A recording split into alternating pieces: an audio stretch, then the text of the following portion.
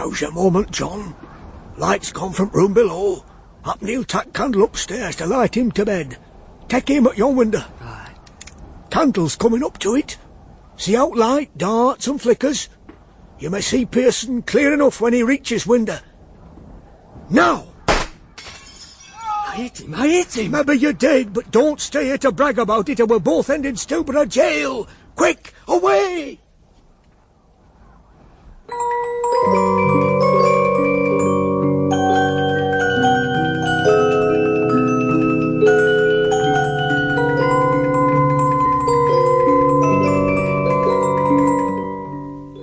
Shirley, by Charlotte Brontë, dramatised for radio in 6 parts by Betty Davies.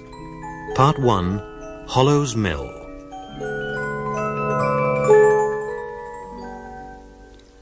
On a February evening, in the year of our Lord 1811, Mr. Helstone, vicar of Briarfield in the West Riding of Yorkshire, set out in search of his curate, Peter Malone. Times were hard for Yorkshire and the wool trade. England was weary of the long war with Napoleon, and half her people cried out for peace on any terms. Trade restrictions had near bankrupted the manufacturers, and the invention of new machinery had thrown thousands out of work.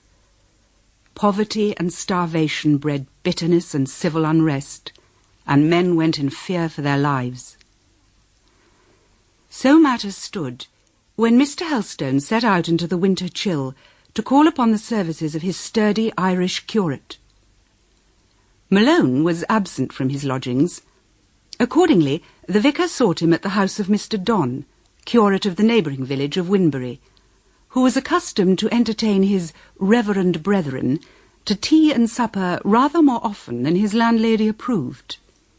If they would only be civil, she complained, she would not mind so much. But these young clergy set everybody beneath them, even though none of them were real gentlemen, not like the old parsons who knew what belonged to good manners. Matthewson Helstone, unconscious of the reputation he had to sustain, knocked at her door with something less than exemplary patience.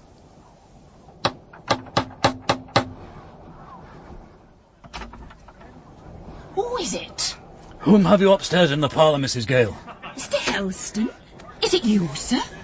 Oh, I could hardly see you for the darkness. Will you walk in? I want to know whether it's worth my while walking in. Whom have you upstairs? The curate, sir. What, all of them? Yes, sir. You're Mr. Malone and Mr. Sweeting of Nunneley have come to call. Been dining here? Yes, sir. That'll do. Hey, listen to them. Have you often this sort of work? No. They're young. They're young, sir. Young, they want caning. Bad boys, bad boys.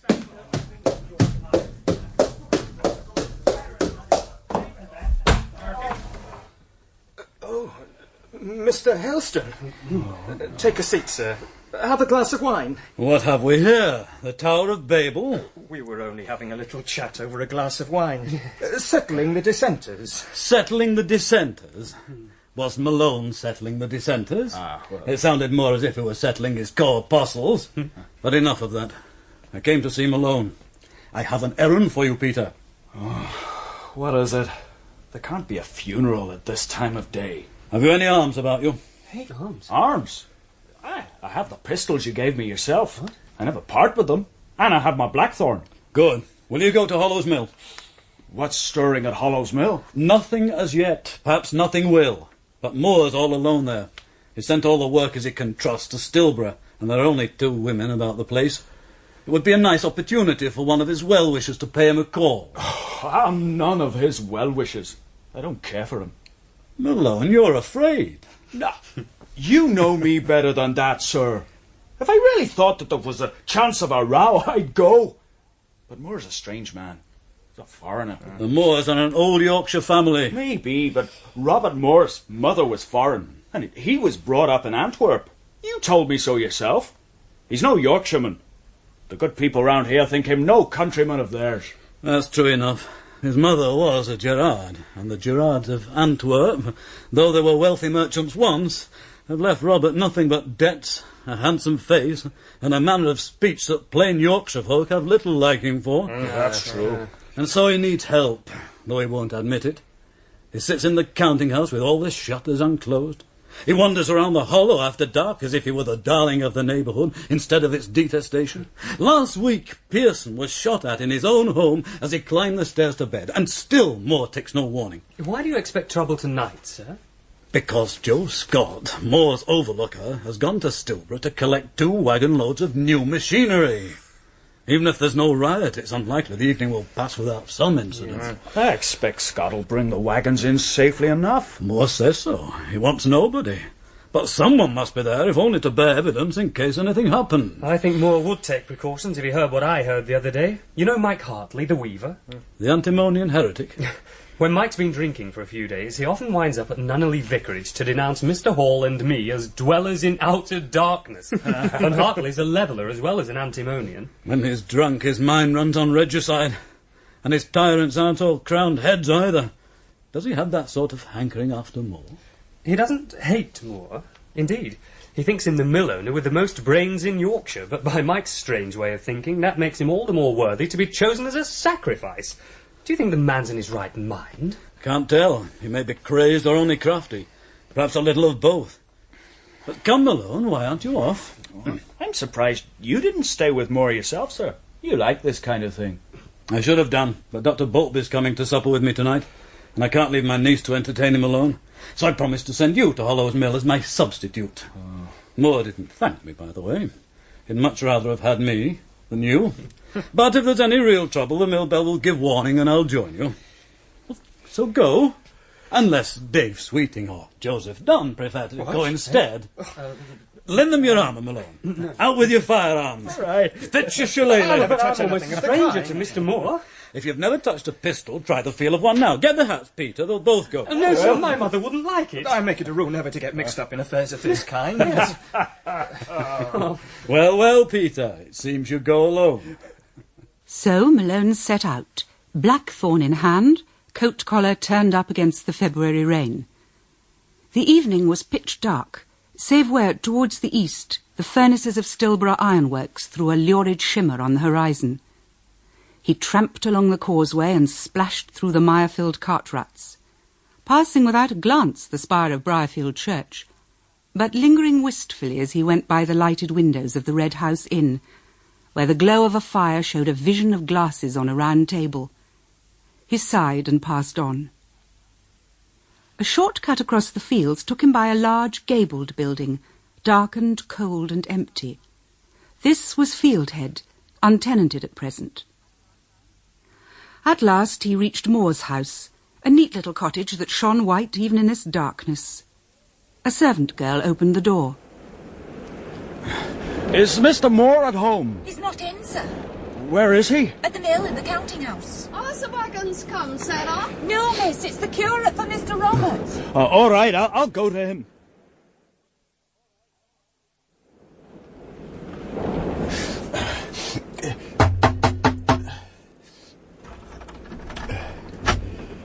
Joe, what news of the wagons? It's not Joe Scott, it's myself. Mr. Helstone sent me. Oh, Mr. Malone, I beg your pardon. Please, come in.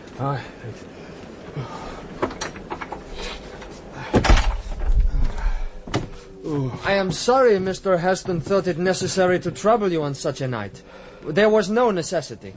That's comfortable quarters you have here, Mr. Moore. Very snug. Yes, but if you'd prefer to wait in the house, my sister would be glad to see you. Oh, no. The ladies are best alone. I never was a ladies' man. Nor I. But since I came here, gossip has assigned me to every marriageable single woman in the district. Oh, God knows why. I go nowhere and I seek female society about as much as you do, Mr. Malone. My thoughts are on the cloth I can't sell, the hands I can't employ, the mill I can't run. I have no time for lovemaking. Oh, nor have I. I hate the thought of marriage. Sentimental marriage, that is. An advantageous contract is another matter. Hush! Huh? Did you hear wheels? No. It was only the wind rising. I expected those wagons at 6. It's nearly 9. Seriously? Do you suppose the new machinery will bring you into danger? Helstone seems to think so. I'd be happier if the machines were safe here in the mill. Once put up, I defy the frame breakers. I almost wish the scoundrels would call on you tonight, but the road seemed very quiet. Did you come by the Red House Inn? Yes. There'd be nothing on that road. The risk lies in the direction of Stilborough. Then you think there is a risk? What these fellows have done to others, they may do to me.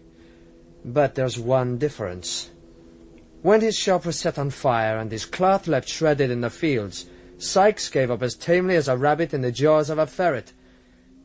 I'd stand by my trade, my mill, and my machinery. Hellstone says those three are your gods. And you think the Orders in Council are another name for their 7 deadly sins? The Orders in Council have ruined me. But you're rich. I'm rich in cloth I can't sell. My warehouse is piled to the roof.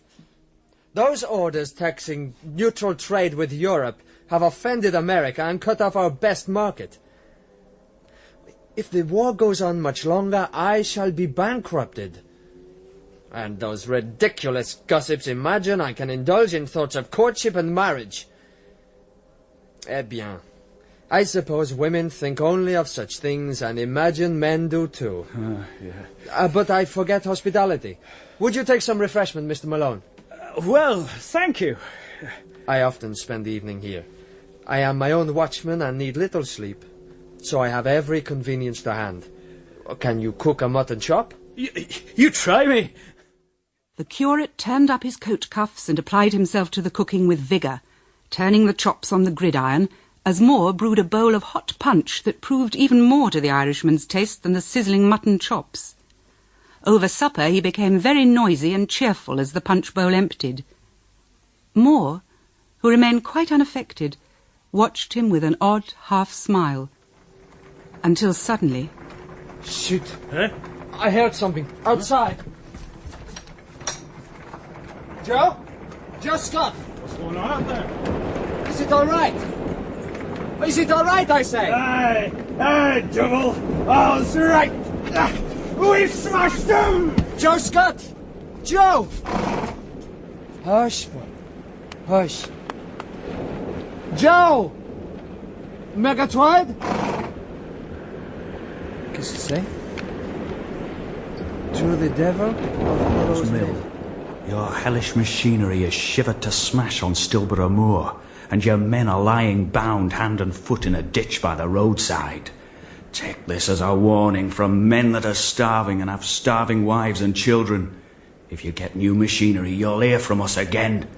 Beware.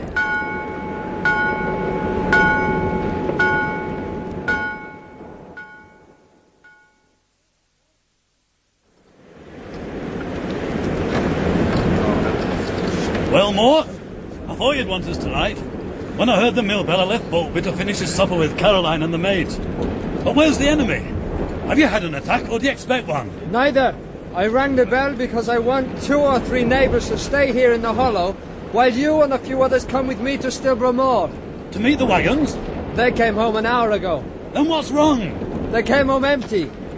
Joe Scott and company are left on the moor, and so are the frames. Read that scroll.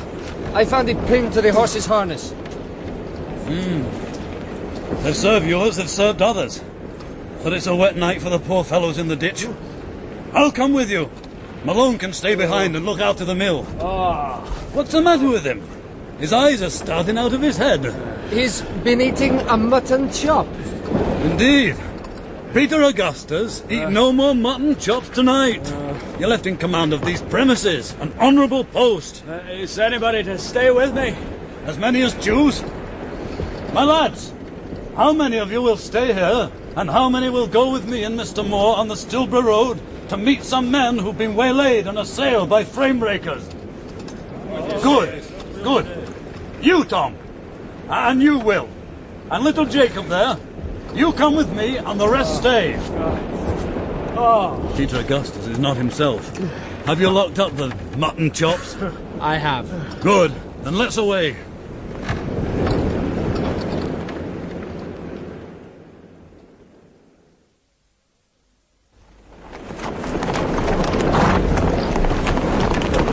Does the news from the peninsula please you, Mr. Hellstone? What do you mean? Have you still faith in Lord Wellington? Wellington will flog Bonaparte's marshals into the sea whenever he chooses. What? Are you serious? Napoleon's marshals are great men led by a genius. Wellington's a dull-witted drover acting for a duller-witted farmer. He's a noble representative of a brave and honourable patron. Hush! What's this? Why don't you come on, Scott? Can that be Joe Scott? Hi, Mr. Moore. It's Joe Scott. I'm bringing him back in a bonny pickle. Mr. York, is that you? Hi, lad. It's me. I was coming home from Stilborough Market, and I heard a groan. I called out, "Is there anyone there?" And Joe called back, "That I did.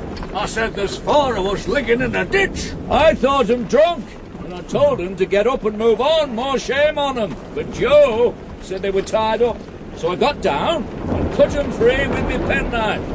Scott rode with me to tell me how it happened, and the others are coming behind as fast as their feet'll bring them. I'm greatly obliged to you, Mr. York. Are you, my lad? You know you're not. Ah, we've the parson with us.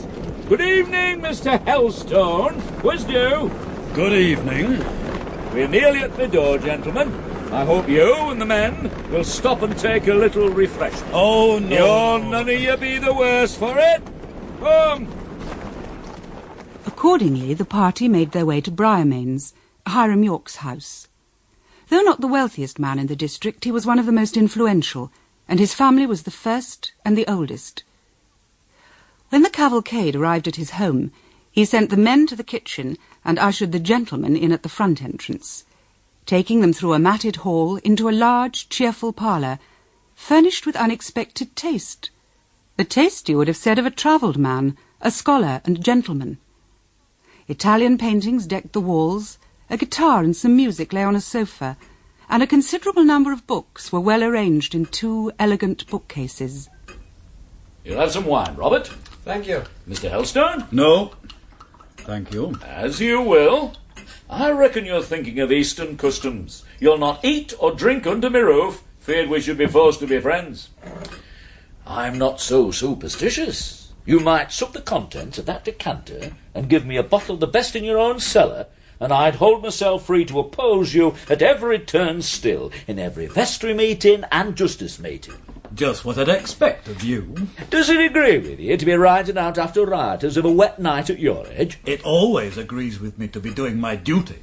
Hunting down vermin is a noble pleasure, fit for an archbishop. Fit for ye, at any rate. But where's the curate? Doing garrison duty at Hollow's Mill. You left him a sup of wine, I hope, Bob. Hey, move it, Robert. Get up, my lad. That's my chair. Take the sofa, or any other chair you will, but that one belongs to me. Why are you so particular about that chair? My father was afore me. That's all tancer I'll give you. It's as good a reason as Mr. Hellstone can give for the main feck of his notions. Moore, are you ready to go? No, he isn't. Or rather, I'm not ready to part with him. He's an ill lad, and wants correcting. Why? What have I done? Made thyself enemies on every hand. What do I care whether your Yorkshire louts hate me or like me? Ah, there it is. His father would never have talked that way. Go back to Antwerp. Mauvais tête. Mauvais tête vous-même. I only do my duty. I care nothing for your peasant clowns. Now our peasant clowns care nothing for you. Good. It's all the same to me. You're a foolish lad, Robert. I had a notion there was something I could tell you that might please you.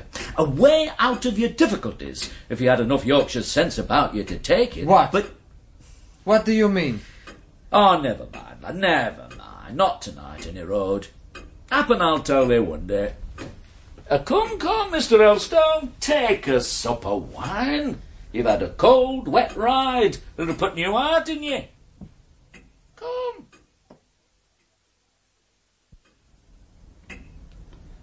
Thank you for your hospitality, Mr. York. My niece will be anxious. Ah, Caroline. I must return to my rectory. Yes, the lass may well be afeard for you. Did my little cousin know what was afoot tonight? She heard the mill bell, and I told you needed assistance. I said no more. Women shouldn't meddle with such matters. It overtaxes them. She has little understanding of the situation. Perhaps she understands more than you suppose. I have no great faith in the understanding of women. Not even when they're of your own blood? Caroline's father was my brother, true, but her mother was kin of yours more. The one influence may outweigh the other. Be her blood what it may, she's still a woman, and knows nothing of the state of the country, and that is as it should be. But the state of the country is not as it should be. Say what you like, Helstone. It's an unjustifiable, hopeless, ruinous war. But what's the use of talking? What do you expect from a land where a standing army's maintained, and a host of lazy parsons and their families are kept on the fat of the land? I've heard many men talk like you when they were strong and healthy, York. But when they came to their dying day, I've heard those same brave fellows cry out for help, for repentance and absolution. Blasphemy against God and King is a deadly sin. And there is judgment to come. I hope there is. To pay in their own coin those scoundrels who take the bread out of the mouths of the poor and chuckle to the rich. I know where some folk are bound for, just as well as if an angel with great white wings had come over Doorstone and told me. How you love each other. I daren't stay any longer with a rebel and blasphemer like you, York. And I hardly dare ride home with an evil and tyrannical ecclesiastic like Mr. Helstone. What am I to do? Nonetheless, I am going home, Mr. Moore. Come with me or not, as you please. Nay, he's no choice. He shall go with ye. It's past midnight, and I'm not staying up any longer. Him and all go. So they took their leave. Moore amused at their abrupt dismissal, Helstone highly indignant. Hiram York prided himself on his Yorkshire bluntness, yet when he chose, he had the manners of an educated gentleman of the old school. Indeed, he had a certain faint partiality for Robert Moore, perhaps because the mill owner's voice and face reminded him of his youth, when he had travelled abroad in Italy and France, and to look at Moore made him feel young again. They had been drawn together when Moore made certain improvements and alterations to Hollow's Mill. York was one of the guardians of Shirley Keelder, who owned Fieldhead, on whose estate the mill was situated. At present she lived with her uncle in the south of England, but a change was soon to come about. Miss Keelder, I have received a communication from Mr. York. He reminds us that you will soon attain your majority. He had no need to remind me, Uncle. I'm counting the days. Once I'm 21, I shall be my own woman, answerable to no one. Highly unsuitable sentiments for a young woman to express. However, let us leave the matter. I have no wish to dispute with you yet again. Mr. York inquires when you propose to take up residence on your estate at Fieldhead. I have always understood that when you were of age, you would go north. I have understood that too. I shall be lord of the manor, Uncle, think of it. With my own estate and my own tenants. And your own responsibilities. I hope you appreciate that. Oh, I've no fear of responsibility. Will you come and stay with me when I'm established there? I think it highly probable that your aunt and I will spend part of the summer with you, if you so wish it. I do, Uncle. Thank you. I would like to play hostess to this household. All this household. Will you bring my cousins? My daughters will certainly accompany us. And my cousin Henry? You have forgotten that he is to take a tour this summer. With his tutor? He is a boy. Mr. Moore must go with him. But Mr. Moore's brother is my tenant. He owns Hollow's Mill. Surely Mr. Louis will wish to come north. Possibly Henry may join us later. But this is looking ahead too far, Miss Keelder. For the moment, all that is needed is my confirmation that you will take up residence once you are 21. Accordingly, a note was dispatched to Mr. York confirming this information, which, for reasons of his own, was to please him mightily. The morning after the Battle of Stilborough Moor, Robert, who had spent the night in his counting-house, rose earlier than usual. He seemed in good spirits when he met with Joe Scott. Oh, you're not casting down then, maester? Not a stiver, mon garçon. Eh? That means my lad. Oh. We'll have the machinery yet, Joseph. Have you ever heard of Bruce? And Spider? Yes, I've read the history of Scotland. I understand you to mean you'll persevere? I will. Is there many you're making your country? My country? What is my country? France, isn't it? No, not it. I'm an Anversois. My mother was an Anversoise, though she came of French lineage. But your father was Yorkshire, which makes you a bit Yorkshire too. Anybody can see you're akin to us. You're that keen on making brass. Joe, you're an impudent dog. We all speak our minds up here. If them grand folk fra London is shocked, we like to give 'em something to be shocked at. It's sport to us to hear 'em say, nipping off the words short, "Dear, dear, what savages!" You are savages, Joe. You don't suppose you're civilized, do you? Middling. I reckon us manufacturing lads at north is a deal more intelligent than farming folk in south. Trade sharpens wits. Then I like reading, and there's many like me, as have a long head and can tell what a fool of a law is, as well as ye and York, and a deal better than us oftens like Christopher Sykes, and great Hector in nouts, like yon Irish Peter, Helston's curate. You consider yourself a clever fellow, I know, Joe. But because you've picked up a little knowledge of practical mathematics, don't think you're a neglected man of science. And don't suppose if you and your like are sometimes short of work and bread, that your class are martyrs. Aye, but... Above all, don't pretend that all the virtues have taken refuge in humble cottages. I've seen villains who were rich, and I've seen villains who were poor. And I've seen villains who were neither rich nor poor. Oh, away with you. It's 6 o'clock. Go and ring the mill bell.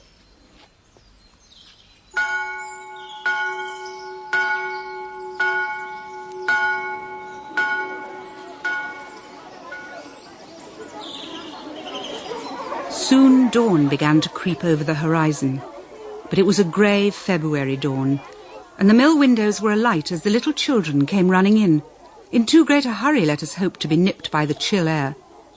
Perhaps they did not notice it, for they had often come to their work that winter through snowstorms, heavy rain and hard frost. Mr. Moore stood at the entrance and counted them as they went by. To those who were late, Moore, and after him Joe Scott, spoke a word of reprimand, but not savagely, for they were neither of them savage men. The sky cleared to a chill, grey day. By 8 o'clock the mill lights were extinguished, and the children, released for half an hour to have their breakfast, betook themselves to their little tin cans of coffee and their small baskets of bread. Let us hope they had enough to eat. It would be a pity were it otherwise. So now, at last, Robert Moore quitted the mill yard and went home to the little house where his sister Hortense had prepared breakfast. To smash your machines. Oh, quelle idée! Quelle action honteuse! What wicked brutes these English workers are. Just like English servants. Cette Sarah, par exemple. What's wrong with Sarah? She looks clean and industrious. Looks? I don't care how she looks. She is insolent. She told me I boiled beef to rags. She considers our bouillon a greasy warm water. And as for choucroute, she called it food for pigs. Yet I can't part with her in case I get someone worse. I'm afraid you're not very happy in England. It's my duty to be happy wherever you are. But all the world here seems ill-bred. I find they laugh at me. One would think I speak English with a ridiculous accent, whereas I know I speak it perfectly. In Antwerp, I was always treated with distinction, but not here. In Antwerp we were known rich. In England we are known poor. Mankind is so mercenary. Is Caroline coming this morning? Oh, yes, to take her French lesson. She doesn't sneer at you, does she? Oh, no. She appreciates me. Are you at all fond of her? Fond? Oh, I can't say. I don't take violent fancies. I have a regard for her as my relative, and so far she has behaved well. But she is not perfect. Give me some more coffee. And tell me about Caroline's faults. In the course of her lessons, she has had to go through much of Corneille and Racine. She's been diligent, but perhaps a little apathetic. Only the other day she was enchanted by a slight poem by Chénier. One would have thought it more moving than all Racine and all Corneille. This argues an ill-regulated mind. But I shall regulate it. She is fortunate in her teacher. Be sure you do that. She's here. Oh? I've just seen her shadow pass the window. Ah! She is too early. Half an hour before her time. Good morning, miss. My child, what brings you here before I breakfasted? I hurried to see how you both were. My uncle told me what happened last night. Oh, it is unspeakable. You sympathize with us? Your uncle sympathizes with us? My uncle's very angry. He was with Robert, wasn't he? Oh, yes. We set out in very martial style. But the prisoners we went to rescue met us halfway. Nobody was hurt. Only Joe Scott's wrists. They were bound too tightly behind his back. You weren't there when the wagons were attacked, were you? I wish I had been. I saw Murgatroyd saddling your horse in the yard. Where are you going? To Winbury. It's market day. Mr. York's going too. I saw him in his gig. Yes? Come home with him. Why? 2 people are better than 1. Nobody dislikes Mr. York. I see. You think he'd be a protection to me, or I'm hated. Misunderstood would be a better word. Will you be late? Cousin Hortense, will he be late? Oh, it is too probable. He has much business. What time will you get back? Usually I come back at 7. Do you want me to be home earlier? Try to be back by 6. It's not quite dark then. What am I to fear when daylight's gone? What danger are you thinking of? I'm not sure, but we're all anxious now. My uncle says these are dangerous times and mill owners are unpopular. And I'm one of the most unpopular? You don't like to speak plainly, but you're afraid I'll be shot at like Pearson. Anne Pearson showed me the bullet hole in the panelling. Oh, please be back at 6. Of course he will. I must prepare the puree for dinner. Get your lesson ready, my child. You think I've many enemies? And you know I'm destitute of friends. Not destitute. You have your sister, your brother Louis, whom I've never seen. There's Mr. York and my uncle, many others. You'd be puzzled to name them. Is that your exercise book? Yes. What extraordinary pains you take with your writing. What life are you destined for, Caroline? What will you do with your French and your drawing when they're acquired? You may well say when they're acquired. Till Hortense began to teach me, I knew precious little. What life am I destined for? I can't tell. To keep my uncle's house, I suppose, till... Till what? Till he dies? How harsh to think of that. He's only 55. Till events offer me something else. A remarkably vague prospect. Are you content with it? I used to be when I was a child. Now, well, there are moments when I'm not quite satisfied. Why? I'm earning nothing. You come to the point, Lena. You want to make money, then? I do, and I'd like an occupation. If I were a boy, I know what I'd do. What? I could be apprenticed to the cloth trade and learn it from you. As we're distant relations, I'd keep the books and write the letters while you went to market. I know you want to be rich and pay your father's debts. Perhaps I could help you. Help me? Well, you should think of yourself. I do, but must one think only of oneself? Of whom else do I think? Of whom else dare I think? The poor have a duty to be selfish. No, Robert. Yes. Oh, when I speak of poverty, I don't mean the natural habitual poverty of the working man. I mean the penury of the man in debt. My grubworm is always a struggling tradesman. Robert, I may be presumptuous, but I think there's something wrong in these notions of yours, as there is in... Well? I must have the courage to speak the truth. In your manner to these Yorkshire work people. I only say manner, mind. You've often wanted to tell me that, haven't you? Yes. I'm not proud, Caroline. What have I to be proud of? I'm only taciturn and joyless. You speak to your living cloth dressers as if they were machines, like your frames and shears. In your own house, you're different. I'm not an alien to my family, as I am to these English clowns. I might pretend benevolence to them, but acting isn't my forte. I find them irrational and perverse. They hinder me when I long to hurry forward. I treat them justly. That's my only duty to them. You don't expect them to love you, of course. No, nor wish it. I'm not an affectionate man, Caroline. Here, let me rule your book. You always draw your lines aslant.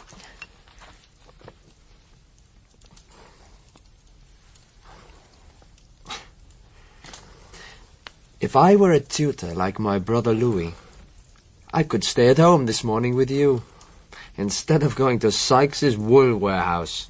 You'll be making money. More likely losing it. My horse is ready. I must go. Caroline, have you any binding engagement at home? I never have. I must knit some children's socks for the missionary basket, but they'll keep. Forget them, and spend the day here. Your uncle won't break his heart at your absence? No. I dare say he won't, the old Cossack. Stay and dine with Hortense. I'll be back early. We'll have a little reading in the evening, and then I'll walk up to the rectory with you at 9. Do you agree? Yes, oh yes. Listen, horse and groom will both be impatient. Goodbye, Caroline. Goodbye, Robert. Hortense, coming in 10 minutes later, found to her surprise that Caroline had not yet commenced her exercise. The morning French lesson passed as usual. Hortense always found fault with Caroline if she could. She considered it her duty. The afternoon was devoted to sewing. Caroline had been assigned a hopeless pair of hose, the heels of which were entirely gone. She did a few rows every day. They were a grievous burden to her. And once, Robert, seeing her sighing over them, had proposed a private cremation in the counting-house. But Caroline refused, because she knew that would only saddle her with a fresh pair of hose, probably in worse condition. 5 o'clock struck, and time stole on. Day was already closing, and there was no sign of Robert. Listen to your Yorkshire weather. Oh, it will not clear till the moon rises, so I'm sure Robert won't return till then. We'll have coffee now. We won't wait for him. I'm tired, cousin. May I leave my work? It's too dark to see now. Fold it up, put it carefully in your bag, and go and ask Sarah to bring in the coffee. But it isn't 6 yet. He may still come. He won't, I tell you. I understand, my brother. I'll tell Sarah. Want to bring in the coffee now, Sarah? How low you seem, miss. Your cousin works you too hard. It's a shame. Nothing of the kind. Yes, it is. You're fit to cry now because you sat still all day. Sarah, does your master often come home early from market when it's a wet day? Never. Oh, I see.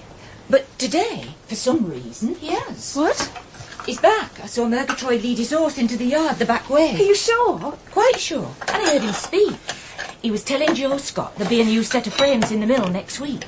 He'd get soldiers from Stilborough Barracks to guard the wagons. What have you got on the table, Sarah? Are you making a gown? Yes. Do you like it? It's beautiful. Get the coffee and I'll finish cutting out the sleeve for you. I can give you some ribbon for the trimming. You're very kind, miss. Be quick, there's a good girl. I hear your master's step. Oh, miss, you're cutting the sleeve all wrong.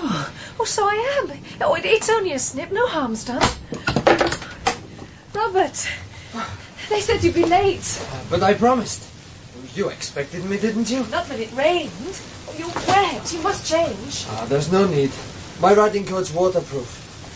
But the fire would be pleasant after a cold ride. I'm taking the coffee in now, sir. Good. Do you like to come home, Robert? I think I do. Tonight, at least. And you're not fretting about your frames or your business or the war. Not just now. And you're not bitter because rich and great people forget you. No more questions. I don't want to curry favour with the rich and great, Caroline.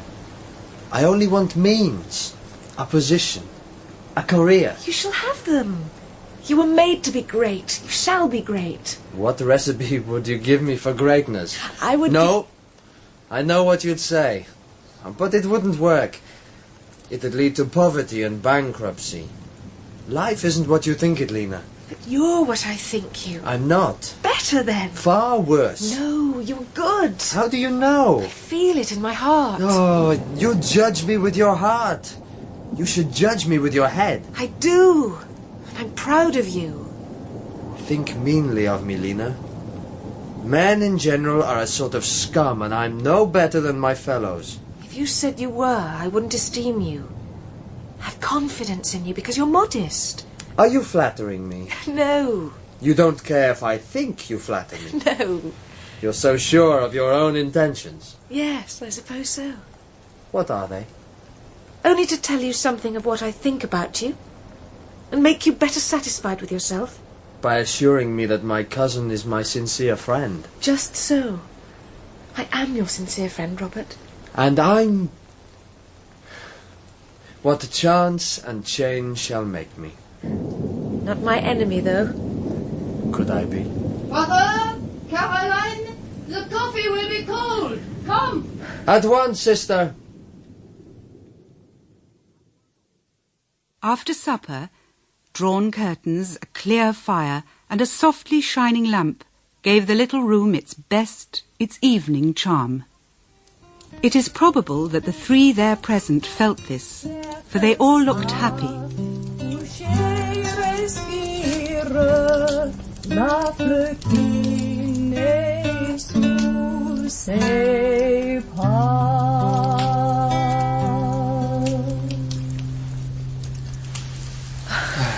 Oh, I wish I could sing and play like Hortense. Rome did not build itself in a day, ma cousine. My masters told me it was not usual to find so much talent with so much industry, so much effort. You must persevere, my child. She will. I do not doubt it. Well, what shall we do now, Caroline? Play at chess? No. No draughts? No backgammon? No, we both hate silent games. I believe we do. What then? I think it would be pleasant to go back to the past, to hear the voice of someone long dead telling us his thoughts. What language shall he speak? French? No. Tonight you shall be entirely English. You shall read an English book, and I'll choose a part of it quite in harmony with something in you. Here. Thank you. I must read Shakespeare? Yes. You must hear his voice and take some of his soul into yours. With a view to making me better. To make you feel your life strongly. Not only your virtues, but your vicious, perverse points as well. Dieu, que dit-elle? Never mind, sister. She likes to be hard on your brother sometimes. Let her talk. Coriolanus. It will show you at once how low and how high you are. Sit near me and correct me when I mispronounce. So I'm the teacher and you the pupil? Ainsi, soit-il. Mind you're not going to be French and sceptical and sneering. If you are, I'll take Shakespeare away and put on my bonnet and go home. Sit down. I promise. Take your embroidery, child. I can't see it by lamplight. And if I sew, I can't listen. Let her leave the embroidery for this evening, sister. I wish her to listen to me. Very well. So, let us begin. Before we proceed any further, hear us speak. You are all resolved rather to die than to famish? As he read on, Robert Moore took some fire from the words he spoke.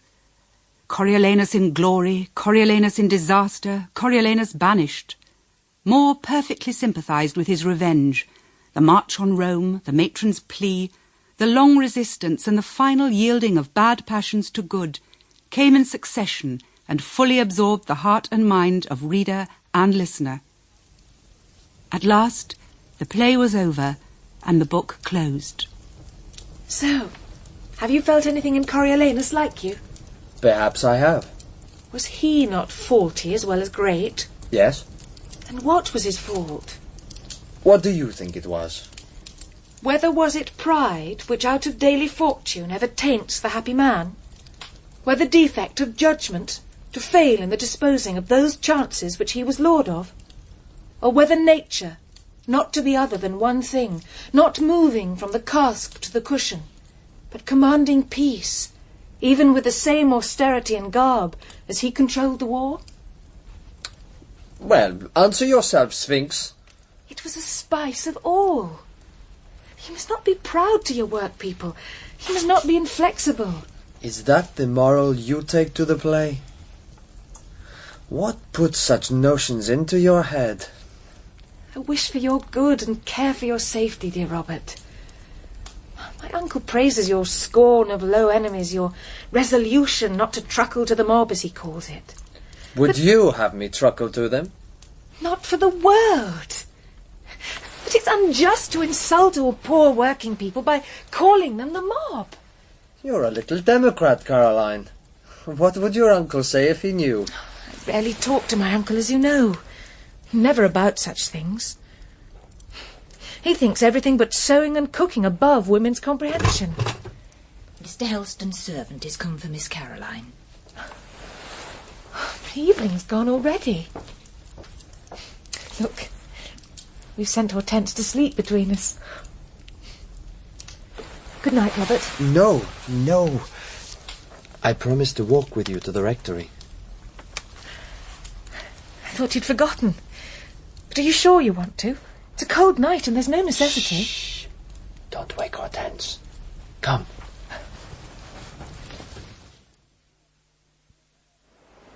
You may go in, Fanny. Tell my uncle I'm coming. Yes, miss. Would you like to come to Hollow's cottage more often of an evening? I'd like to come, but I'm not hinting to be asked. Please understand that. I understand thee, child. You sometimes lecture me for wanting to be rich, Lena. But if I were, you should live at Hollow's cottage always. At any rate, you should live with me, wherever I was. That would be pleasant. And if you were poor, it would still be pleasant. Look up at me, Lena. Your smiles are more often shed at my feet than lifted to my face. Ah, that's better. Good night, little cousin. Good night, Robert.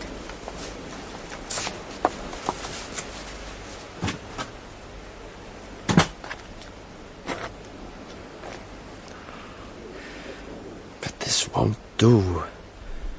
There's weakness. There's downright ruin in it. However, the frenzy is only temporary. I know it well. I've had it before. It will be gone tomorrow.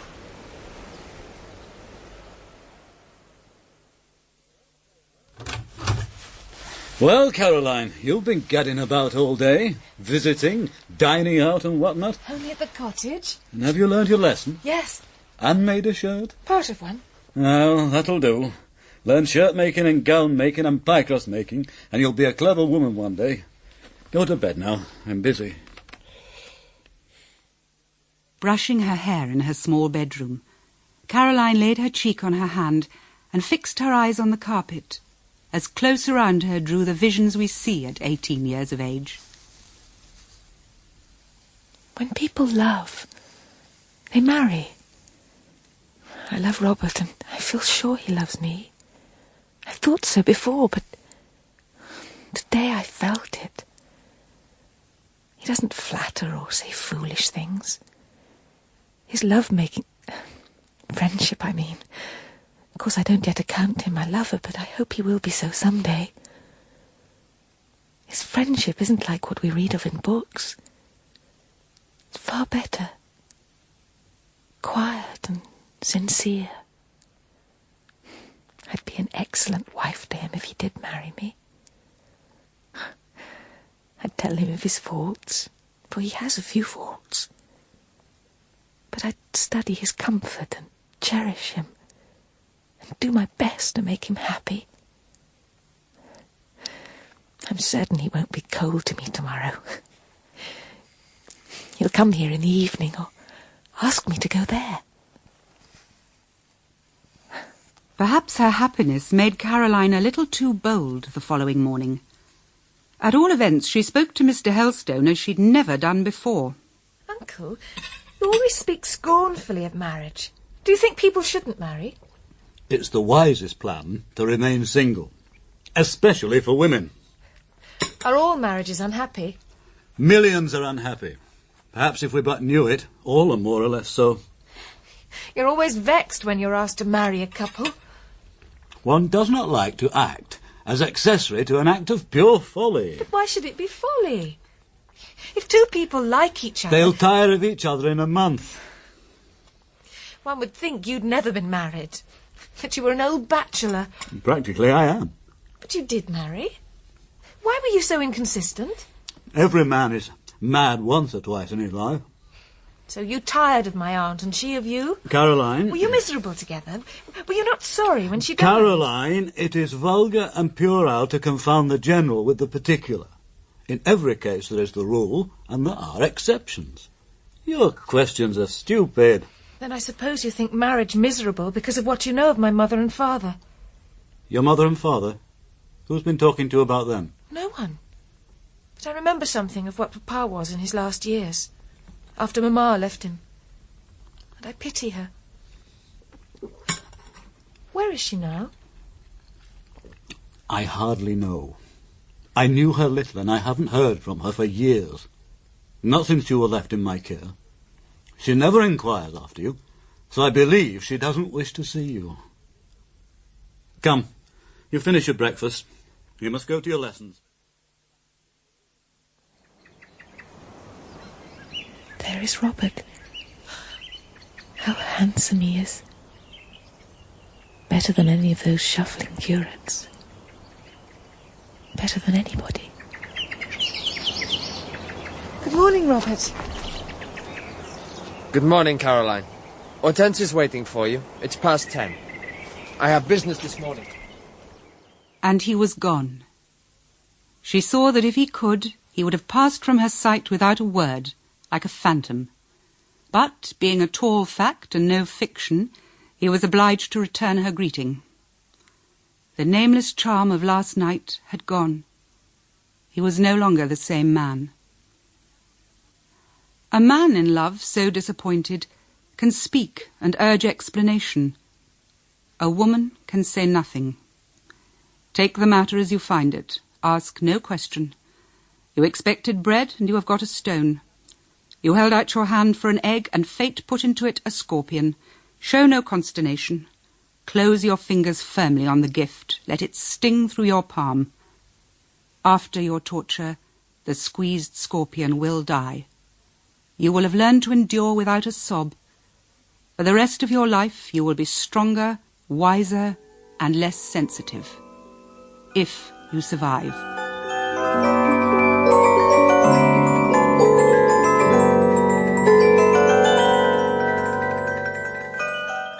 In Part 1 of Shirley by Charlotte Brontë, dramatised by Betty Davies, Shirley was played by Moira Leslie, Caroline by Helena Breck, Robert Moore by Neil Capel, and Hortense Moore by Nerissa Knights. Mr. Helston was Peter Barton, Mr. York, Derek Smith, and Mr. Simpson, Rennie Krupinski. Don was played by Piers Henschel, Malone, Nigel Caliburn, and Sweeting, Mike Barrett. Joe Scott was Geoffrey Banks, Fanny, Leslie Staples, and Sarah, Ann Arris. Other parts were played by members of the cast. The narrator was Valerie Windsor. Shirley was directed in Manchester by Kay Patrick.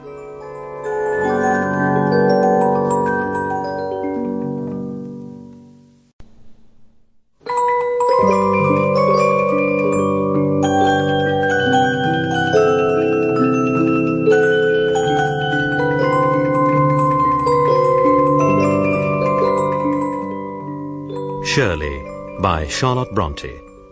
Dramatised for radio in 6 parts by Betty Davies. Part 2, Fieldhead.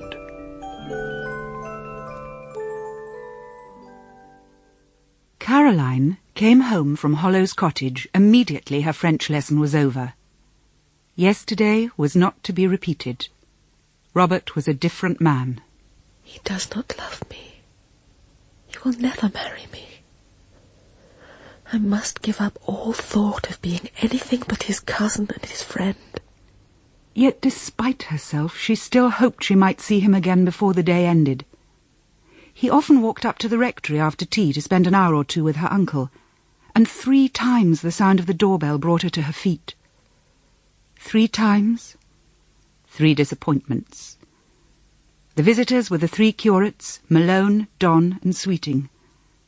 Now they were closeted with her uncle in the dining room, and Mr. Helstone, who was not inhospitable, had sent for more wine. Oh, this must be him.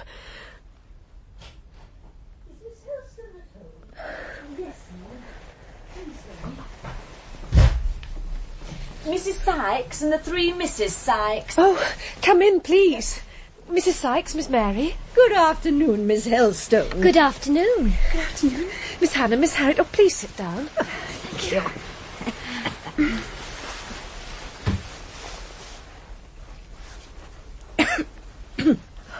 I hope your cough is better, Mrs. Sykes. A little better, thank you, Miss Helstone. And your sisters at home, Miss Mary, are they well? Very well, thank you. How is Mr. Helstone? Has he had any return of his rheumatism? No, my uncle is very well, thank you. Does preaching twice on Sunday fatigue him at all? Is he capable of taking a full service now? Oh, yes, indeed he is. He's remarkably robust for his age. Remarkably. He's wonderful. Will you stay to tea, Mrs. Sykes? Oh, we are much obliged, but I think we should really... Mr. Helstone sends you a message, miss. The gentlemen will stay the evening. Gentlemen? What gentlemen? Mr. Malone, Mr. Dunn and Mr. Sweeting. Oh, indeed. But really, since you have company already, I think we will stay. We should be quite a pleasant little party. I always like to meet the clergy. Tea took a long time. Mr. Helstone was in excellent spirits. He liked the society of attractive women, provided they were silly and vain enough to confirm his opinion of the female sex. Inferior. Toys to play with and amuse a vacant hour before they were thrown away. The Mrs. Sykes suited him on all counts. After tea, Miss Harriet was persuaded to take her place at the piano. Mr. Sweeting produced his flute, and a musical evening began. Peter Malone approached the sofa on which Caroline was seated, and, depositing his great Irish frame beside her, tried his hand at a fine speech or two, accompanied by grins the most extraordinary and incomprehensible. The fact was, he thought, wrongly, that Helstone had money to leave his niece. His attempt to play the swain was frustrated. Caroline, murmuring an excuse, left him to talk to Mrs. Sykes, and very sullenly did his countenance lower when he found himself abandoned. Soon the object of his attentions slipped out of the room altogether, in search of a few minutes' peace. She went to the dining-room, where the fire burned low, sank into her uncle's large, easy chair, and shut her eyes. It was then that the bell rang again, and another visitor was admitted. Since your master's engaged, Robert, go into the dining room and I'll write him a short note.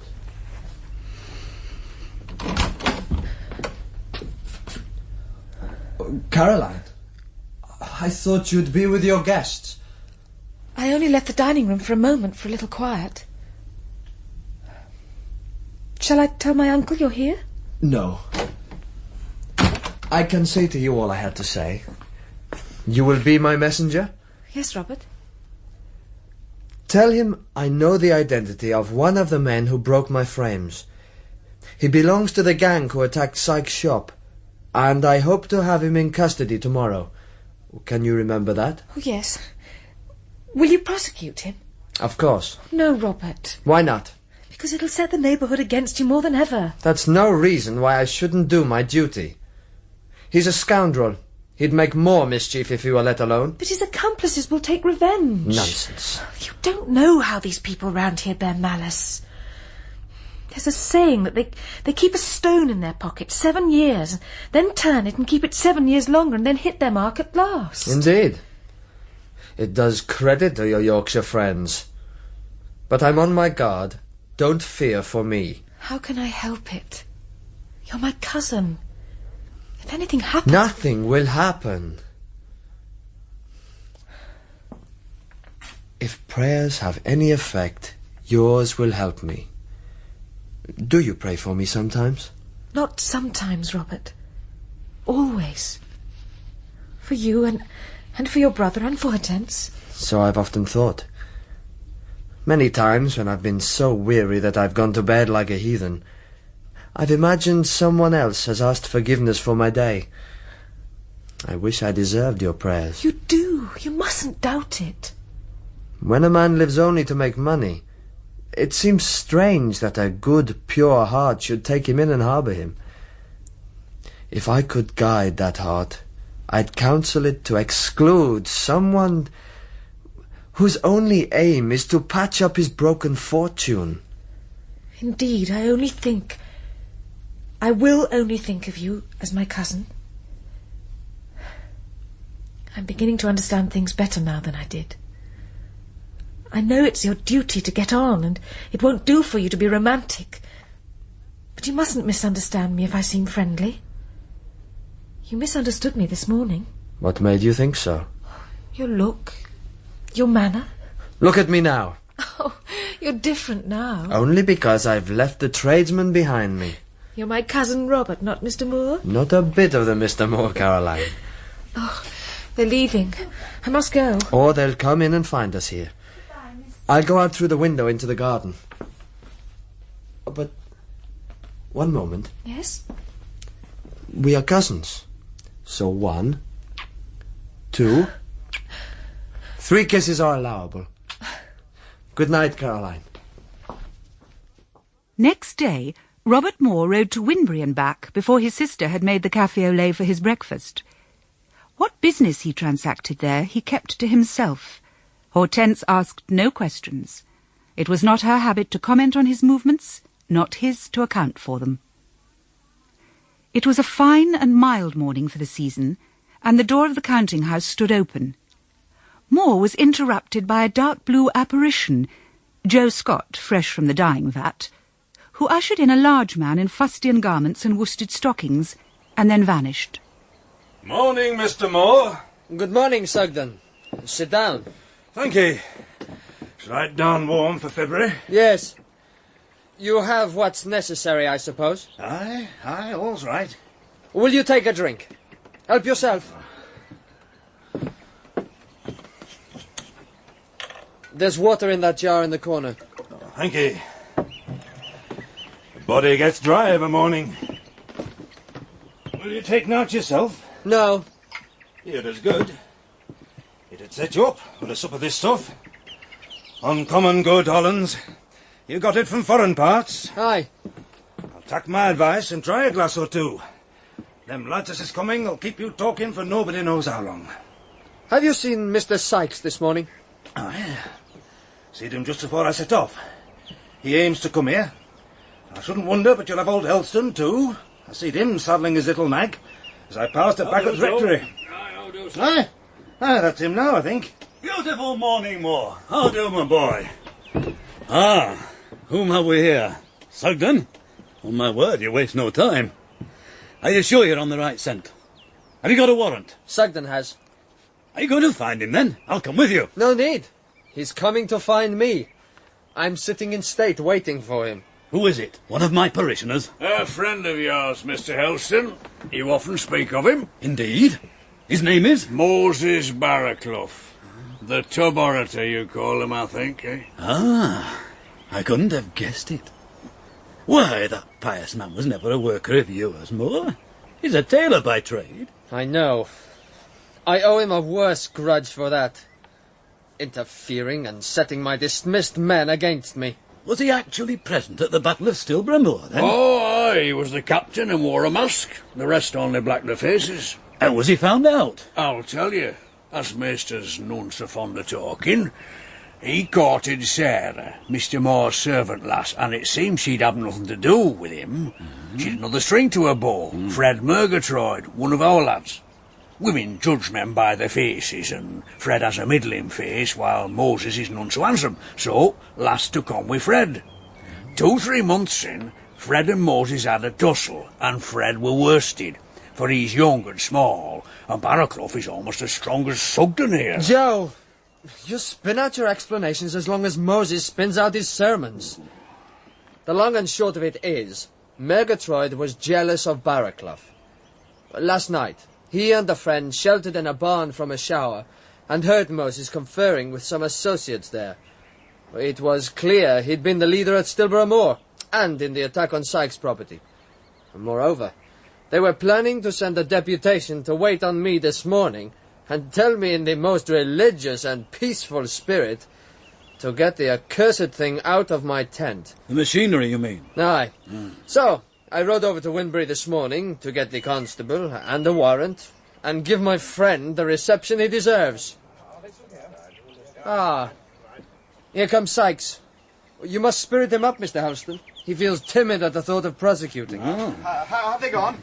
Is it over? No, we're waiting for them. Oh, well, they won't come. It's nearly noon. Better give it up. It'll excite bad feeling. You needn't appear. When they come, I'll meet them in the yard. You can stay here. But my name will be seen in the court proceedings. I've got a wife and family to think of. Leave me to myself, then. I don't mind acting alone. But remember, Pearson gave way, and that didn't prevent them shooting at him in his own house. I believe our visitors have arrived. Joe, perhaps you should greet them. I'll follow. Right, Master. Joseph Scott, is your Master within? Aye, he's within. Would you, if you please, have the goodness to tell him 12 gentlemen wants to see him?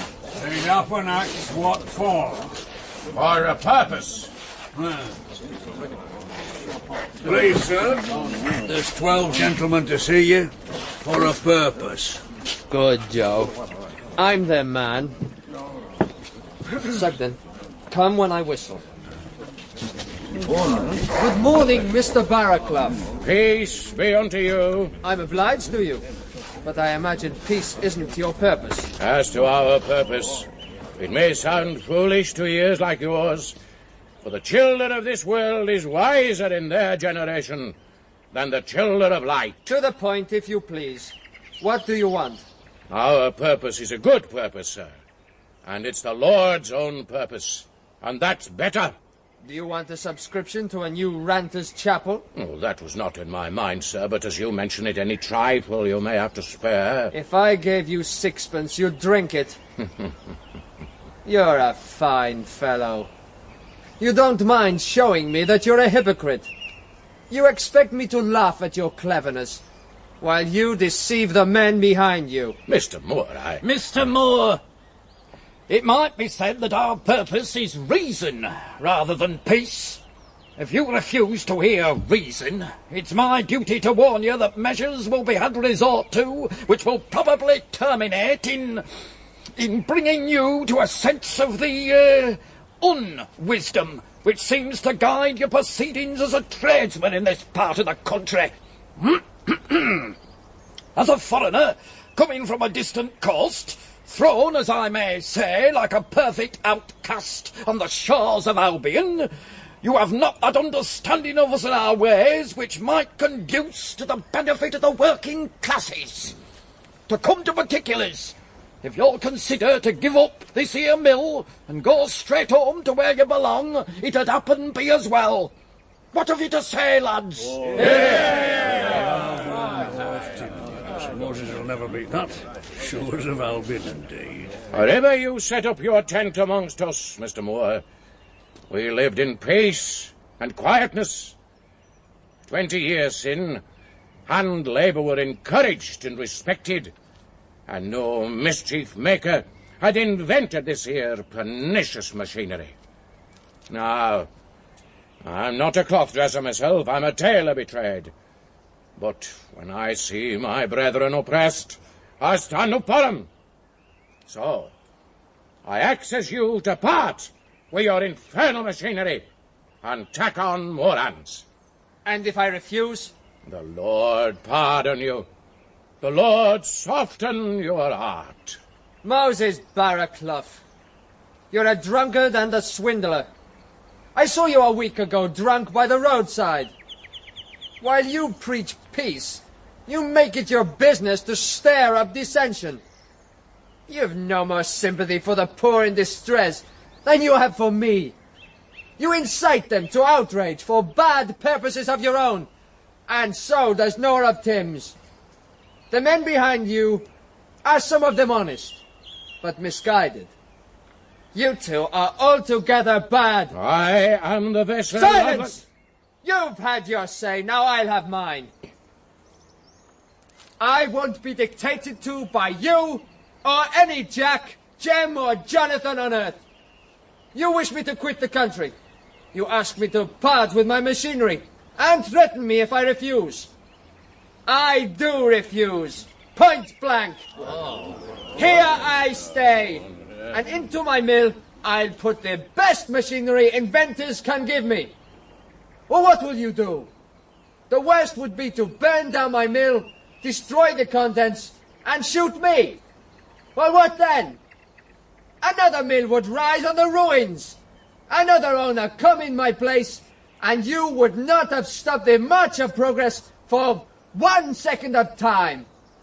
So, I'll make my cloth as I please, and manufacture it how I choose. Anyone who interferes with me must take the consequences.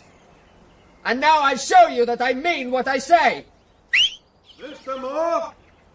Barraclough, I can prove you were at Stilborough Moor. You wore a mask. You knocked down one of my men. You, a preacher of the gospel. Sugden, arrest him. Stand back! Both barrels are loaded. Keep up. Joe, you and Sugden take him into the counting house and lock the door.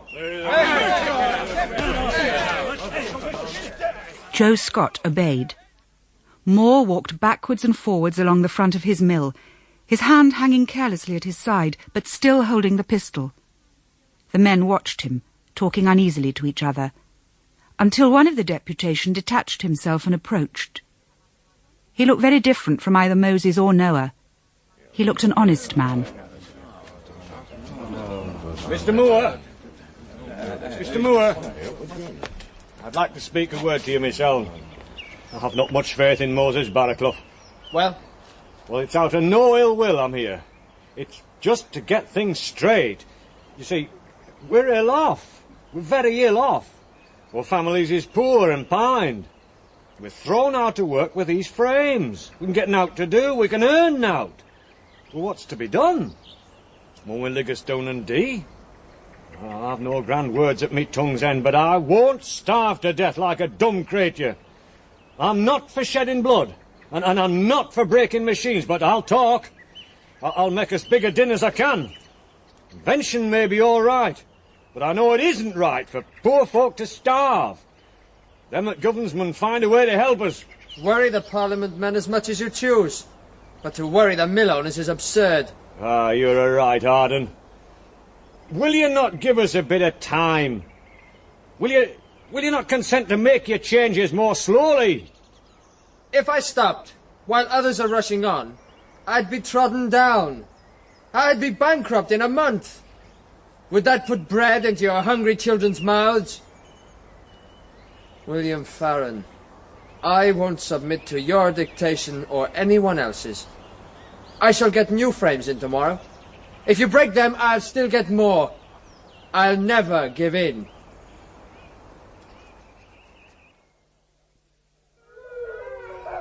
William, may I come in? Mr. Hall, step in and rest you. Grace, Vicar's come. Mr. Elstone? No, Mr. Hall of Nunley.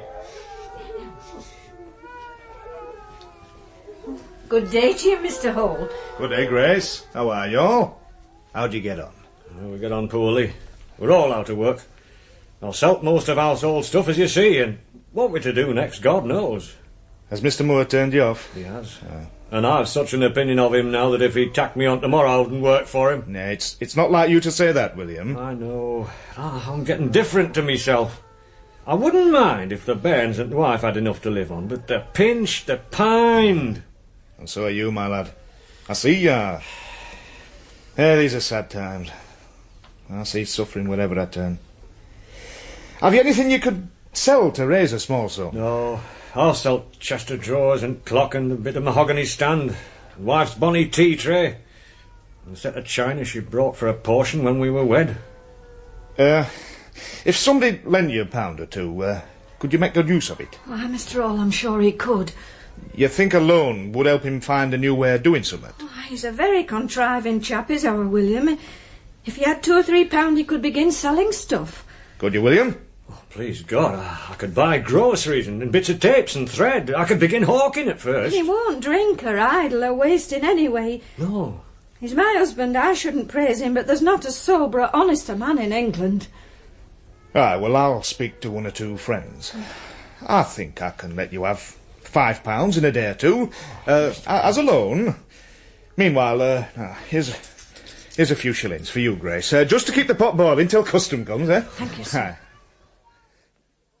Moses Barraclough had been taken off to Stilborough jail, and Helstone and Sykes, their business satisfactorily concluded, rode away. Moore was left alone. He had achieved his object, but this did not seem to afford him much pleasure. He was taciturn and serious all afternoon, and at the end of the day he took Joe Scott aside as he was leaving the mill. Joe? Do you know the Farrens? That I do. I suppose they're not well off. How could they be? They've not had work in 3 months. You could see yourself that William's sorely changed. He wasn't a bad worker. You never had a better. And decent people. The whole family. Never decenter. The wife's a right cant body, and clean, you might eat your porridge off her floor. They sorely come down. I wish William could get a job as a gardener or somewhere to. He understands gardening well. All right. You can go, Joe. Well, you needn't stand there staring at me. Take yourself off. Esther, look whom we have here. Mr. Moore! Good evening, Mrs. York. Your whole family met me in the hall. A fine convocation of young Yorks. Well, Mr. Moore, what are you roving about at this time of night for? You should be at home. Can a single man be said to have a home? Poof! Don't talk nonsense. Your sister makes a home for you. Not she. Hortense is a good lass, mind. But I had 5 or 6 sisters, and that didn't stop me looking for a wife. And he's repented it in sackcloth and ashes. Look at his punishment, 5 children. Look before you leap, young man, if you're tempted to marry. Well, I'm not tempted now, at any rate. These aren't times for marrying or giving in marriage. No, indeed they're not. Well, sit down, sit down. You can talk as well sitting as standing, I suppose. Robert obeyed her and turned his attention to the York children, 2 girls and 3 handsome boys. His spirits seemed to lift a little, but his visit was not entirely social. His main purpose became clear when he left, and York showed him to the door. I wanted a word in private with you, York. Well, you can have it, my boy. Have you employment for a good workman? A nonsense question in these times. You'd oblige me if you'd take this man on. I couldn't take on any more hands to oblige all England. I must find him a place somehow. Who is he? William Farron. I know him. A right down honest man. He's been out of work 3 months. He was one of a deputation of cloth dressers who came to see me this morning, to complain and threaten. But William didn't threaten. He only asked me to give them more time, to make my changes more slowly. Can you? No. My only solution is to push on. I thought it would be idle to parley long with them. I sent them away, after arresting Moses Barraclough. You've arrested Barraclough? What for? Well, he was the ringleader on Stilborough Moor. And you've arrested him? Oh, good. Out of a scoundrel, you've made a martyr. You've done a wise thing. I've done a right thing. But I'm determined to get Farron a place. And I count on you for it. Well, this is cool. What right have you to count on me to place your dismissed workman? Come, what can you find for him to do? I find you'll make me use language I'm not accustomed to. Here's the door. Be off. You can't give him work in your mill, I know. But you've got land. Employ him on your land. I don't understand you. I thought you cared nothing for our peasant clowns. The fellow spoke nothing but truth and sense, and I answered him as roughly as the rest. Let him have work. Let him have it yourself, if you're so in earnest about it. If I could, I would. But I had letters this morning that showed me I'm not far off the end of the plank. If there's no change, if the orders of council aren't at least suspended, I don't know where I can turn. I'll take a walk in the garden with you before you go. Come. What about Farron? He's a good gardener. You have large fruit gardens at York Mills. So be it. I'll see him tomorrow. Now, you're concerned about your own affairs. I had fine intentions of paying every debt. But I'm near disaster now, and a second failure would finish me. All you want is capital. Well, you might as well say all a dead man wants is breath. I know capital isn't to be had for asking, but I gossip about you being on the point of marriage with this one or that. But I suppose none of it's true.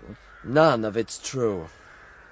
Marriage is only for the rich. If I were you, I'd get a rich wife with a few thousands who'd suit both me and my affairs. Where? Would you try, if you had a chance? I don't know. Well, it depends on many things. Would you take an old woman? I'd rather break stones on the road. No, would you take an ugly one? No, I hate ugliness. But if she were rich? Not if she were dressed in gems. I will have grace and youth. And yes, beauty. And poverty and a nursery full of brats you can't support. Leave me alone. If you're romantic, it's no use talking. I'm not romantic. And there's no love affair to disturb your judgment? No. Love for me? Stuff. Then wait and see. In the meantime, I care naught about you, Robert Moore. You're no kin to me. Go home, it's past 10. Miss Hortense will be wondering where you are. Let the wicked beware. Let the powerful take heed, lest they perish in the flower of youth with all their sins upon them. Hartley? Mike Hartley, is it you? I am the avenger of blood. I am the arm of the Lord. You're drunk. You are doomed, Robert Moore. The mark of the beast is upon your brow. Your destination is preordained. Indeed. Whither am I bound, then? You are bound for hell. That is your inevitable portion. I mistrust your signpost, Hartley. You may smile now, in the full flush of your manhood, but already God's vengeance is preparing for you. You're outcast. You have been outcast from the beginning. On whose authority do you condemn me thus? I have seen your doom. I have seen it in a vision of the night, the manner of it, and the very instrument. What manner? What instrument? Come. Surely a doomed man has a right to know how that doom will come about? No, the time has not come. Go your ways, Robert Moore. Your soul will soon be required of you, but the end is not yet. Not yet.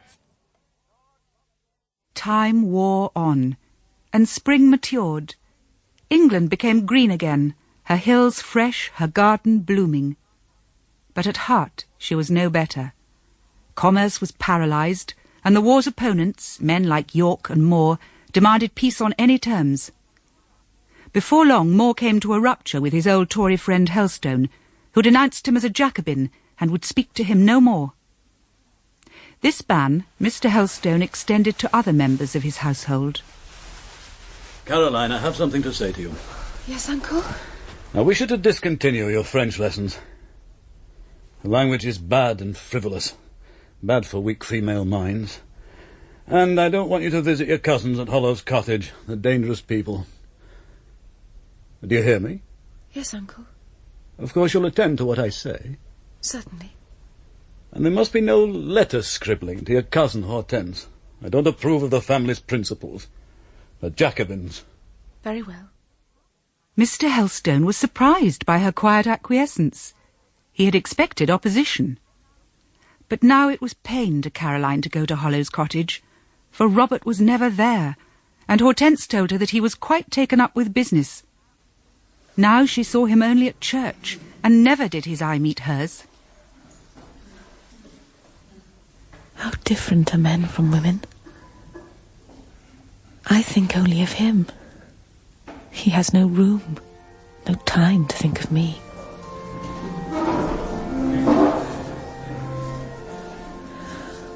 The service is over. He's leaving the church. Will he turn his head towards his pew? No. Not once. He hasn't even one glance for me.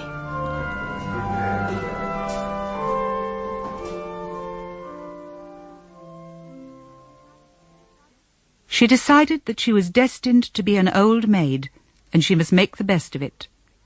There were many examples for her in Briarfield, good, selfless women who gave their time and their help freely to all in need. There, she thought, her future lay. But what made them happy could not satisfy her. Try as she might, she could not dismiss the memory of Robert. And though outside it was spring, winter seemed to have conquered her buoyant youth. Sleepless nights and solitary days had sapped her strength and made her pale and weary. Briarfield Rectory had become a prison from which she longed to escape.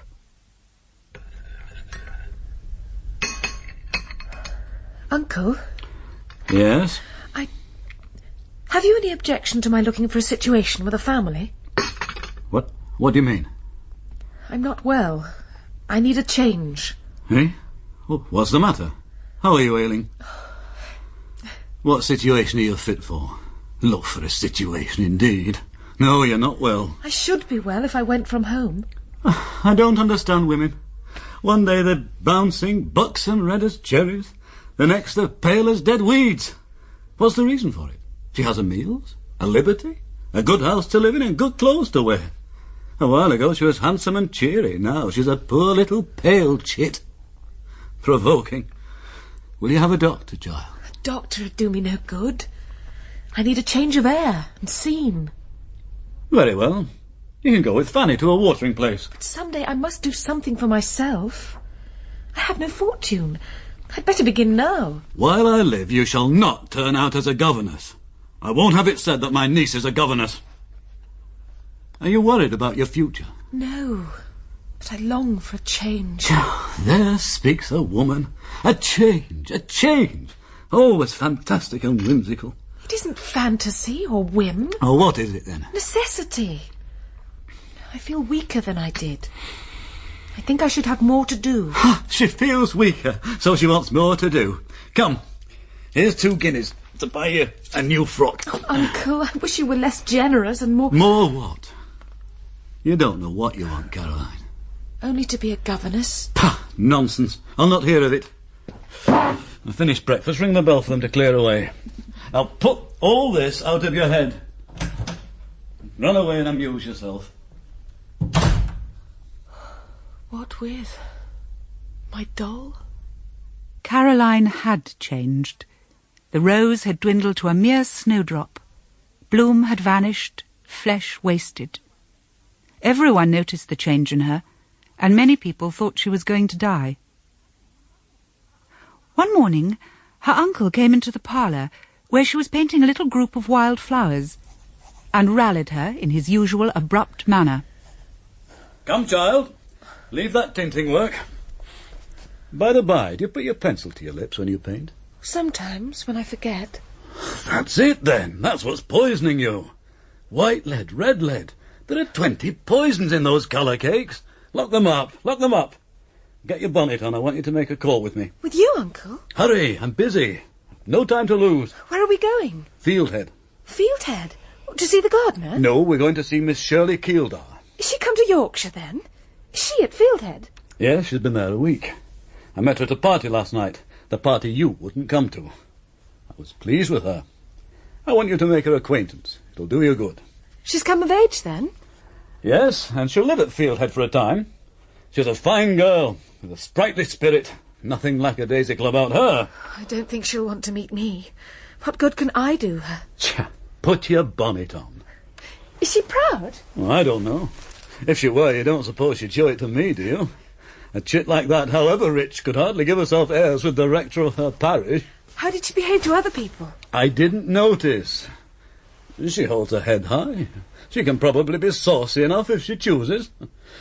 She wouldn't be a woman otherwise. I knew you'd come to see me, though you think Mr. York's made me a Jacobin. Good morning.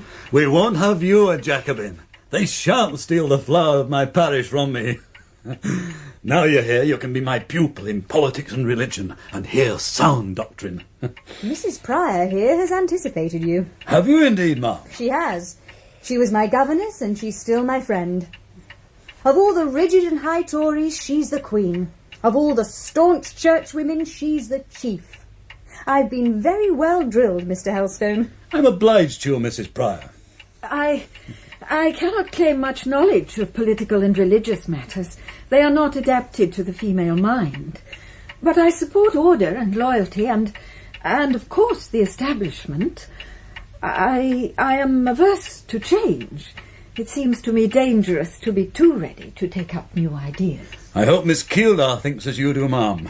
Sir, you cannot expect the young to agree with the middle-aged. Oh, we're independent, are we? We think for ourselves. For all I know, we're a little Jacobin, a little free thinker. Miss Kildare, a confession of faith, please. Repeat St. Athanasius' Creed. Hush, hush down. Good boy. Is this your daughter, Mr. Helstone? My niece, Caroline. She looks young, younger than I am. How old are you? 18 years and 6 months. I'm 21. St. Athanasius' Creed. You believe it all, don't you? Can't remember it quite all. Here's a nosegay for you, Mr. Helstone. Ah, thank you. And one for your niece. Thank you. Are you tired with your walk, Miss Helstone? Not in the least. You look pale. Is she always so pale? She used to be as rosy as the reddest of flowers. Why has she altered? Has she been ill? She says she wants a change. Give her one. Send her to the sea. I will, before the summer ends. Meantime, I'd like her to make acquaintance with you, if you've no objection. Miss Kildare will have no objection. Miss Helstone's presence here would be a favour. Thank you for anticipating me. Miss Helstone, it isn't everyone my governess would welcome as she's welcomed you. I can't even get her to give a verdict on some people, try as I may. You're smiling, Mrs. Pryor. I know what that means. You're thinking of my gentleman tenant. Mr. Helstone, do you know Robert Moore? Aye, your tenant. You've seen a good deal of him, I suppose. I've been obliged to. There was business to transact. Business. The very word makes me feel I'm no longer a girl, I'm a woman. Moore. I'm an esquire. Shirley Kildare, esquire. I hold a man's position, and when people like that stately Anglo-Belgian Robert Moore talk business to me, I feel quite gentlemanlike. You must make me your churchwarden, Mr. Helstone. With all my heart. But you were speaking of Moore. Yes. I don't know whether to like him or not. He seems a tenant of whom any proprietor might be proud, but Mrs. Pryor won't tell me directly what she thinks of him. Do you like him? Not at all just now. Why, what's he done? My uncle and he disagree on politics. What are Moore's politics? Those are the tradesmen. He speaks against the war. The war hurts his trade. He said that yesterday. Is that all? That is enough. He looks a gentleman, and it pleases me to think he is. Decidedly he is. You're his friend, at any rate. His friend and his relative. He is my cousin. Then you can tell me all about him. Alas, I have other calls to make, and not as pleasant as this one. So I must take my leave. Don't forget your nosegay. Wear it for my sake. Next to my heart, of course. Mrs. Pryor, take care of this future churchwarden, this young squire, and don't let him break his neck hunting. In the ensuing weeks, both Shirley and Mrs. Pryor seemed disposed to cultivate Caroline's acquaintance. The two girls spent much time together, and the governess, who went nowhere else, called alone at the rectory one day. Caroline found her seated on a sofa in the dining room, trembling and fanning herself with her handkerchief. Caroline, surprised at this nervousness in a lady of her years, for Mrs. Pryor was at least 40, spoke to her with a quiet reassurance that soon restored the visitor's self-command. On the wall opposite the sofa on which they sat were 3 portraits, one of a lady, 2 of men. That is a beautiful face. Who is she? Mrs. Helstone. Your uncle's wife? Yes. Before her marriage, she was accounted the beauty of the district. I can believe that. But it is a passive face, not spirited. They tell me she was a very still, silent person. I'm surprised your uncle should have chosen a partner of that description. He's fond of being entertained by lively chaff. Yes, and company. But he always says he must have quiet at home. When did Mrs. Helstone die? About 5 years after they were married. Oh, you must be lonely here, my dear, with no female relative. Please come to Fieldhead as often as you wish. If you need help in your studies, I can give it. You're very kind. That portrait near the window is my uncle, 20 years ago. The other is his brother James, my father. They resemble each other a little, but there are differences in character marked by the brow and the mouth. What differences? Your uncle is a man of principle. His lips are firm, his eye is steady. And the other? Don't be afraid of offending me. I always like the truth. Do you? Good. Keep to that. The other, if he'd been living now, would probably have furnished little support to his daughter. However, it is a graceful head. My dear, do you value principle? Of course. There's no true worth without it. No. None.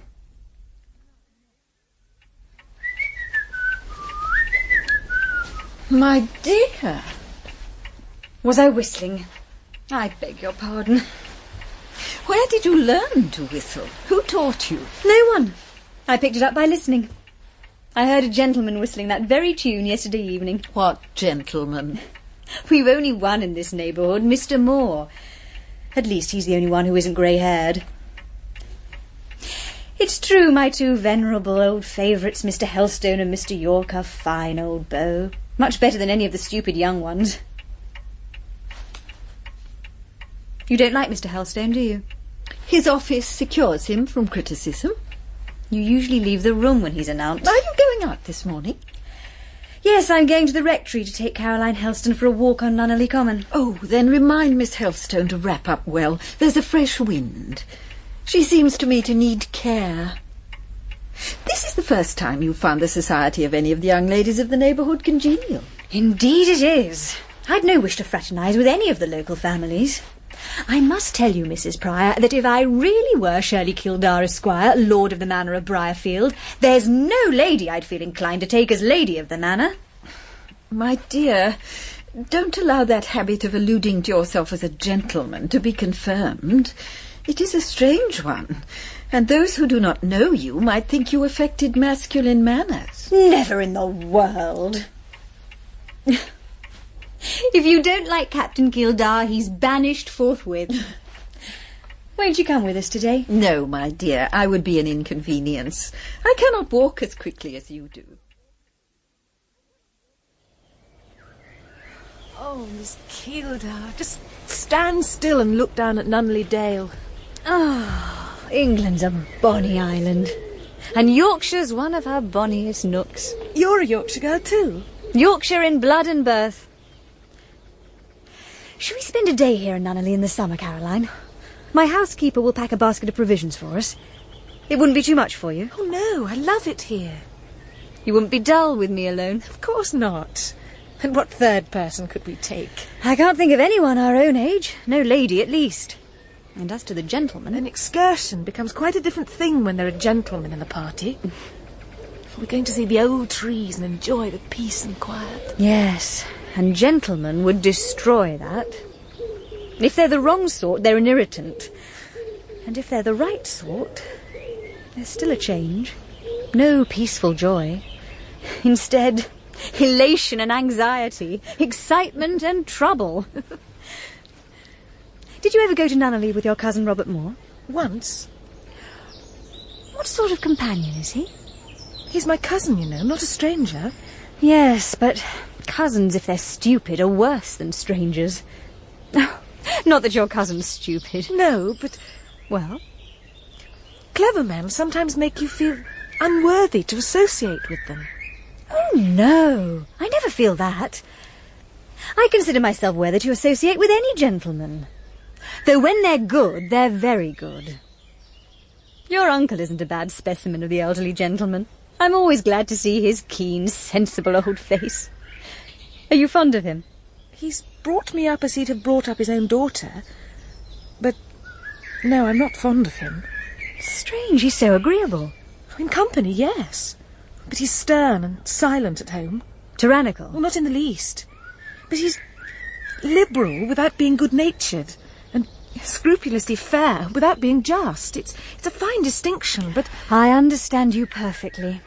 Good nature implies indulgence, which he has not.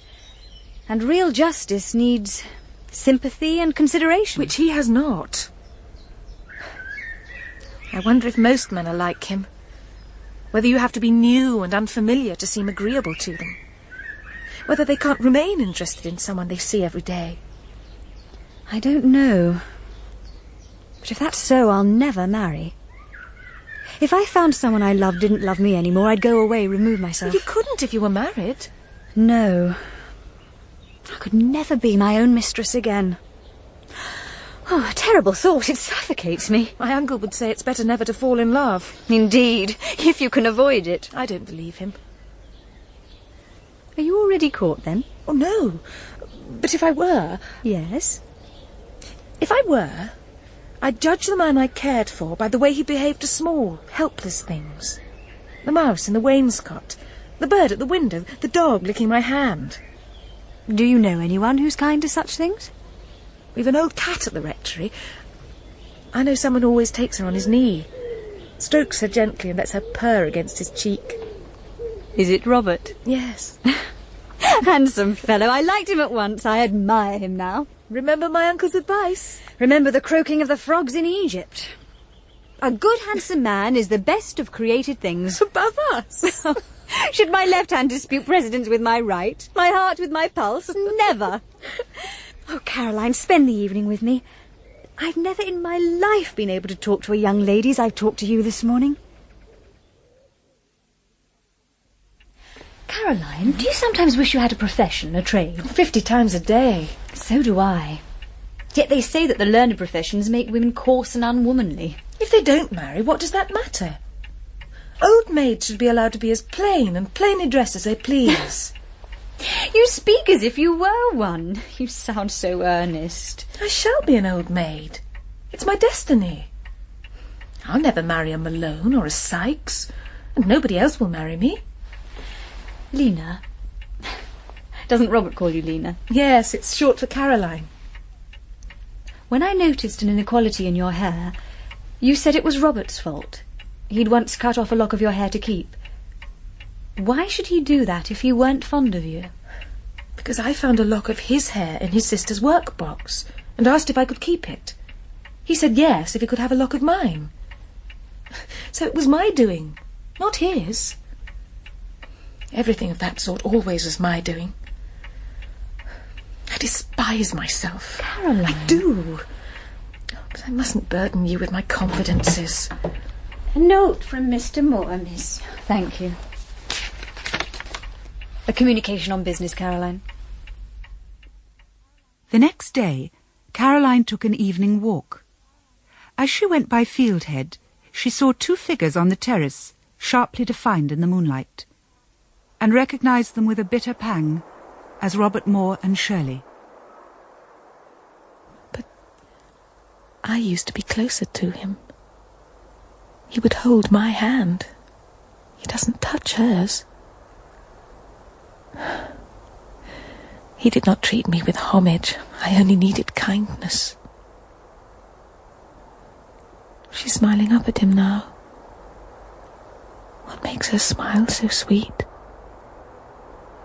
My note told you that Barraclough had been found guilty and deported. His accomplices will plan vengeance, so I plan to contest them. Or at least, to be prepared. Have I your approval? As long as you remain on the defensive, yes. Good. If you disapproved, I think I'd act in precisely the same way. But this is more satisfactory. I relish the position. I know you do. So would old Helstone, for different reasons. Shall I speak to him? As you please. But he's rather prejudiced against me. I know. But his prejudices will melt away in the present circumstances. I'd be glad to have him with me. You shall, if I can win him. Whom can you not win? He'll yield for a word, a smile. By no means. Several cups of tea, toast, cake, and a great deal of remonstrance and persuasion. It grows rather chill. I shouldn't keep you here. But your society's a rare pleasure. If you had a thicker shawl... I might stay longer and forget how late it is. Mrs. Pryor would disapprove. We keep early hours. So does your sister, I'm sure. Hortense and I have an understanding. We each do as we please. And how do you please? 3 nights a week I sleep at the mill. When it's moonlight and mild, I often haunt the hollow till daybreak. What have you met Michael Hartley, the mad weaver? I have. He called for the revenge of blood and told me to get my house in order. My soul was soon to be required of me. Do you make light of such things? It wouldn't do to worry about such threats. Mr. Moore, go home. It's early yet. It's late. Well, do you consider life valueless? No. Lately I consider my life invaluable. Lately? 3 months ago I was drowning, and rather wished the operation over. All at once a hand was stretched out to me. Such a delicate hand, I hardly dared trust it. But its strength has rescued me from ruin. Are you really rescued? For the time. Then live to make the most of it. And take care when you ride home. When I was a little girl, my nurse told me fairies had been seen in the hollow. That was before my father built the mill. Be careful you don't fall under enchantment. I fear 'tis done.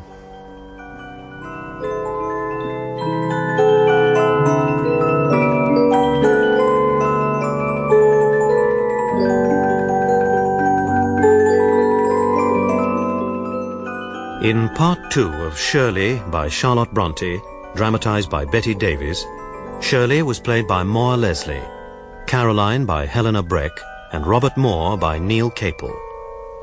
Mr. Helston was Peter Barton, Mr. York, Derek Smith, Joe Scott, Geoffrey Banks, Fanny, Leslie Staples, and Mrs. Sykes and Mrs. Farron, Rosalie Williams. Mary Sykes was Dorcas Morgan, Hartley and Sugden, Simon Malloy, Mr. Hall and Mr. Sykes, John Branwell, and Moses, Harry Beattie. Noah was John Jardine, William Farron, Stephen Hancock, Mrs. York, Dilys Lay, and Mrs. Pryor, Maddie Head. Other parts were played by members of the cast. The narrator was Valerie Windsor. Shirley was directed in Manchester by Kay Patrick.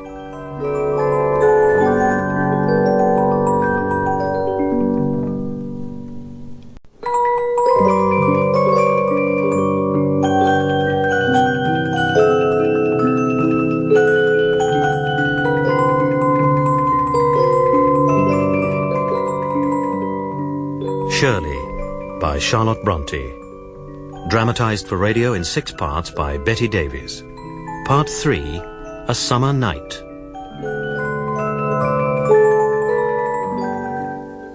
Caroline was convinced now that Robert Moore was lost to her, that he loved the heiress Shirley Keeldar. More and more, as she sadly contemplated her future, it seemed that she should change her life, leave Briarfield and take up a post as governess, the only occupation open to her. To everyone but herself, this plan was incomprehensible and fantastic, for she could explain her reasons to no one, least of all to Shirley. Be a governess? Nonsense! What an idea!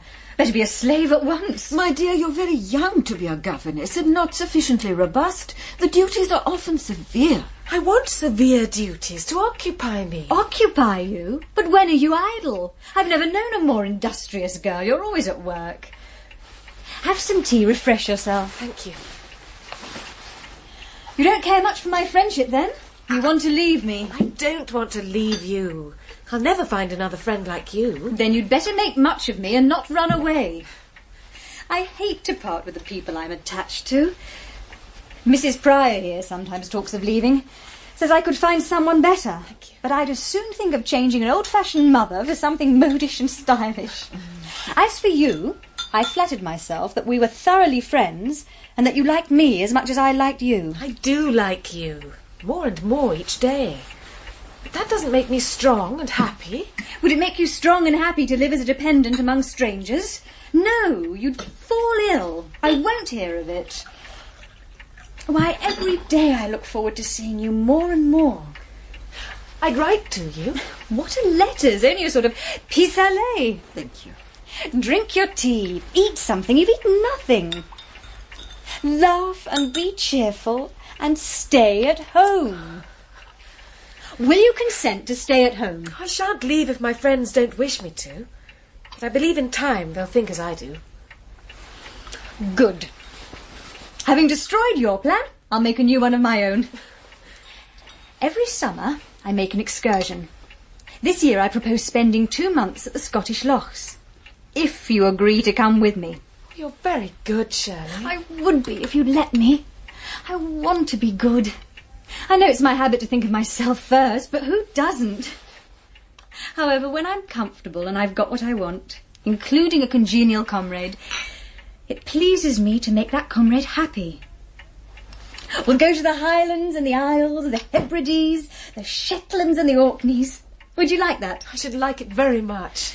So, my 1,000 a year isn't just dirty banknotes and jaundiced guineas. Though I mustn't be disrespectful about them, for I adore them. It can help me do a good deal. This summer, we'll all 3 go out into the North Atlantic. We'll see seals in Sudera and mermaids in Strommer. Mermaids? Mrs. Pryor, look, I've made her laugh. I've done her good. I should like to go, Shirley. And what'll become of the weight you said you had on your mind? I'll try to forget it. Do you expect to see mermaids?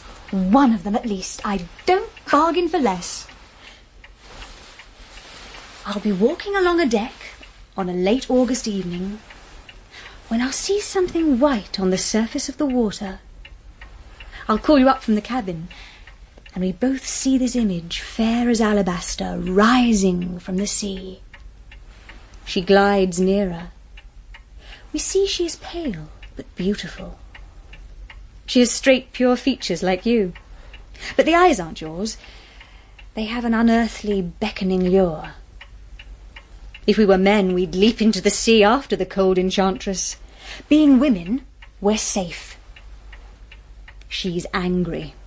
She can't charm, so she'll appall. She rises high on the dark wave ridge. Temptress terror, monstrous likeness of ourselves.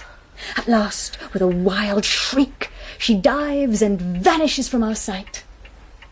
Aren't you glad, Caroline? She isn't like us. We're not temptresses or terrors or monsters. Some women are, and some men think all women are. My dears, this conversation is rather fanciful. There's no harm in fancies. But mermaids do not exist. How can you find interest in speaking of a non-entity?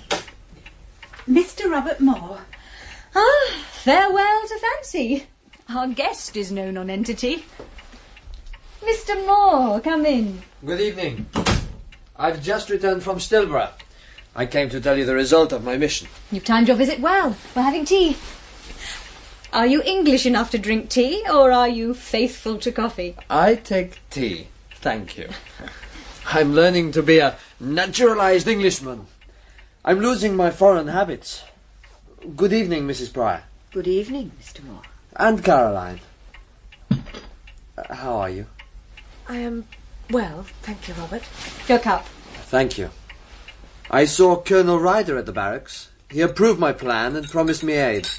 Oh, indeed, He offered me more men than I needed. I don't want to be swamped by redcoats. They're needed for appearance rather than anything else. My main reliance is on my own civilians. And their captain? Captain Kilda. No, Captain Gerard Moore, who trusts his own right arm. Armed with his counting-house ruler. This morning I had a note from the Home Secretary in answer to mine. It seems they're uneasy about the state of affairs here in the north. They condemn the inaction of the mill owners. It can only encourage disorder. I brought a note to show you. And here are some newspapers with accounts of what's happening in Nottingham, Manchester and elsewhere. Thank you. Robert, how is Hortense? Very well. But she misses you. Tell her I miss her. I write and read a little French every day. She'll ask if you send your love. You know she likes attention. My best love. My very best. Tell her whenever she's time to write me a little note. I shall be glad to hear from her. What if I forget? I'm not the best messenger for compliments. Don't forget. It's no compliment. It's in earnest. So must be delivered punctually. If you please. Hortense will be ready to shed tears. She's tender-hearted about her pupil. Yet she blames you sometimes for obeying your uncle too literally.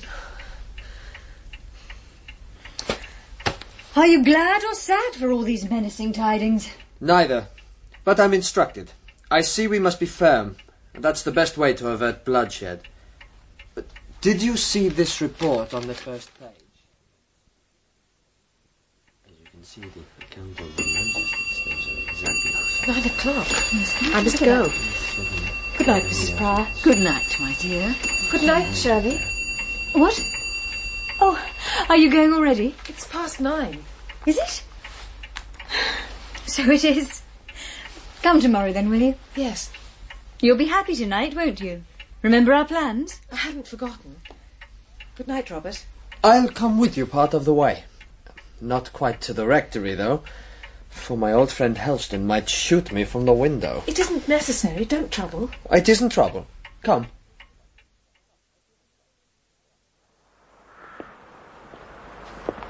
I'm glad to find you're a regular guest at Fieldhead. I like Shirley very much. And there's no doubt she likes you. But are we never to see you at Hollow's Cottage again? Not unless my uncle changes his mind. Are you much alone now? Yes. A good deal. Have you been quite well lately? Quite. Take care. I fancied you'd altered a little. You seem thinner, paler. Is your uncle kind to you? Yes. He's just as he always is. That's to say, not too tender, not too protective and attentive. What ails you then? Tell me, Lena. Nothing, Robert. You mean nothing you'll tell me? So separation will estrange us, will it? I don't know. Sometimes I'm afraid it will. It ought not to. Should old acquaintance be forgot? Robert, I don't forget. It's 2 months since you were at the cottage. Since I was within it, yes. You mean you've passed that way? Sometimes, of an evening. Once I saw Hortense in the garden. And I know when you light your lamp in the counting house, I've watched you do it. I wonder I've never met you in the hollow. I often walked there after sunset. I know. Once you passed so near me, I almost spoke to you. Did I? Was I alone? I saw you twice, but no, neither time were you alone. Who was with me? Joe Scott? The first time you were with Mr. York. The second time you were with a shape with a white forehead and dark curls and sparkling jewels round its neck. But that time I only caught a glimpse of you. You must walk invisible. And now when I work in the counting house late at night, I'll imagine Caroline sitting at my side. Oh, no, I don't come near. I only watch afar off. At night, when the mill's shut, and I walk abroad, I shall fancy every bird fluttering, every leaf rustling is your step. You'll haunt me. I will never be where you would not wish me to be. I'll even see you in the mill in broad daylight. Oh, indeed. I did once imagine you were there. But when I pursued you, I found myself beside a buxom lass in a pinafore. I shall not follow you into your mill unless you call me in there. One night when I came home, I thought I found you in the cottage, dressed in white, shrinking a little to one side, as you sometimes do. And then you changed into the sweep of a white muslin curtain. Not my race, then? I'm surprised you have time for such illusions. So am I. But, Caroline, I have two natures. One for work and business, and one for home and leisure. Gerard Moore is a hard dog, brought up to mill and market. Or your cousin Robert is sometimes a dreamer. Your two natures agree with you. You look well. You've lost the harassed air you had a few months ago. I'm disentangled from some difficulties, Lena. I've got clear of some shoals and have more sea room. And with a fair wind you hope to make a prosperous voyage. I may hope it. But hope is deceptive sometimes. And there's always the possibility of tempest. But you're ready for a breeze. You're a good seaman. You'll weather the storm. My cousin always thinks the best of me. I wish you success, Robert. I wish you fortune and happiness. When did you ever wish me anything else? Oh, we've reached the churchyard. It's so fine a night. I don't want to go back to the Hollow yet. My uncle comes out at 10 to take his usual sentinel round. He always surveys the church and churchyard. What if he does? We could dodge him. Be under the east window when he's at the porch. Or we could hide behind some of the monuments. That tall pillar of the winds. That's the front door. Oh, go. I want to stay. My uncle will be terribly angry. He's coming. Diable. It's strange how much I want to stay. You remember what he did to Fanny's sweetheart. He gave him a shower bath under the pump. I'm sure he'd like to do the same for me. But surely he'd distinguish between a cousin and a lover. Oh, he wouldn't think of you in that way. Of course not. But he's so testy. Here he is at the garden gate. Robert, go, go. Good night, then. Within minutes, Caroline was indoors, but Moore was almost caught. He had to hide for 10 minutes behind the Wynn monument, while the rector stood stargazing and taking snuff within 10 feet of him. Caroline watched anxiously from her window, until at last she saw the rector come in, and Robert, freed, stride the tombs and vault the wall. That night she couldn't sleep. In spirit she was with Robert still. She heard his voice and gave her hand into his. It rested warm in his fingers. But as dawn broke, the dream faded, and she was left solitary and dejected. He ought to marry her. She can help him. But then I shall be forgotten. What shall I do when he's taken quite away from me? As to being his sister, I despise it. I'll either be all or nothing to him. Once they're married, I'll leave them. I would be his wife if I could. As I cannot. I must go where I shall never see him. I came here to find what had happened to you. You promised to see me this afternoon. I wasn't in the humour. No, I see that. You're in one of your sunless moods. You have such moods, did you know? Do you mean to stay long, Shirley? Yes, I've come for tea. I'll take my bonnet off without being asked. What's the matter? Are you afraid to show me that you're hurt and that you bleed? I'm never afraid of you. But sometimes you dislike me, and often you avoid me. If you hadn't walked home in the company you did last night, you'd be a different girl. What time did you reach the rectory? 10. You took 3/4 of an hour to walk a mile. Was it you or Moore who lingered so? Shirley, you talk nonsense. He talked nonsense, that I doubt not. Or he looked it, which is 1,000 times worse. I'd call him out if I could get a trustworthy second.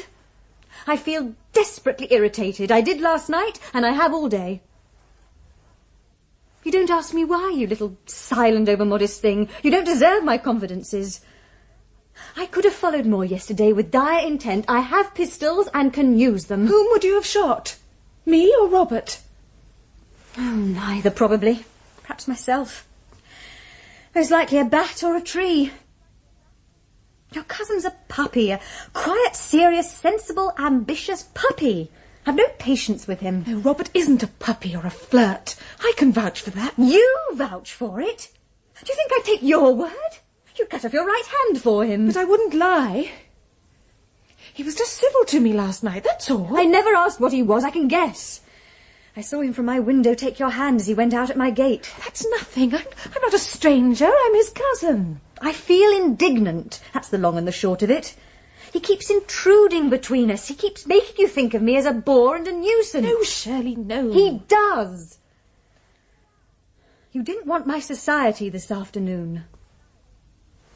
You're reserved, but I'm a social person who can't live alone. I never want to be rid of you. But you can't say as much about me. Shirley, I like you. You'll wish me at Jericho tomorrow? No, every day I grow fonder of you. I'm too English to get up a vehement friendship all at once. But you're so much better, so different from everyday young ladies. I value you, I really do. You're never a burden to me. Do you believe me? Partly. But you're peculiar. You look quiet, but there's a force and a depth there not easily reached. And you're certainly not happy. And unhappy people are rarely good? Is that what you mean? Not at all.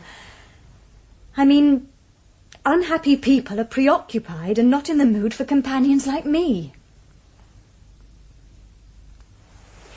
Will pity do you any good? If so, take some from me.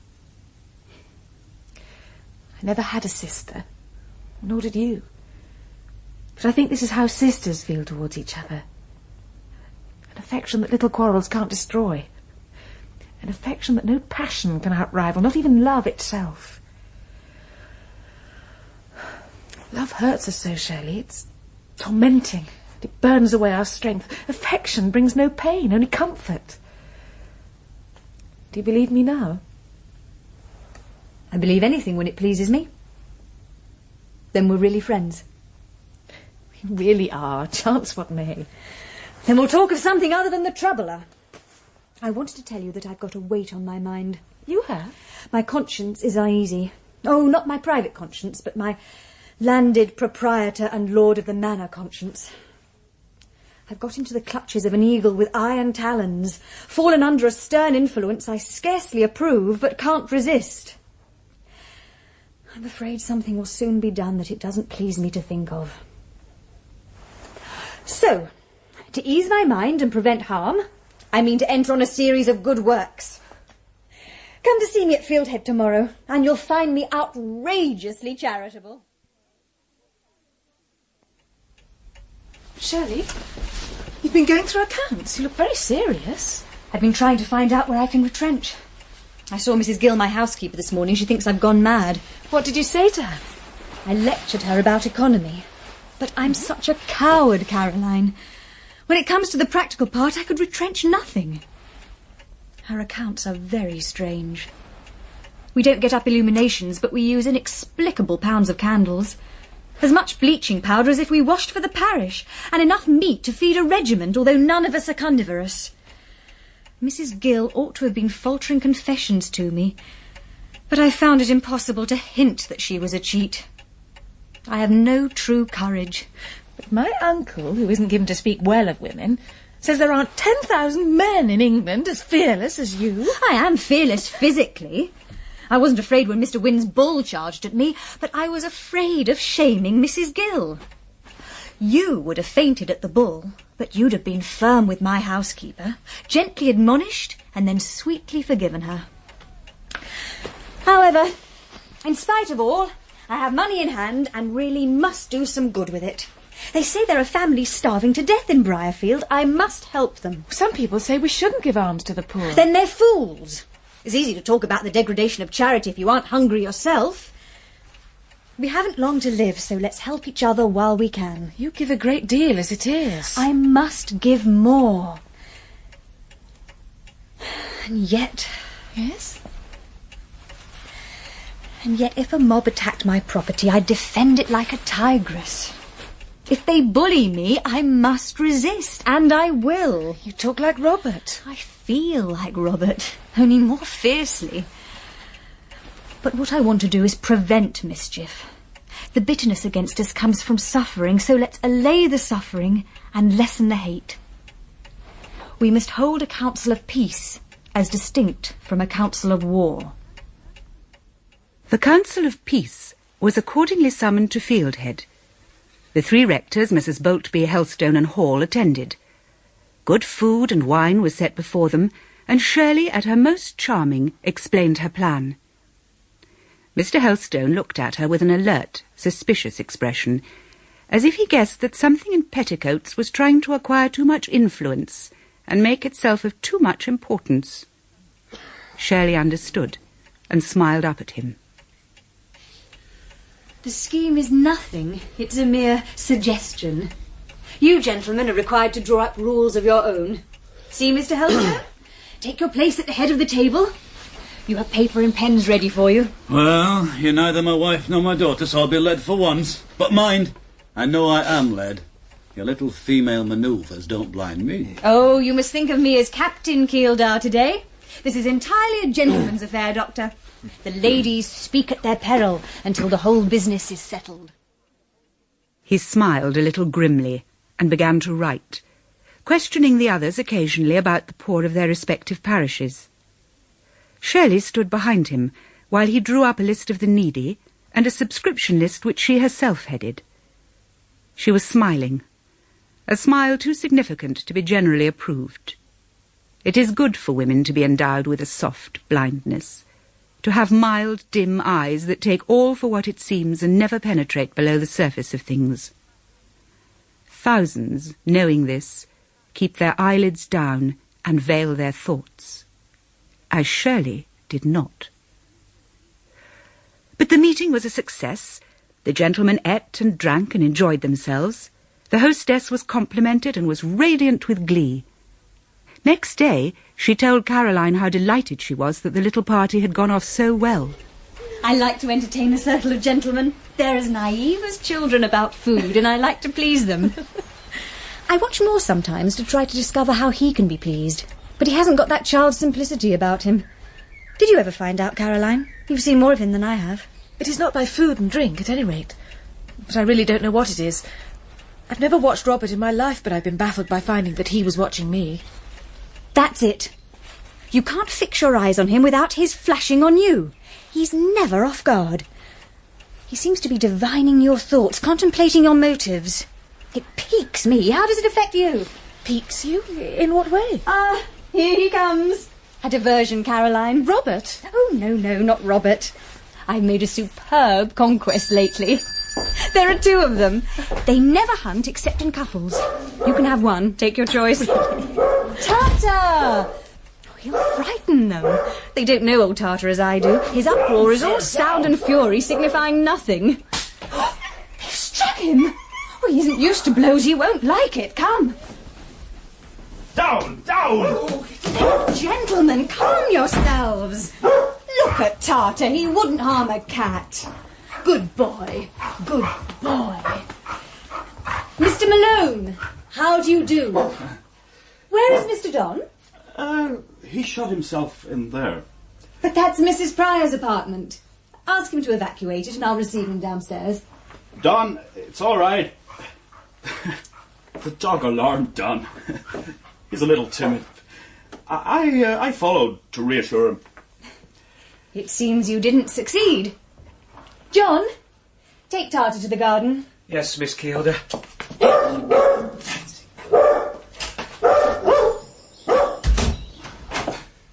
A very dangerous dog, that, Miss Keeldar. I wonder you keep such an animal. Perhaps you'll wonder more, Mr. John, when I tell you I'm very fond of him. Oh, you're not serious. He's so ugly. Hang him and get some sweetly pooty pug or poodle. Something appropriate to the fair sex. Ladies like lapdogs. Perhaps I'm an exception. Oh, you can't be.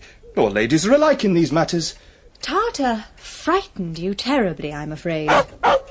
Where is he? In the garden. There must be other visitors. Come, let's go and meet them. The whole party adjourned to the garden and found Mr. Sweeting and Mr. Hall caressing Tartar, who had ceased to defy them but proved insensible to their caresses. His love was reserved only for his mistress. Shirley gave orders for lunch to be served out of doors, and the repast proved to be a merry one. Whitsuntide is almost upon us, Miss Keeldar. You know about our Grand United Sunday School tea? No. Ah, well, you must ask Caroline. But I hope you'll make your first public appearance amongst us then. The 3 parishes, Briarfield, Winbury and Nunneley, hold a procession and tea party. Caroline will be at her post as Sunday School teacher. I'd like to help. I don't know what I must do, but I'm at your disposal. You promised to come to my table and sit near me, Mr. Hall. Oh, I shan't fail. Dear Valenti. They made her a Sunday School teacher when she was a little girl of 12, Miss Keeldar. She isn't very self-confident by nature, as you must know. And the first time she had to make tea in public, there was some piteous trembling and flushing. The cups were shaken in her little hand, and the teapot overflowed from the urn. I came to the rescue and made the tea for her. I was very grateful. Yes, and you told me so. Most little ladies at 12 would have forgotten to do that. She kept close to me the rest of the day, Miss Keeldar. And when we went to church, I believe she'd have climbed into the pulpit with me if I hadn't taken the precaution of installing her in the rectory pew first. And he's been my friend ever since. And always sat at her table and undid the cups. The next thing I shall do will be to marry her to some curate or mill owner. But mind, Caroline, I shall inquire about the bridegroom's character, and if he's not a gentleman likely to make happy the little girl who used to walk hand in hand with me over Nunneley Common, I won't officiate. So take care. I'm not going to be married. I shall live single like your sister Margaret. Well, you might do worse. Margaret isn't unhappy. She has her books for a pleasure, and her brother for a care. If you ever want a home, if the day should come when Briarfield Rectory is yours no longer, come to Nunneley Vicarage, and the old maid and bachelor will make you tenderly welcome. Whit Tuesday came, the day of the Sunday School tea. 2 large schoolrooms at Briarfield were decorated with flowers and set with 20 tables for the guests, the parents and teachers. The children's feast was laid out in the open air. At 1 o'clock, the schools were to start assembling. From 2 till 4 they would parade the parish. Then came the feast, and afterwards the meeting in church, with music and speeches. The day dawned bright and sunny. Caroline wore white and made a charming picture, not bright enough to dazzle, but fair enough to please. Shirley chose a rich gown of purple silk. She wore it negligently but gracefully, and looked beautiful. She was almost late. Indeed, if Caroline had not thought to call for her, she might have been unpunctual enough to call Mr. Helstone's wrath upon her head.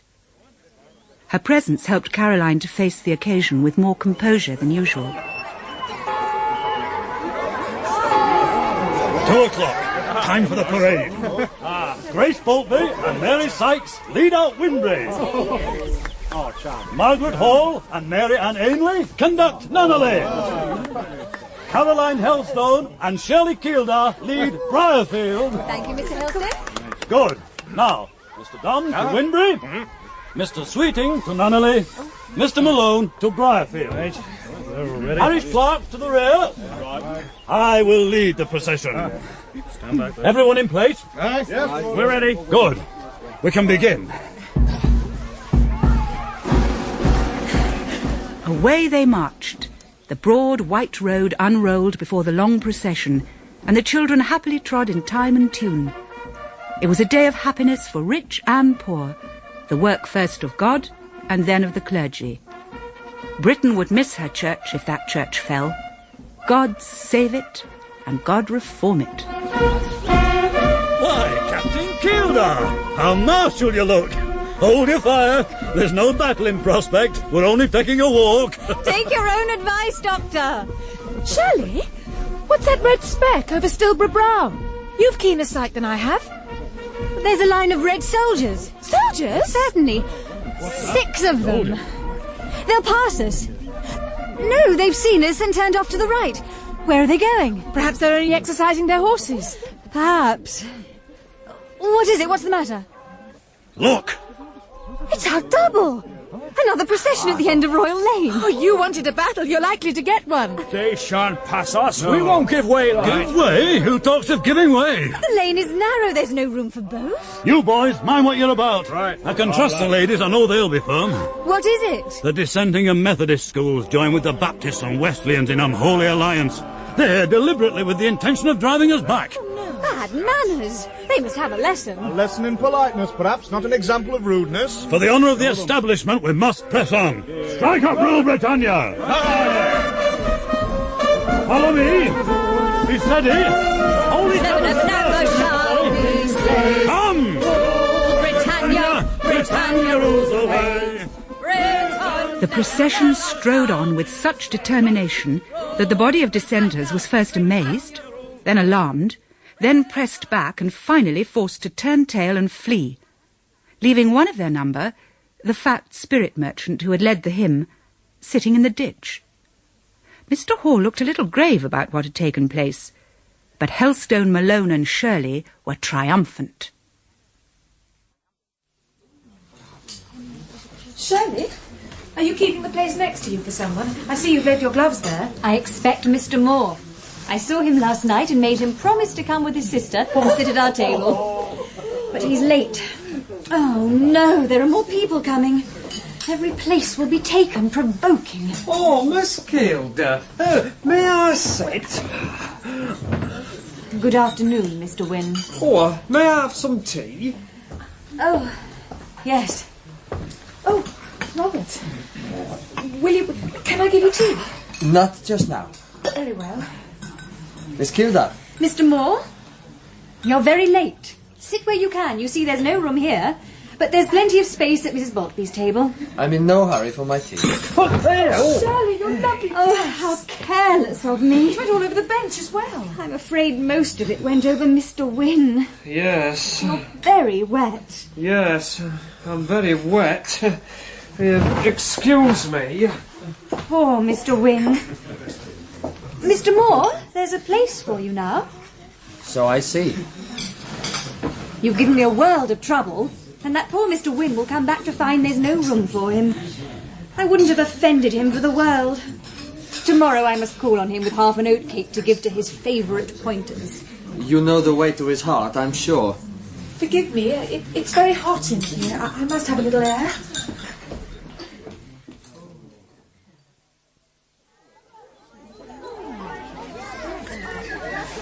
You are a very great stranger, Caroline.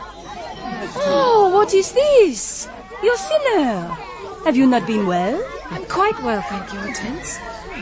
I've missed you. Ah, indeed, I've missed you too, my child. Your uncle is too hard, much too hard. Miss Moore, are you ready? Oh, shit. This man has asked me to accompany her home. She's not strong enough for these occasions. Caroline... At once, I come. Goodbye, Caroline. You will write, perhaps? I'll try. Goodbye, Hortense.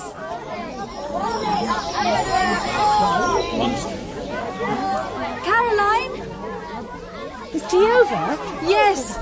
Most people are out here now. Let's go to the top of the field. I know you hate crowds. But you don't. But everyone wants to meet you. I'm awkward and shy. You can be charming without any effort. Not quite without effort. And I'm tired of the effort already. It's insipid, barren work talking and laughing with the good gentleman of Briarfield. I've been looking out for your white dress for the last 10 minutes.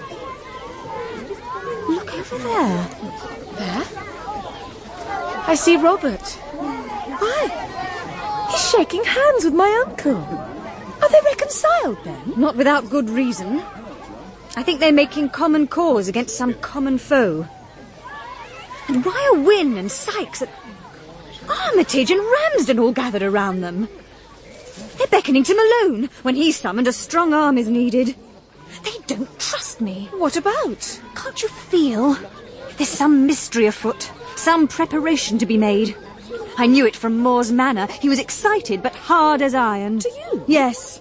The basis of his character is not of eiderdown. Yet he talked to you softly. Gentle tones, quiet manner, yes. But the man is peremptory and secret. Yes, Robert is secret. Hasn't the right to be secret with me. He gave me his confidence once, and I've done nothing to forfeit it, so it shouldn't be withdrawn. I suppose I'm not considered iron-souled enough to be trusted in a crisis. Perhaps he doesn't want to make you uneasy. That's unnecessary. I'm not easily crushed. He ought to know that. But he's proud. Say what you like, Lena. The man has faults. Look how absorbed they all are. They don't know we're watching them. Robert's going. They're all shaking hands. Shaking hands with emphasis, as if they were ratifying some agreement. He's gone. And he hasn't bid us goodbye. That's soon remedied. We'll make him say goodbye. That's not the same thing. Besides, we can't overtake him. I know a shortcut. We'll intercept him. Shirley, I'd rather not go. Nonsense. We'll go together. Shirley seized Caroline's arm and hurried her through the fields. It was useless to argue with her when she took a whim into her head. Caroline found herself out of sight of the crowd almost before she was aware, in a narrow, shady spot overgrown with daisies. The wicket gate at the end of the field opened, and Robert appeared. At a glance she saw he wore his dark, quiet business countenance. Shirley's whim was ill-timed. I told you not to come, Shirley. Mr. Moore, you didn't say goodbye.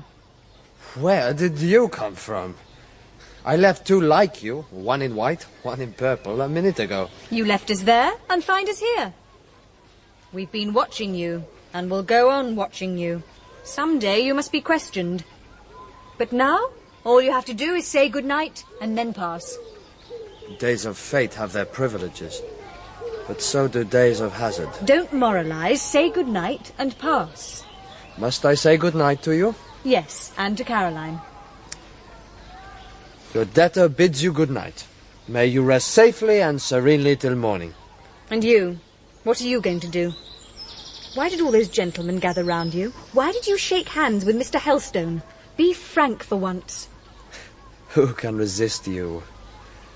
I'll be frank tomorrow, if there's anything to tell. Be frank now. No. Now I could only tell half a tale. Are you going home? Yes. Not to leave it any more tonight? Certainly not. Farewell to both of you. Caroline. Farewell. There. We made him say goodnight and we haven't lost ground in his esteem. I hope not. You're very undemonstrative. He offered to take your hand. Why didn't you give it to him? He's your cousin, you like him. Are you ashamed to let him see that? He sees all of it that interests him.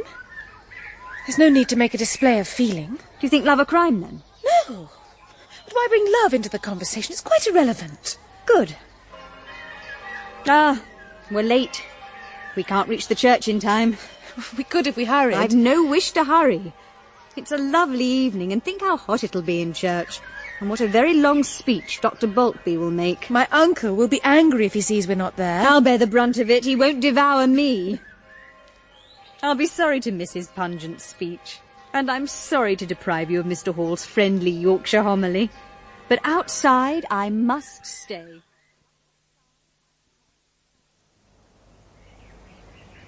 How pleasant and calm it is. The church looks beautiful in the sunset. Oh, Shirley, we ought to go in. No. I want to stay out here and be silent. Very well. But you'll begin talking within 2 minutes. What's that? Soldiers. The same we saw this afternoon. Yes. They've been waiting till all the people were in church. Now they go to their rendezvous. Shush, shush, shush, shush. There's a good lad. Shush, shush. William Farron. Shush. Good evening. Oh. Evening, miss. Evening, Miss Caroline. You're not going to church? No. Who was speaking when you came out? A gentleman you set a great deal of store on. Mr. Don. You look knowing. How did you find out my regard for Mr. Don? Miss Shirley, you look right down scornful whenever Mr. Don's nigh. Do you like him yourself? Me? I'm installed at curates, and so his wife. They talk to poor folk as if they thought there was beneath them. He a fair hate pride. But you yourself are proud in your own way. When you were out of work, you were too proud to get anything on credit. And when I wanted to give you something, how difficult it was to make you take it. You're a little lass, and I'm a great strong man more than twice your age. It's not my part to take from you. I thought it was shameful to be in such a condition that a young creature about the age of my own eldest lass should think it needful to offer me her bit of brass. Were you angry with me? I almost was, in a way, but I forgave you very soon. You meant well. Aye, I am proud, and so are you. But your pride and mine is what we call in Yorkshire clean pride. What Mr. Don and Mr. Malone have is mucky pride. What's the difference? You know it well enough. They're too proud to do out for themselves. We're too proud to let anybody do out for us. Now, William, be humble enough to tell me truly how you're getting on. Are you well off? Miss Shirley, I am. Since I got into gardening line, with Mr. York's help. And Mr. Hall's helped me wife set up a bit of a shop. Now, we've nought to complain of. But neighbours is poor yet. I see a great deal of distress. Consequently, there's still discontent. Consequently, yes. Starving folk can't be settled folk. The country isn't in a safe condition. But what can be done? What more can I do? You? You can't do much, poor young lass. You've done well. But if you could transport your tenant, Mr. Moore, to Botany Bay, you'd happen do better. Folk hate him. William, for shame. He only wants to do his duty and maintain his rights. He has a cold, unfeeling heart. But if he were driven from the country and his mill razed to the ground, would people have more work? They'd have less. I know that, and they know that. There's many an honest lad driven desperate by knowing that wherever he turns he can't better himself. And there's dishonest men aplenty to guide him to the devil. I've had overtures made to me lately I saw were treacherous. I flung them back in the faces of them that made them. You won't tell us what overtures? I will not. They do no good. Them they concern can look after themselves. Aye. We can look after ourselves. Aye. I'll warrant you, Joe. And I'll warrant my maester. Young ladies, you better go into touse. I wonder what for. Because there's nowt a gate that fits women to be concerned in. There's prayer and preaching at the church. Aren't we concerned in that? You weren't present in church. And I'm talking about politics. We study politics, Joe. I read a newspaper every day and 2 on Sundays. Yes, the marriages, the murders, the accidents and such like. I read the leading articles and the foreign intelligence and the market prices. I read just what gentlemen read. Joe, are you a Whig or a Tory? I never could decide. It's difficult to explain where you won't be understood. But as to being a Tory, I'd soon be an old woman. Or a young one, which is a flimsier article still. It's the Tories that carries on the war and ruins trade. Political parties is all nonsense, but if I be of any party, it's the one most favourable to peace and the trade of this here land. So am I, Joe. And I've a leaning to the agricultural interest, too, as I own land.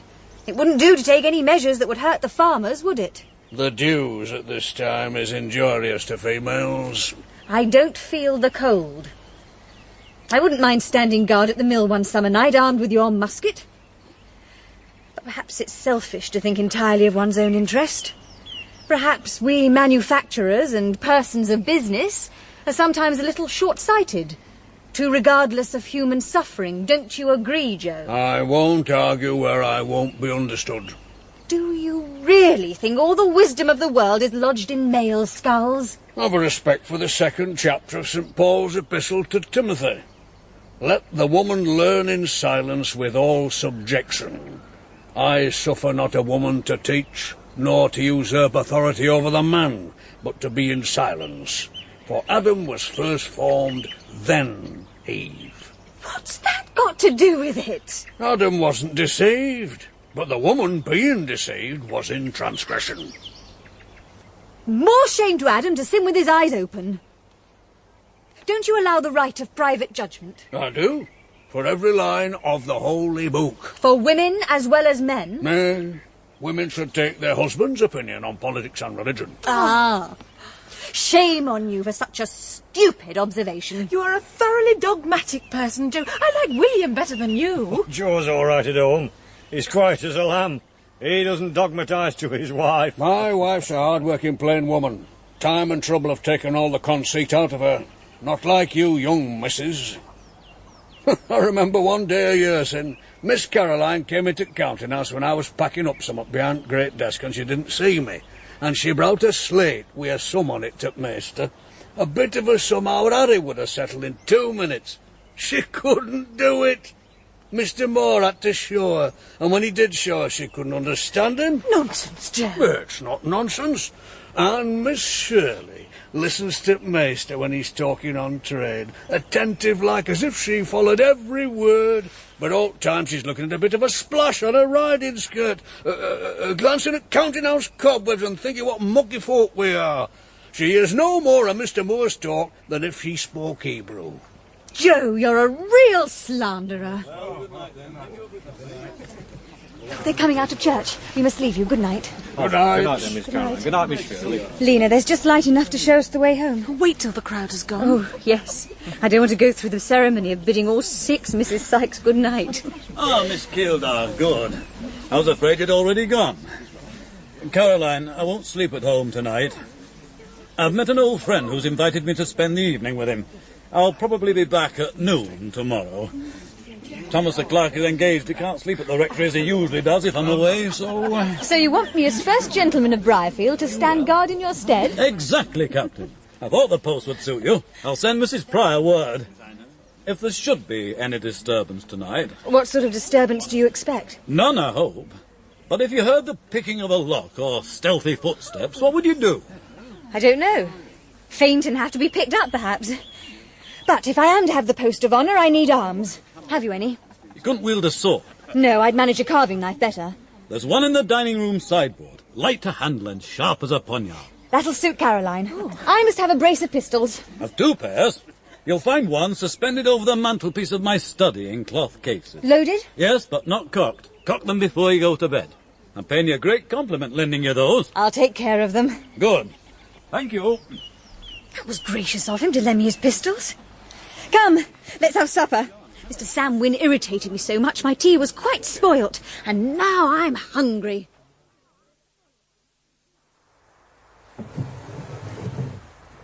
Is this the weapon you assigned to me, Shirley? Yes. It's bright and keen. It looks dangerous. I cannot imagine I could ever strike with it. I'd hate to do it, but I think I could in certain circumstances. It's very late, but I don't want to go to bed yet. Why? Because I have a strange, excited feeling in my heart. So have I. Is there thunder in the air, I wonder? There can't be. It's a fine night. But very still. Yes, very still. I'm glad I'm listening, Caroline. Towards the hollow? Yes. Mr. Helstone thinks we don't know where he's gone. And all those gentlemen, including your cousin Robert, think we're sound asleep in our beds. Caring nothing about them. Midnight. You have the pistols? I have the pistols. Caroline, listen. What's that? They're coming here, Shirley. They're marching by the rectory. If they're bound for the mill, they'll pass on the road by the garden wall. We must see them. Come, I'll bring the pistols.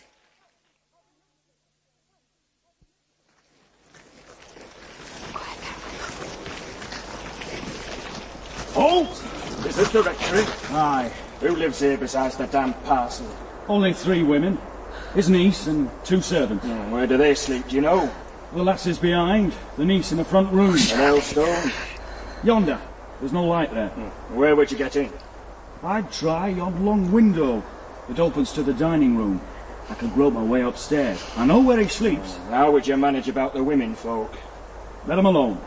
Unless they shriek, then I'd soon quieten them. I'd like to find the old chap asleep.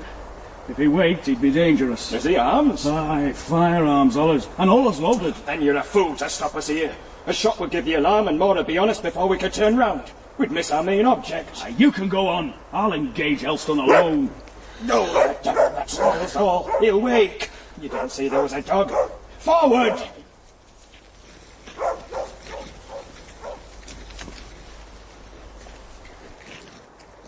They've gone.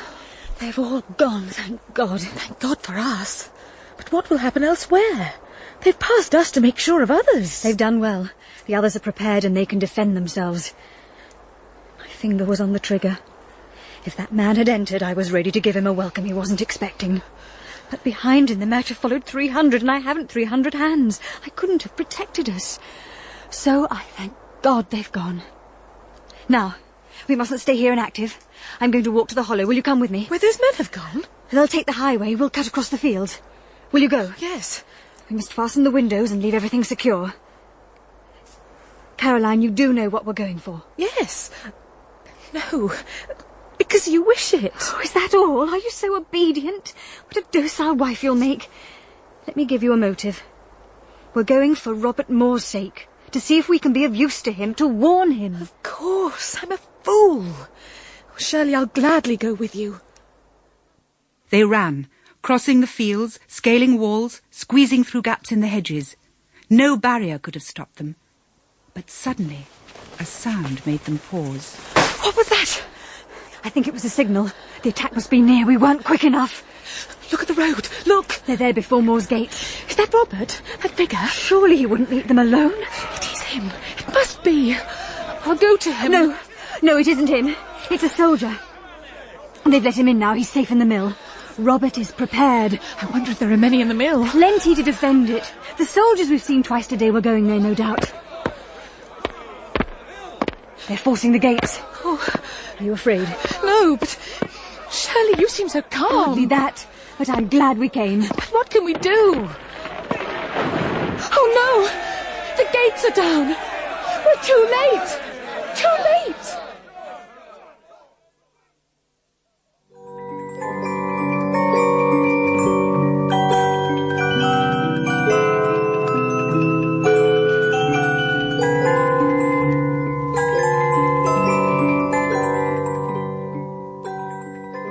In Part 3 of Shirley by Charlotte Brontë, dramatised by Betty Davies, Shirley was played by Moore Leslie, Caroline, Helena Breck, Robert Moore, Neil Capel, and Hortense Moore, Nerissa Knights. Mr. Helston was Peter Barton, Don, Piers Henschel, Malone, Nigel Caliburn, and John, Colin Meredith. Joe Scott was Geoffrey Banks, William Farron, Stephen Hancock, Mrs. Pryor, Maddie Head, and Mr. Hall, John Branwell. Other parts were played by members of the cast. The narrator was Valerie Windsor. Shirley was directed in Manchester by Kay Patrick.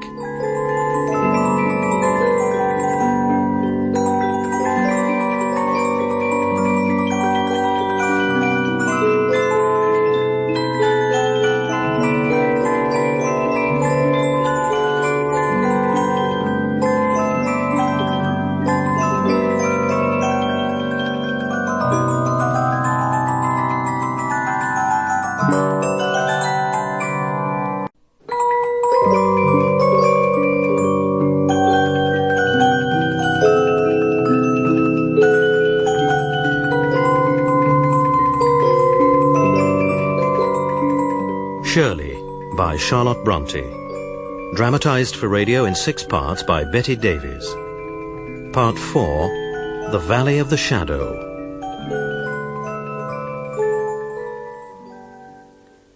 The gates of Hollow's Mill had fallen before the onslaught of the mob. Caroline and Shirley, watching from a hill overlooking the hollow, feared for Robert Moore's property, and even for his life. What can he do against so many? If only I could be with him. I could help. I know I could. Steadily they're marching. They have discipline, Carrie. Their desperation is driving them on. On against Robert. And they hate him. Oh, Shirley, is there any chance they might win? We'll soon see. The windows! They've broken the windows! A few stones through the window won't help them. But the gates are down. Suppose they break down the mill doors too. I must go to Robert. He can't be alone. He isn't alone, Caroline. I'd stake my life he's as little alone as he is afraid. Oh, God, protect him. Please protect him. That last volley came from the mill. Moore speaks at last. They fired first. They broke the gates. They broke the windows. They fired first. He's been forbearing. No one could accuse him of... Hang on, lads! To the captain house! Welcome! We shall have you there! Oh, Robert, that was was Robert. It was his voice. Oh, dear heaven, how will it end?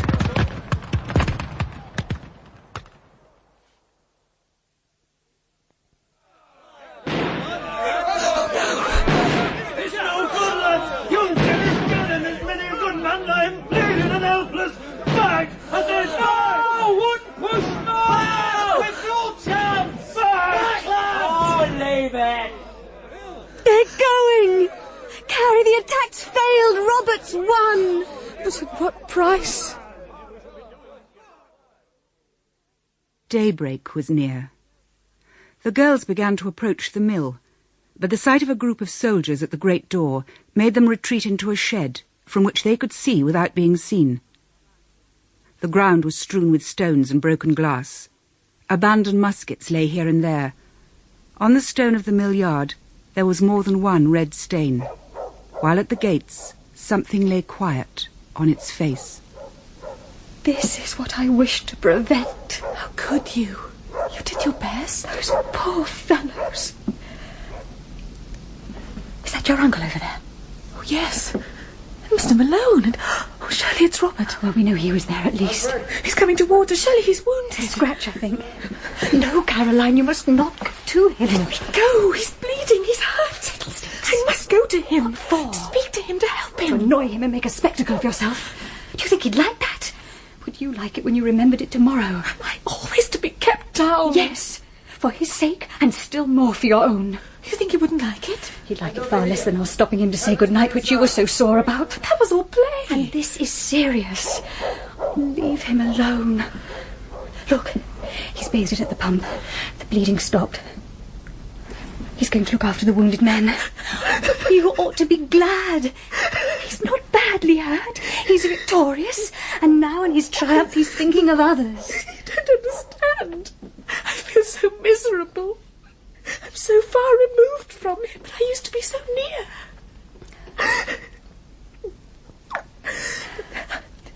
I'm better now. I promise I won't try to see Robert until he asks for me. Thank you for stopping me. Good. Now, let's walk very quietly back to the rectory. No one will know where we've been. And tomorrow we'll see Robert. I can't say more, or I'll begin to cry too.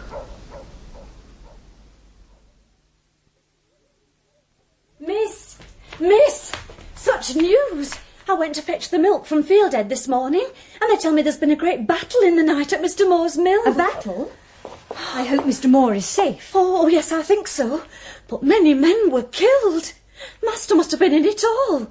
You mark me, Miss Caroline. That's where he went last night, to join Mr. Moore and the soldiers. Oh, who can that be? I'm almost afeard to answer. There's nothing to fear this morning, Fanny, whatever happened during the night. Go to the door. I wonder how Mrs. Pryor and Hortense spent the night. They'll have heard it all. How selfish of me not to have thought of them before. Hortense went home with Miss Mann. I'm sure Moore would have been careful to quarter her there for the night. But I'm uneasy about Mrs. Pryor. It was a boy with a note from Fieldhead for you, Miss Shirley. Oh, thank you. This is from Mrs. Pryor. She wants me to go home at once, as everything's in confusion, and I need to be there to regulate it. She asked me to bring you with me, and of course she's right. What about Fanny and Eliza, if my uncle returns? He won't come back yet. He's got other fish to fry. The magistrates and the officers in the barracks to rouse. I expect he's galloping all over the countryside by now. And Fanny and Eliza will be safe enough. There's no danger now. I think Moore and your uncle between them will frighten the authorities into taking stern measures. I hope they won't be too stern. Robert won't be cruel. We saw that last night. No, but he will be hard. And so will your uncle. I'll have a lot to say to Robert Moore when I see him. This is how men deal with women, concealing danger from them. They think we had no idea where they were last night. But they had no idea where we were. Men fancy women's minds are like those of children. And if they could see us as we really are, they'd be very amazed.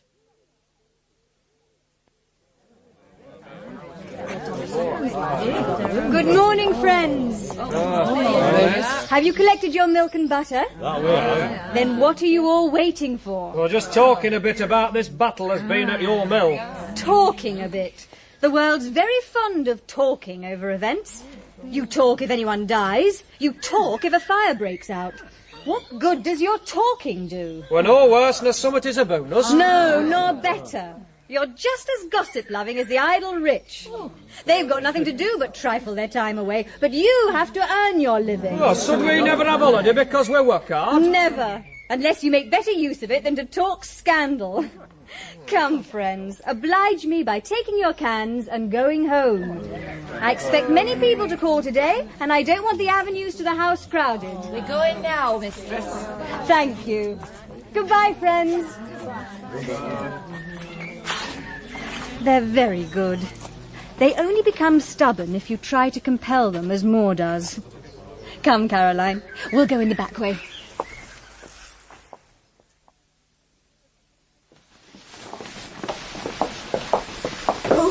Miss Kilda, thank heavens you're home safely. You know there's been a riot at the mill? Yes, Mrs. Pryor, we heard.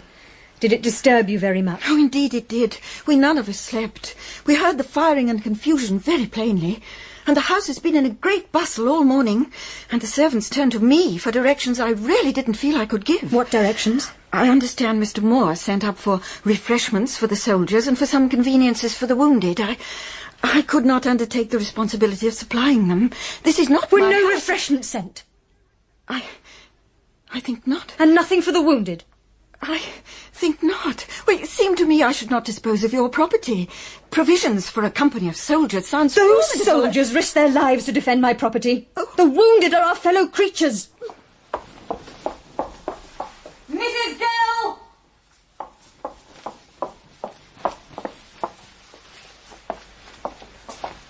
Yes, Miss Kilda. I believe we were asked to supply provisions for the soldiers and comforts for the wounded. How long is it since that message came from the mill? Not an hour yet. Not an hour? You might as well say not a day. They'll have applied elsewhere by this time. Send a man at once to tell them everything in this house is at Mr. Moore's service. Bring up the contents of the larder and the wine cellar, load the hay carts and have them driven to the hollow. If we haven't enough bread and meat, go to the butcher and baker and replenish our stocks. But wait, I will see to it myself. Oh, I've been in error. Miss Kildare is very angry. She'll get over it in an hour.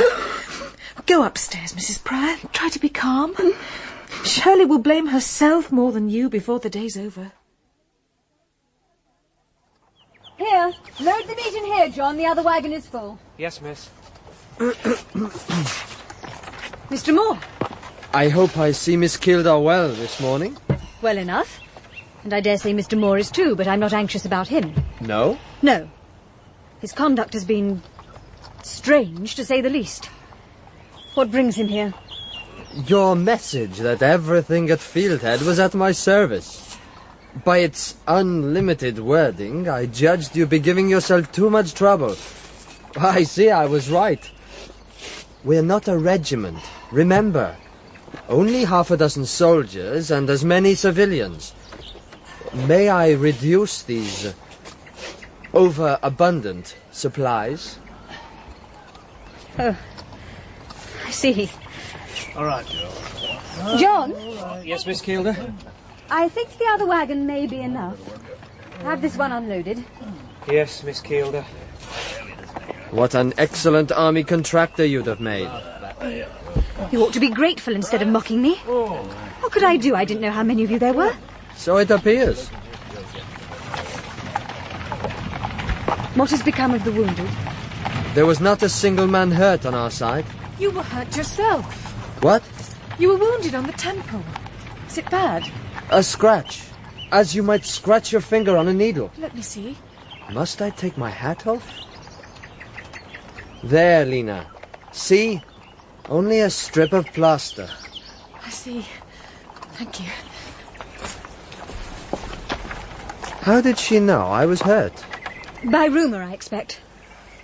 It was good of her to worry about you. I was more concerned about your victims. One of the rioters, or victims as you call them, was killed. 6 were hurt.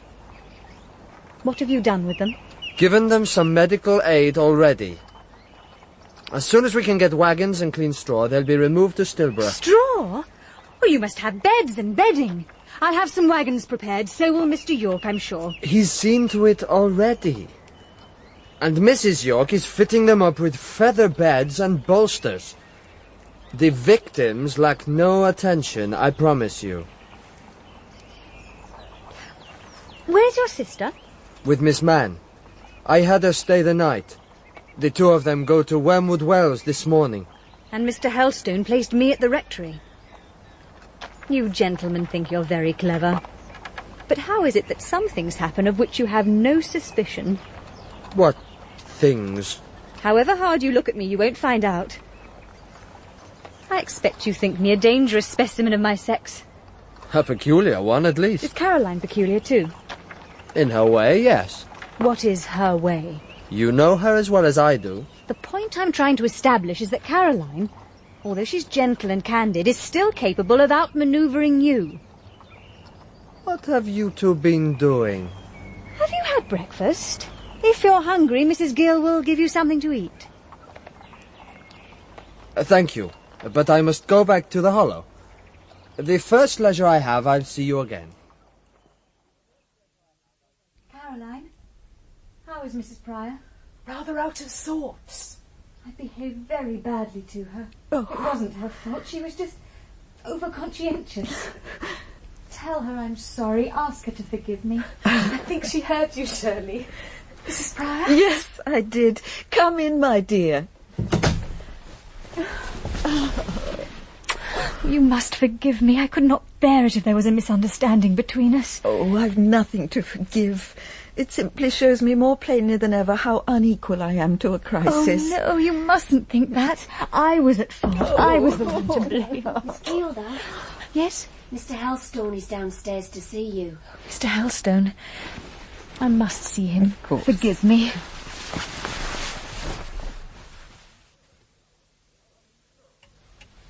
No doubt the Pharisees will say that Malone and I, as churchmen, should have taken no part in so martial a matter.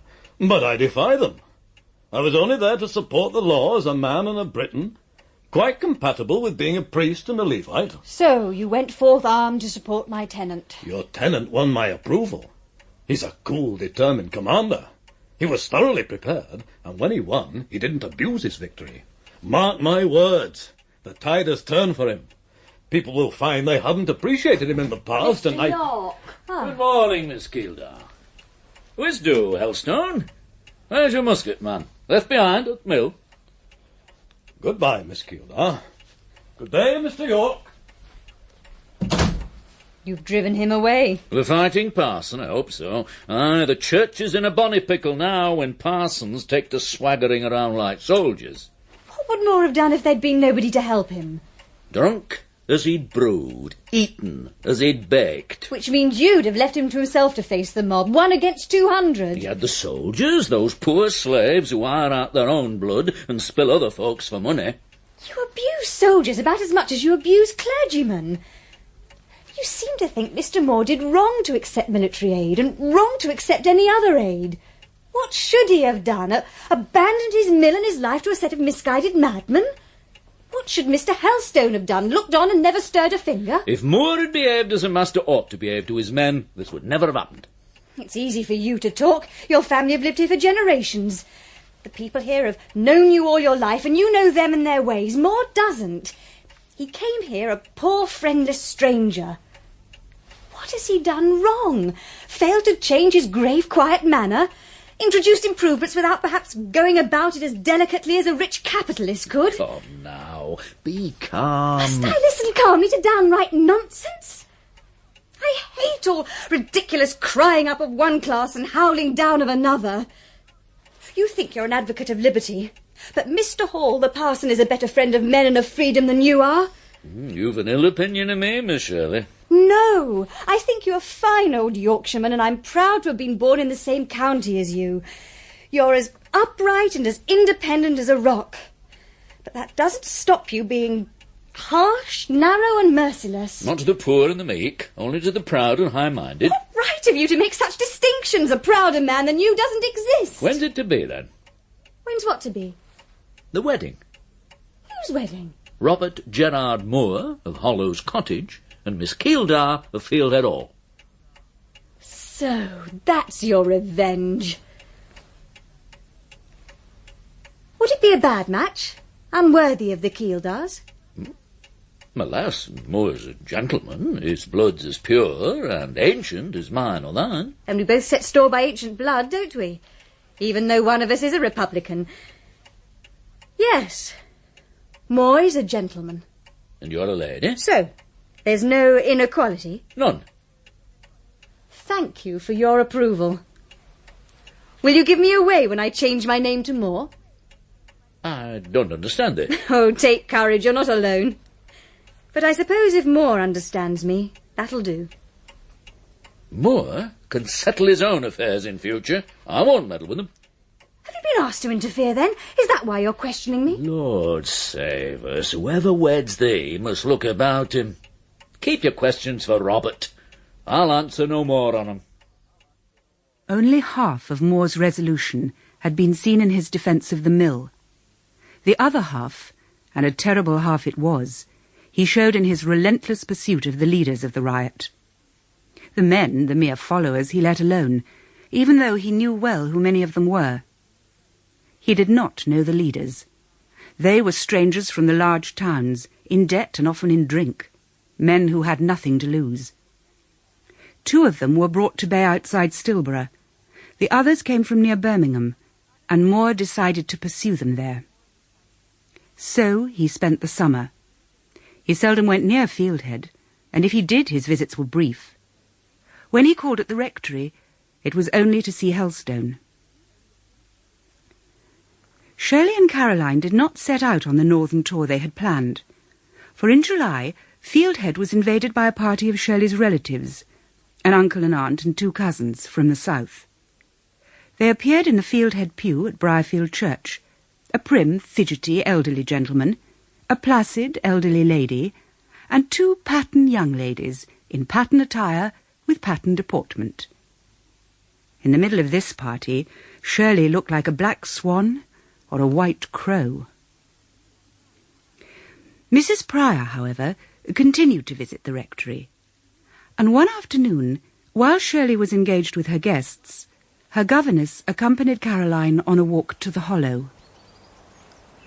I do hope the sweet air blowing from the hill will do you good. You are so pale. But perhaps you never were rosy. I had red cheeks once. 2 years ago I looked very different. I was more carefree then. Have you cares now, at your age?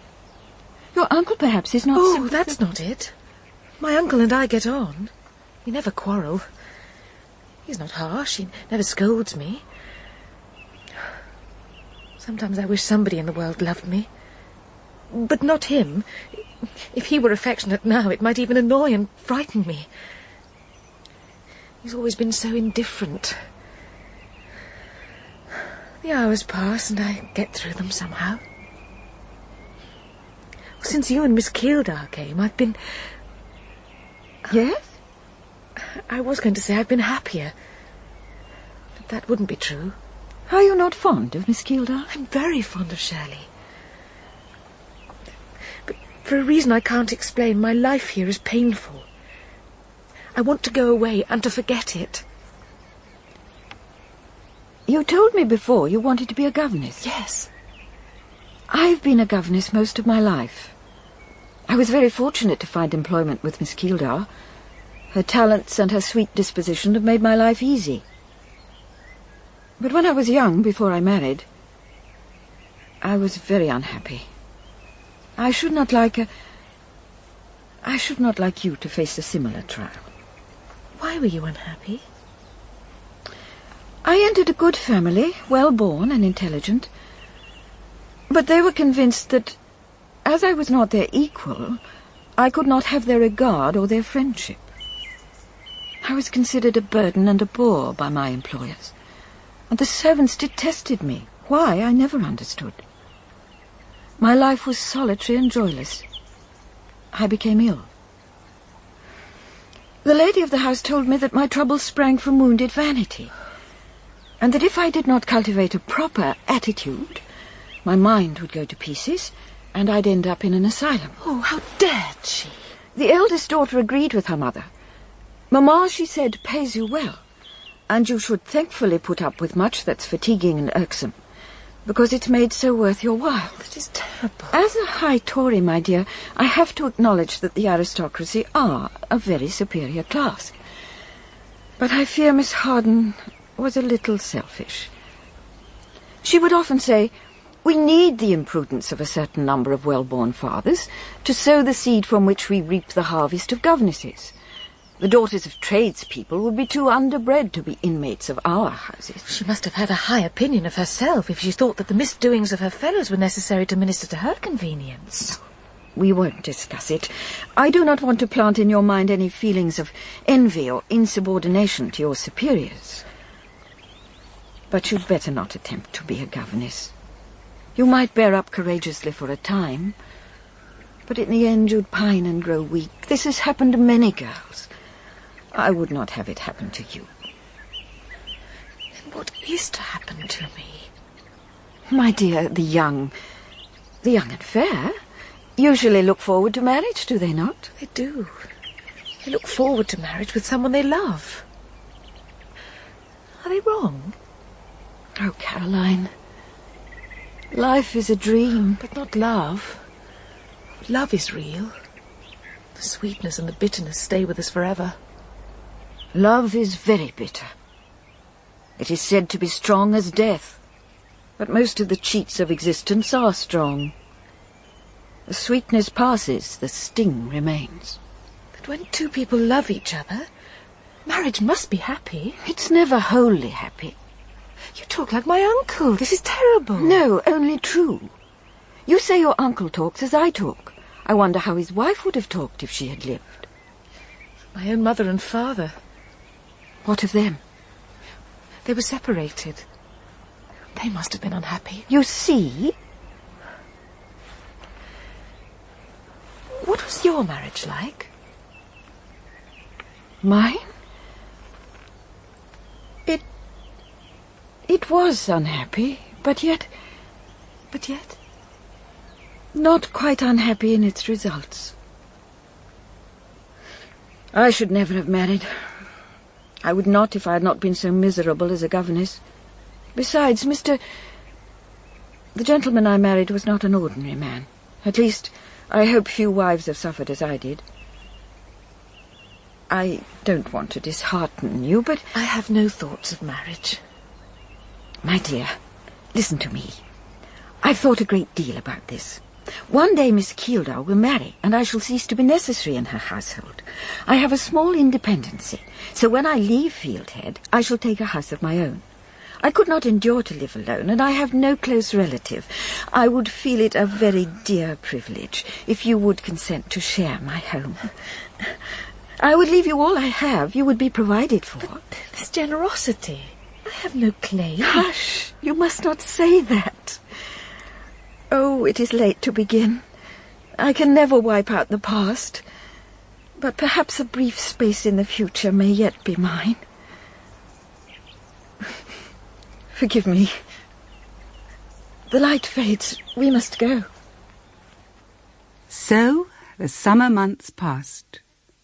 Separated from Shirley for the present, as she could not seek her in the midst of her relatives, Caroline was limited once more to the grey rectory, the solitary evening walks, the long, lonely afternoons. She spent them sitting in an arbour in the garden, with her embroidery on her knee, still in the sunlight as a garden statue.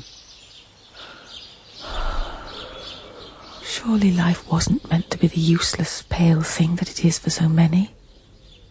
That it is becoming for me. Nobody's to blame for this state of things. And I can't see how they are to be altered for the better. But something is wrong somewhere. I believe single women should have more to do. More chances of an interesting and profitable life than they possess now. But old maids, like the unemployed poor, shouldn't ask for a place in the world. It disturbs the happy and the rich. It disturbs parents. Society dislikes being reminded of the grievances it can't cure. Miss Caroline? Yes, Fanny? Here's a note for you from Harlow's cottage. Joe Scott brought it. Thank you. My dear cousine, I am returned from Wormwood Wells, and today I am alone, for Robert has gone to Winbury Market. Nothing would make me happier than to see you for tea, and I am sure you would be happy to see Harlow's cottage again, now that the misunderstanding between your uncle and Robert is over.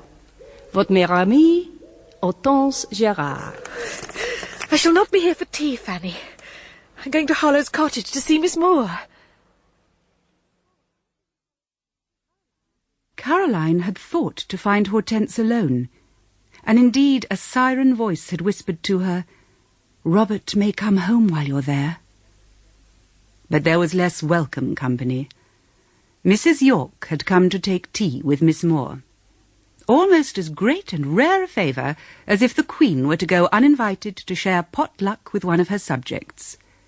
For the Lady of Briarmains scorned visiting and tea-drinking, and despised every maid and matron in the village. Hortense, however, was plain and homely enough to be something of a favourite.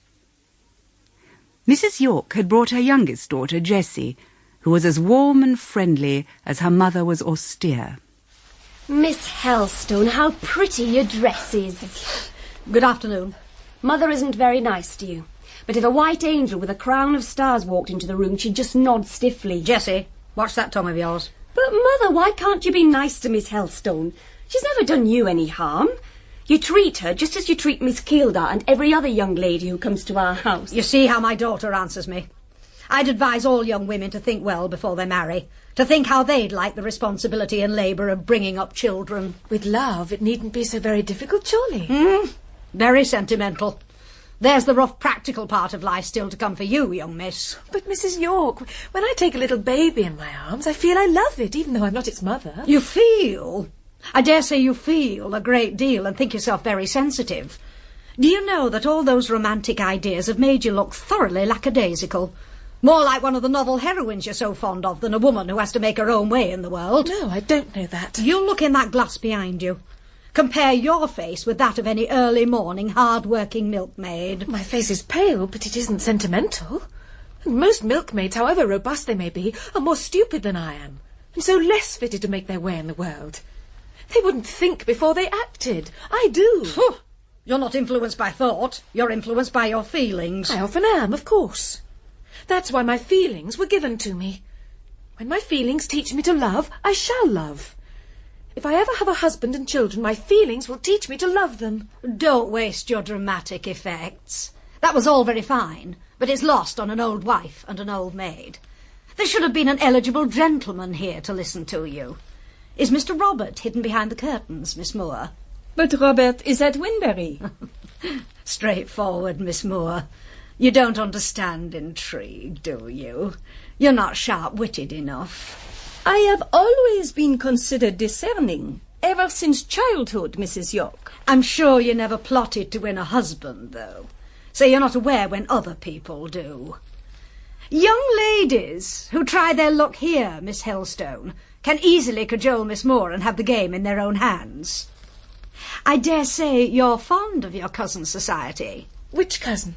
The lady, of course. Hortense has always been most kind to me. Oh, indeed. Every sister with an eligible brother is thought most kind by her spinster friends. Mrs. York, may I ask what you mean? To teach you a lesson. Do I need it? Most young ladies do nowadays. And you're quite a modern young lady.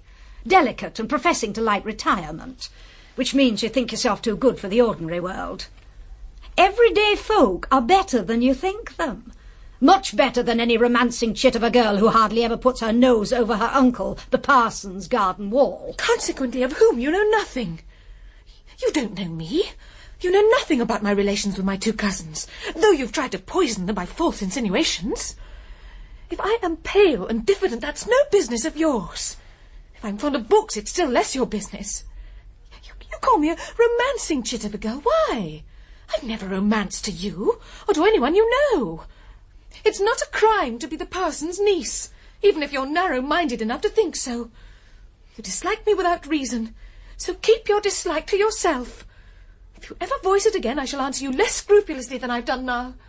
So, she's got some spirit, after all. Speak as honestly as you've just done, and you'll do. Mrs. York, I don't want your approval.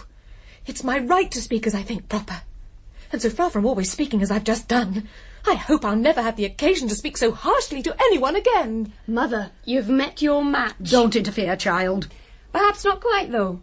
Miss Helstone was hurt. You'd wear her out in a few weeks. Shirley Keeldar manages better. You've never hurt her feelings yet.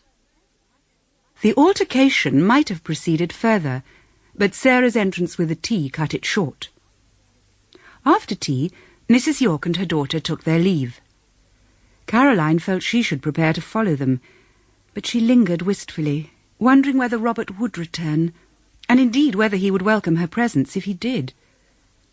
She gave up hope at last. She was picking up her bonnet from the table where it lay, when Hortense drew her attention to a splendid bouquet of flowers in a glass vase on that same table. Are they not beautiful? Miss Keeldar sent them over from Fieldhead this morning. Yes, very beautiful. How is Shirley? Ah, my child, she is very busy with her guests. I do not think she cares for it, and it surprises me she does not find some way to get rid of them.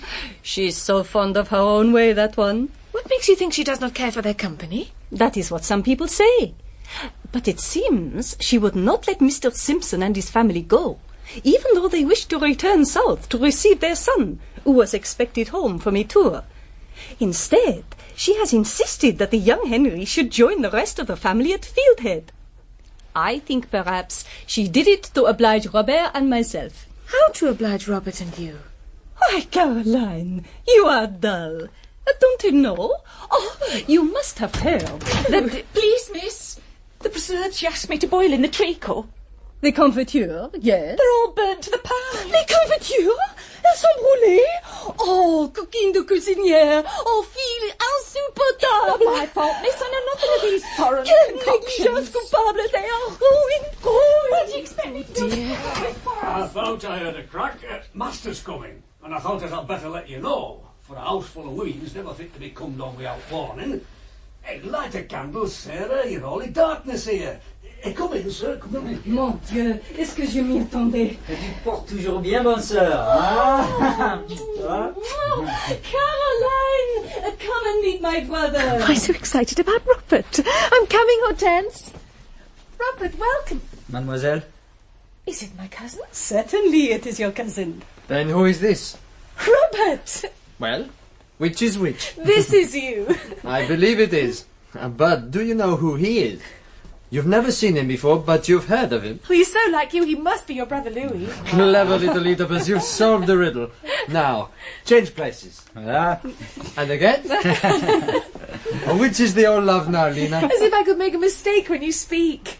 And you're not really so much alike, just height, figure and complexion. Louis is tutor to young Henry Simpson, and he's come with his charge to stay at Fieldhead. I've been with him on his continental tour. Do you like your post, Mr. Moore? I like my pupil. They repaired to the parlour. Caroline spoke to Louis, but her thoughts were with Robert, who sat silent, watching her. The evening promised to be a happy one, until Hortense innocently destroyed its pleasure. Robert, see these flowers? Are they not beautiful? Very. Where did they come from? Fieldhead. Intended as a gift for you, no doubt. We know whose favourite there. Robert is the favourite. Oh, he's the most precious thing in the world. À côté de Louis, le reste du genre humain n'est que de rebut. Am I not right, Caroline? Yes. Robert? When you have an opportunity, ask herself. Caroline, you're not going? Yes, it's late. My uncle will be home from Winbury. I must go home. Caroline returned to the rectory unhappy, but, as she thought, in good health. Yet the next morning she woke listless and feverish. She had no appetite for food. Her pulse beat fast, and she lay in bed, hot, parched and restless. The household thought it but a passing indisposition from which she would soon recover, but they were wrong. 2 weeks passed, and the revival had not begun. Mrs. Pryor called daily, and one morning she asked to see Mr. Helstone, and was closeted with him for a long time. When she returned to the sick room, she sat by the bed and took Caroline's hand. My dear? Yes?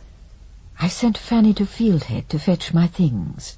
I want to stay with you until you're better. Your uncle has agreed. Will you permit it? Oh, I'm sorry you should take so much trouble. I don't feel very ill, really. You refuse me? No, I can't. It'd be such a comfort to know you're in the house.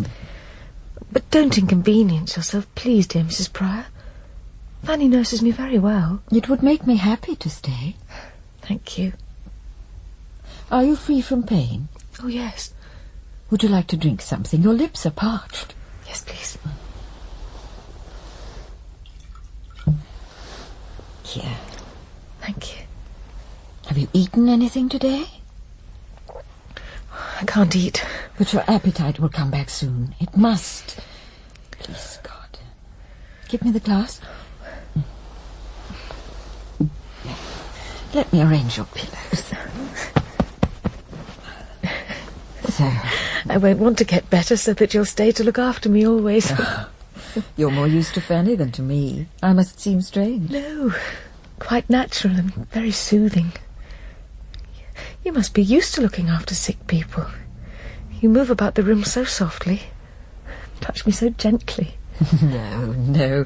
You'll often find me awkward, but never, I hope, negligent.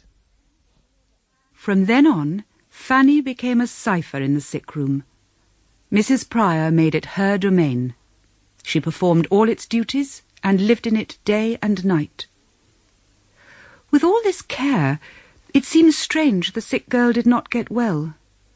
But she did not. She wasted like a snow wreath in thaw. She faded like a flower in drought. Shirley Keelder, who at first had entertained no fear for her friend, saw her change and sink from day to day, and alarm clutched at her heart. You must have a doctor, Mr. Helstone. A doctor came on the first day. He said it was a summer cold, a migraine. Oh, no, this is more, much more. Surely you can see how she has changed. Mr. Helstone, forgive me, but I think it would be wise to send for a physician. Very well. Send for two if you like. I wish to see her well and cheerful again. Another doctor came, but he was an oracle. He declared a dark saying of which the future was to solve the mystery, wrote some prescriptions and gave some directions, all with an air of crushing authority, pocketed his fee and went.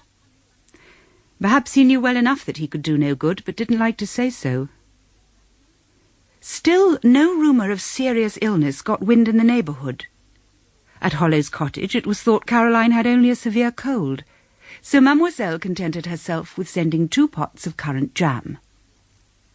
Mrs. York heard that a doctor had been summoned, and sneered at the hypochondriac fancies of the rich and idle.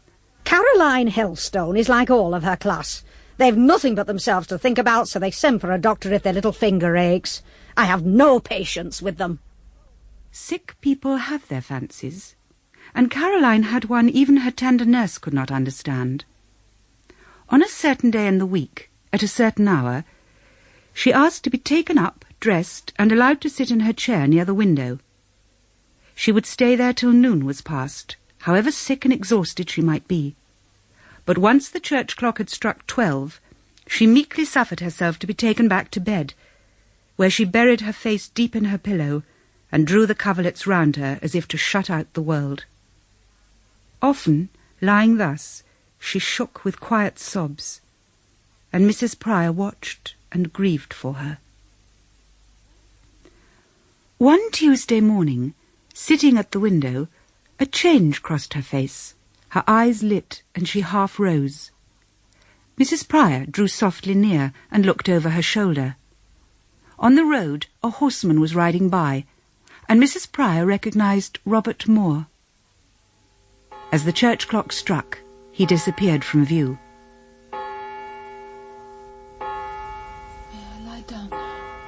Yes, my child. Come. Come. Let me tuck you in.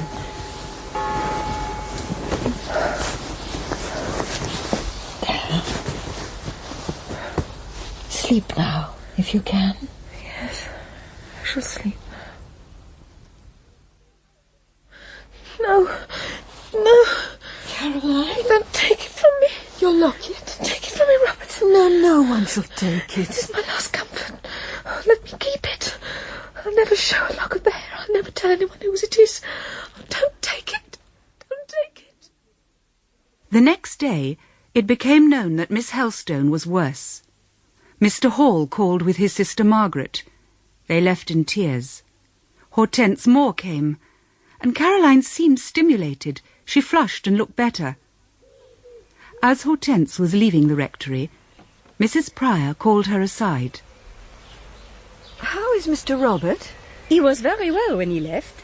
Left? Is he gone from home? Oh, yes. He's been called away to Birmingham. Oh. There is some news of the man he is pursuing, the leader of the riot. How long will he be away? Oh, for some time, I think. Perhaps 2 weeks.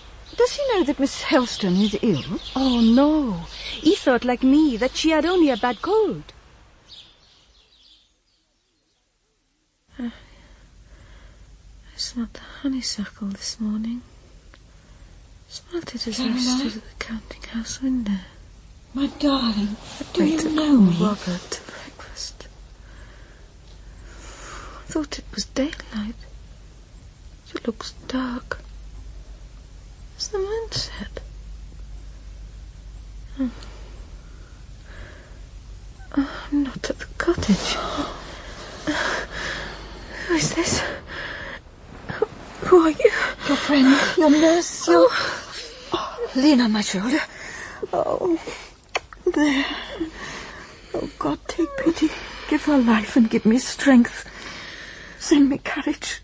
Teach me the words.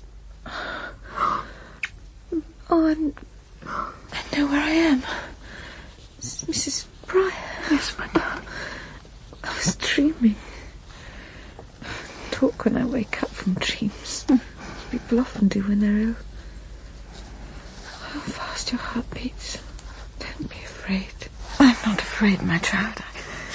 Just a little anxiety. It will pass. I brought you some tea. Your uncle made it himself.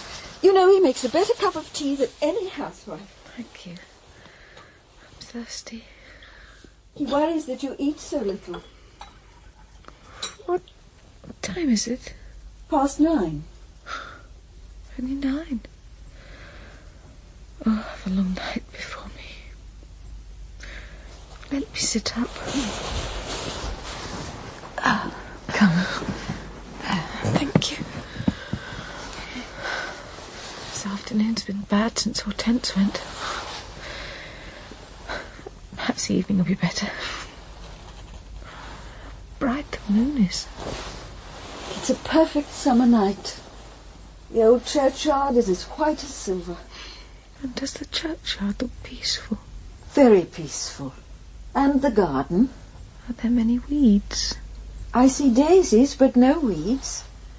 Thomas has taken away the dark leaves of rank grass. I always like that to be done. The moon is so bright. It'll be shining through the east window of the church on the Helstone monument. If I close my eyes, I can see poor Papa's epitaph in black letters on the white marble. There's plenty of room below it for other inscriptions. William Fallon came to look after your flowers this morning. Did he? Yes. He was afraid now you cannot see to them yourself, they might be neglected. He's taken 2 of your favourite plants home with him. If I were to make a will, I'd leave William all my plants. Shirley my trinkets. Except one that must not be taken off my neck. No. And my books to you. a longing for something. For what, Caroline? I'd love to hear you sing.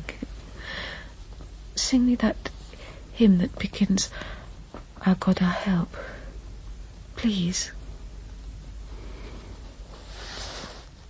Our God, our help in ages past, our hope for years to come, our shelter from the stormy blast, and our eternal home. 1,000 ages in thy sight are like an evening gone. Mr. Helstone, as he walked in the garden, heard the hymn. Why it reminded him of his forgotten dead wife, he couldn't tell, nor why it made him more concerned than he had been hitherto for Caroline's fading girlhood. He was glad he'd promised to visit Wynne, the magistrate, that evening. He did not care for gloomy thoughts. Dies at the opening day. Like flowery fields the nations stand fresh in the morning light. The flowers beneath the mower's hand lie withering at his night. Our God, our help in ages past, our hope for years to come, our shelter from the stormy blast, our refuge and our home. Thank you. Now sing me a song. Scottish song. Ye banks and braes of bonny Doon.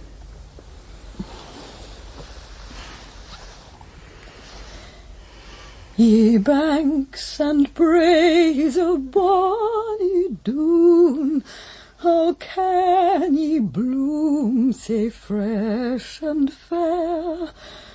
How can ye chant, ye little birds, and I say weary, full of care? Thou break my heart, thou warbling bird, that wantons through the flowering thorn. Thou minds me of departed joys, departed, never to... Sad song, isn't it? Let me comfort you. You've often soothed me. Let me soothe you. Oh, I hope you're not weeping for me. Do you think I will get better? I don't feel very, only weak. You don't mind, Caroline? Your mind is crushed, your heart is almost broken.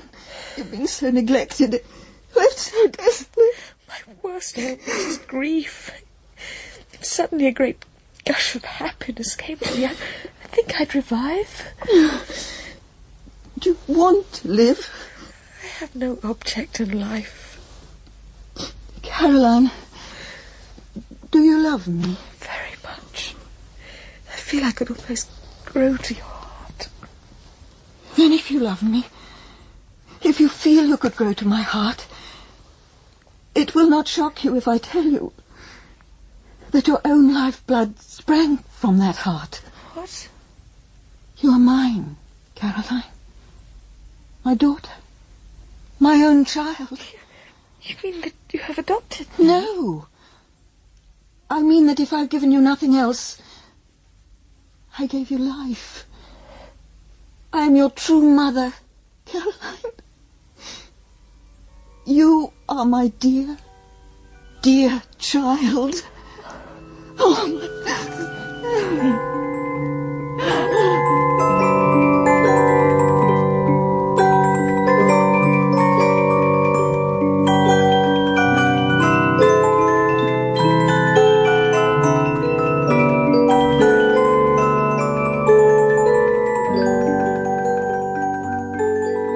In Part 4 of Shirley by Charlotte Brontë, dramatised by Betty Davies, Shirley was played by Moore Leslie, Caroline by Helena Breck, Robert Moore, Neil Capel, and Louis Moore by Christian Rodsker.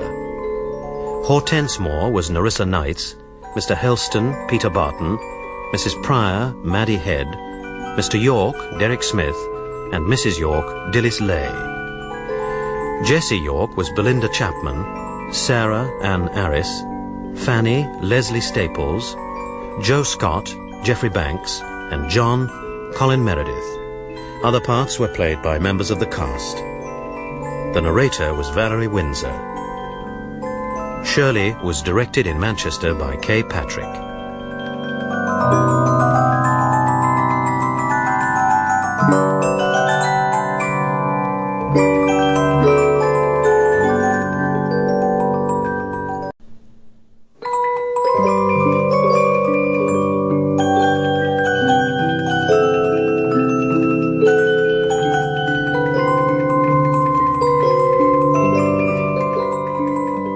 Shirley by Charlotte Brontë, dramatised for radio in 6 parts by Betty Davies.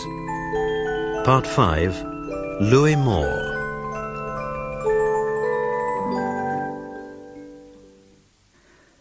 For many weeks, Caroline Helstone had lain gravely ill. Grief had destroyed the natural resilience of her youth, and it seemed that death, if it came, would come unchallenged, because she had ceased to wish for life. Until one day, when Mrs. Pryor, who had nursed her throughout her illness, broke down and revealed the secret she had kept for so many years. You are mine, Caroline. My daughter. My own child. You mean that you have adopted me? No. I mean that if I've given you nothing else, I gave you life. I am your true mother, Caroline. You are my dear child. Oh, but my mother was Mrs. James Helstone. James Helstone was my husband. Oh, I thought you were all his, and that would have been cruel. But it isn't so. Your features are your father's, but the mind, the heart, are from me. Am I dreaming? If this is true, the world is changed for me. Surely now I can live, I can recover. You must recover. We have been long parted, but I've come back to cherish you again. You're my own mother. Does my uncle know? Yes. I told him when I first came to stay with you here. Did you recognise me when we first met at Fieldhead? Oh, how could I not? Mr. and Miss Helstone were announced. I was prepared to see my child. I asked myself, what will she be like? I had reason to dread beauty, to shrink before distinction and grace. When I was young, desolate and ignorant, beauty and distinction came my way, and I mistook them for angels.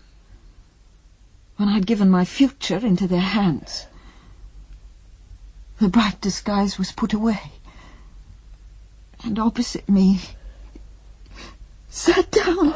Mother, it's over now. Yes. But, Caroline, respect your father's monument when you next look on it. Respect his name. Leave between him and me the settlement of our account. God the arbiter. The world's laws were powerless to protect me or restrain him. But you spoke truth. It is over. Take your supper here with me tonight. Don't leave me. Very well, my darling. Why did you call yourself Mrs. Pryor? It was a name in my mother's family. I adopted it so that I might stay unmolested. My married name recalled too vividly my married life.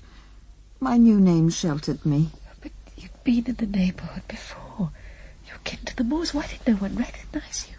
I was only here as a bride 20 years ago, when Robert and Hortense Moore were children in Antwerp.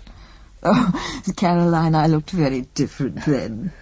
Imagine me, a slim young person in white muslin, with bare arms and bracelets and necklace, and my hair in round Grecian curls.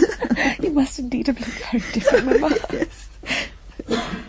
Oh, is that my uncle? Yes. Ask him to come in. I want him to tell me that I really am awake and not dreaming. Mr. Helstone, will you come in for a minute? She's not worse, I hope. No, she seems better. She wants to talk to you. Go. Carrie, did you drink my cup of tea? I made it for you just as I like it myself. You'll be up in a trice. When this little weakness passes off, you must drink port wine and eat game and oysters. I'll get them for you if they're to be had anywhere. Bless me, we'll make you as strong as Samson before we've done with you. Uncle, who is that lady standing beside you? Good God, she's not wandering, is she? I'm wandering in a pleasant world, and I want you to tell me if it's real. Who is that lady? What is her name? I'll send Thomas for Dr. Riley. Or better still, McTurk. He's less of a humbug. I don't need a doctor. Mamma shall be my doctor. Ah, I see light. You've told her, Mom. Is it true? You won't cry or turn hysterical if I say yes. I should cry if you said no. But give me her name. How do you call her?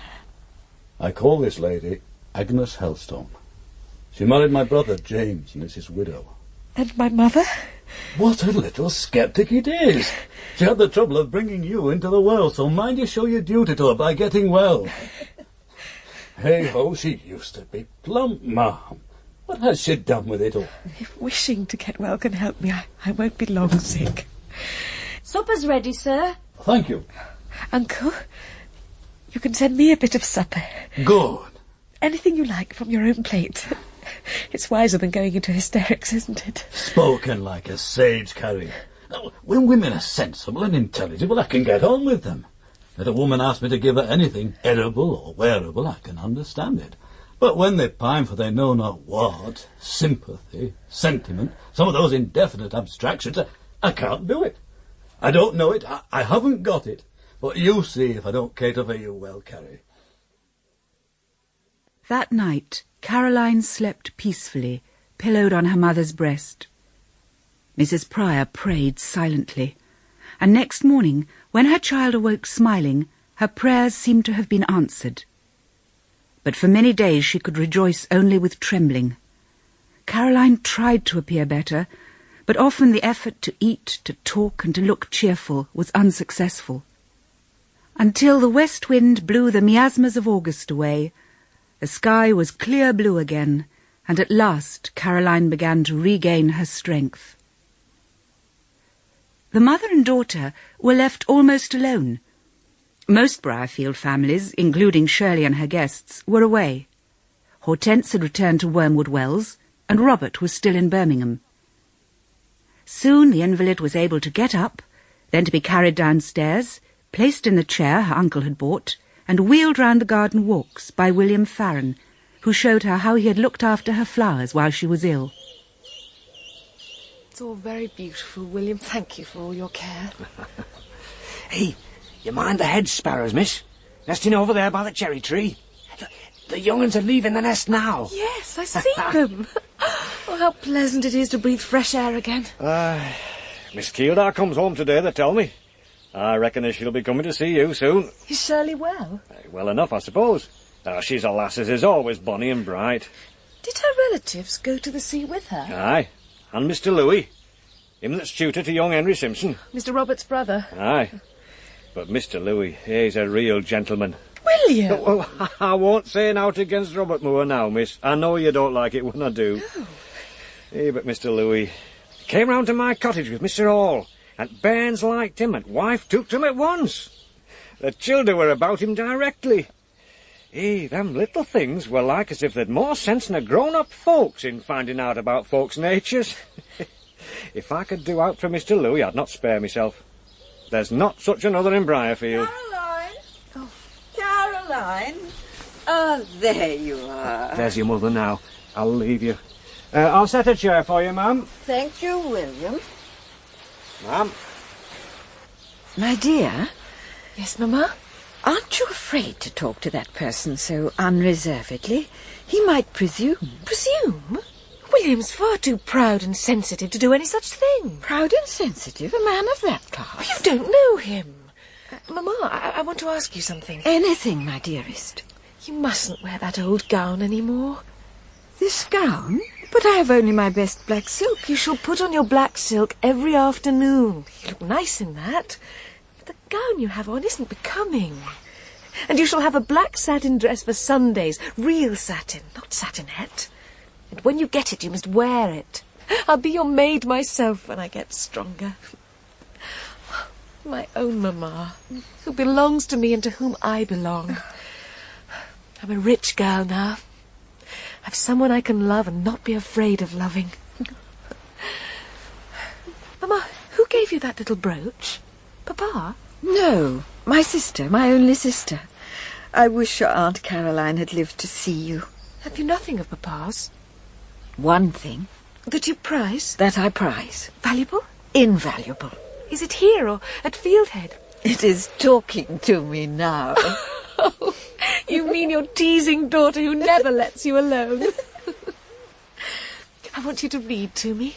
What shall I read? Cooper, I know he's your favourite. The book is in the rectory. I will fetch it. You spoil me. I always felt as though I should like to be spoiled, and I find it very sweet. My dearest, so do I. Very good.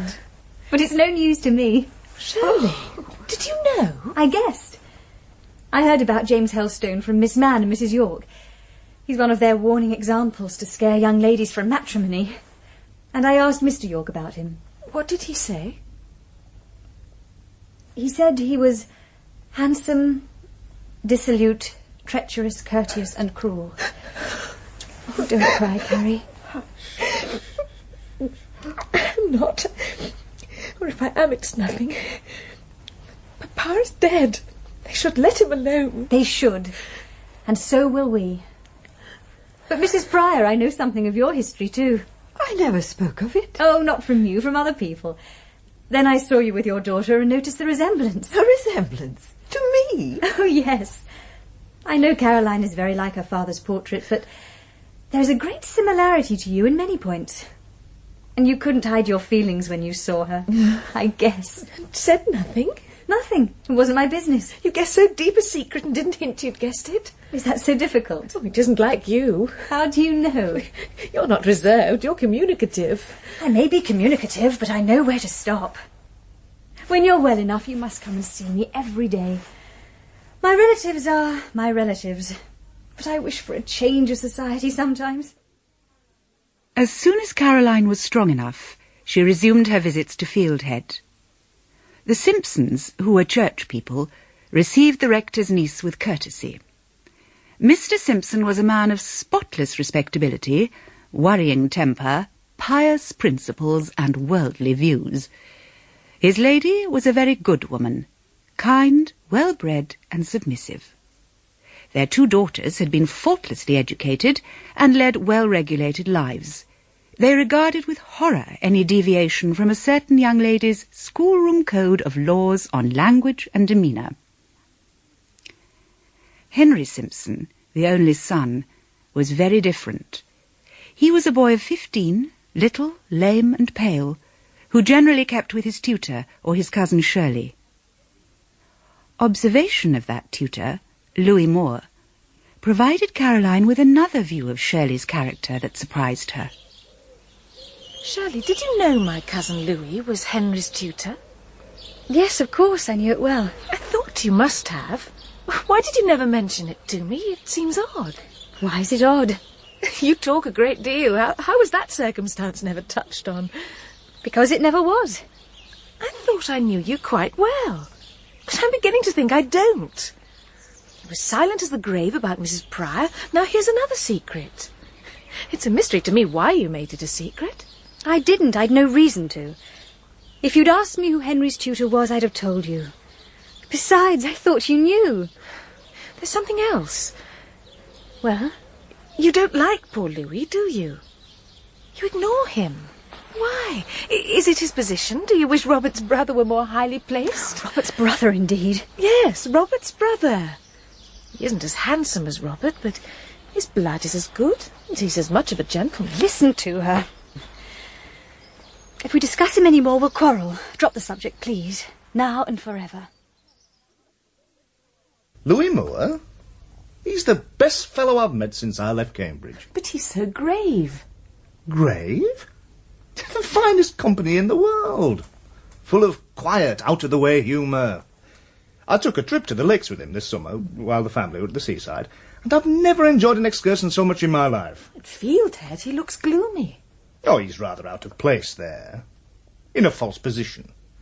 The Simpsons are estimable people, but they don't understand him. They think a great deal about form and ceremony. That isn't Louis's way. I don't think Miss Keeldar likes him. Then she doesn't know him. If she did, she's got sense enough to do him justice. No. I suppose she doesn't know him. What rubbish Mr. Moore stores in his desk, Miss Helstone. I hope he won't keep my old exercise books so carefully. What is it, Henry? Old copybooks. Here, catch. Can I open them? Of course. Mr. Moore's desk is half mine. I give you leave. French exercises? Why? They're signed Shirley Keeldar. Yes, they're Shirley's. I suppose you wrote them for Mrs. Pryor. No. She wrote them in my schoolroom at Simpson Grove, when she lived with us there. Mr. Moore taught us both French. Did he? Was she a good pupil? She learned fast. She spoke French quick. Almost like Mr. Moore himself. She was giddy, but I liked her. She made lesson time charming. I'm desperately fond of Shirley. Desperately fond? You don't know what you say. I am desperately fond of her. She's the light of my eyes. I told Mr. Moore so last night. He'd reprove you for exaggerating. He didn't. He never reproves like girls' governesses. He just smiled and said, if she was no more than that, she was less than he took her to be. For I'm a short-sighted little chap. I brought your lunch, Henry. A glass of milk and an oatcake. I'll toast it for you. What are you two doing, ransacking Mr. Moore's desk? Looking at your old copybooks. My old copybooks? French exercises. They've been kept very carefully. Give them to me. I thought these had been destroyed long ago. Whatever made you keep them, Henry? I didn't. Mr. Moore put them in the inner drawer of his desk. Perhaps he forgot them. No doubt he forgot them. They're very well written. This one's a description of a snow scene. I did it one winter's afternoon. I remember. Mr. Moore said it was well done. Then you made him draw the landscape you described. Where are his drawings? In his portfolio. But it's padlocked and he's got the key. Ask him for it. No, you ask him for it. You're shy of him now. You've grown a proud lady. Shirley, you're a real enigma. How much I'm discovering about you. I've forgotten Old Lang Syne, Henry. You shouldn't have. You don't deserve to be a man's morning star if you've such a short memory. A man's morning star, indeed. By a man, you mean yourself, I suppose. Come, drink your milk while it's warm. Take your toasted oatcake. Eat and live. Willingly. Oh, Mr. Hall. I know the fragrance of meal bread. Can I partake? There's a proper luncheon laid out in the dining room, and there are proper people seated round it. Oh. You can go there if you wish. But if your ill-regulated taste leads you to prefer ill-regulated proceedings, sit here and do as we do. I approve the perfume. I'll stay here. Why, my desk has been pillaged. Burglars. Henry, you deserve the cane. Give it to Shirley and Caroline. They did it. Ah. We never touched anything except in a spirit of laudable inquiry. So, what did you ferret out? Oh, who's taken... Here they are. Thank you. I thought you'd have scolded the girls much more. I leave them to their own conscience. Will you take luncheon with us? Oh, certainly, if I may. New milk and Yorkshire oatcake. Va pour le lait frais, mais not your oatcake. He can't eat it. He thinks it's like bran, raised with sour yeast. Then he can have cracknels, but nothing less homely. Oh, there are callers. I'll be summoned to the dining room. I'm a pretty figure to receive company. I've been galloping fast half the morning. Oh, to rest under my own vine and my own fig tree. I envy the slave wife of an Indian chief. She's got no drawing-room duties. She can sit at home and weave mats or string beads with her papoose on her lap. I'll emigrate to the western woods. To marry a white cloud or a big buffalo, huh? And dig his maize fields while he smokes his pipe. Well, that would be... I thought you were alone. I find quite a party. The family from De Walden Hall are in the drawing-room. That's the winds. Couldn't be a worse set. Shirley, you ought to go. I wonder why. Well, if a majority of the present company think the De Walden Hall people have claims on me, I'll do my duty. Let those who think I ought to go hold up their hands. Oh, unanimous. You must go, and behave courteously too. You owe many duties to society. You can't please yourself. Here, here. Here's your shawl. Just smooth your hair. So? I don't want to go, must I? Yes, you must. I'll come with you.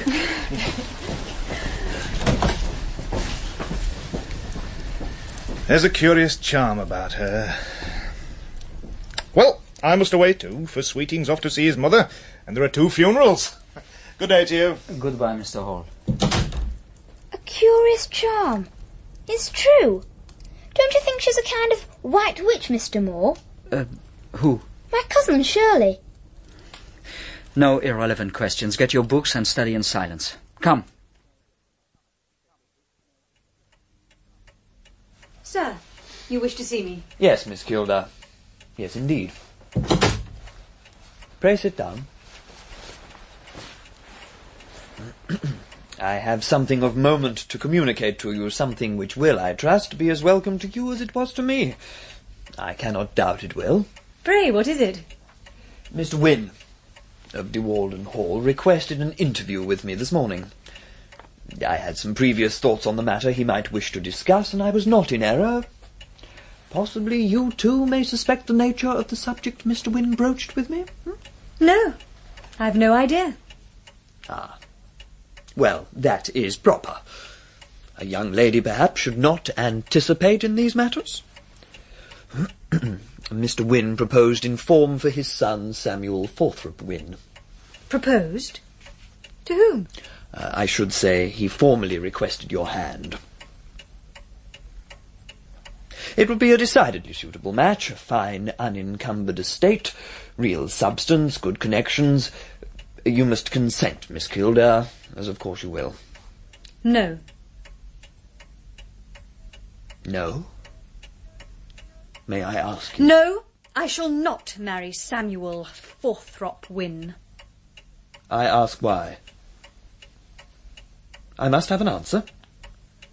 In all respects, he is more than worthy of you.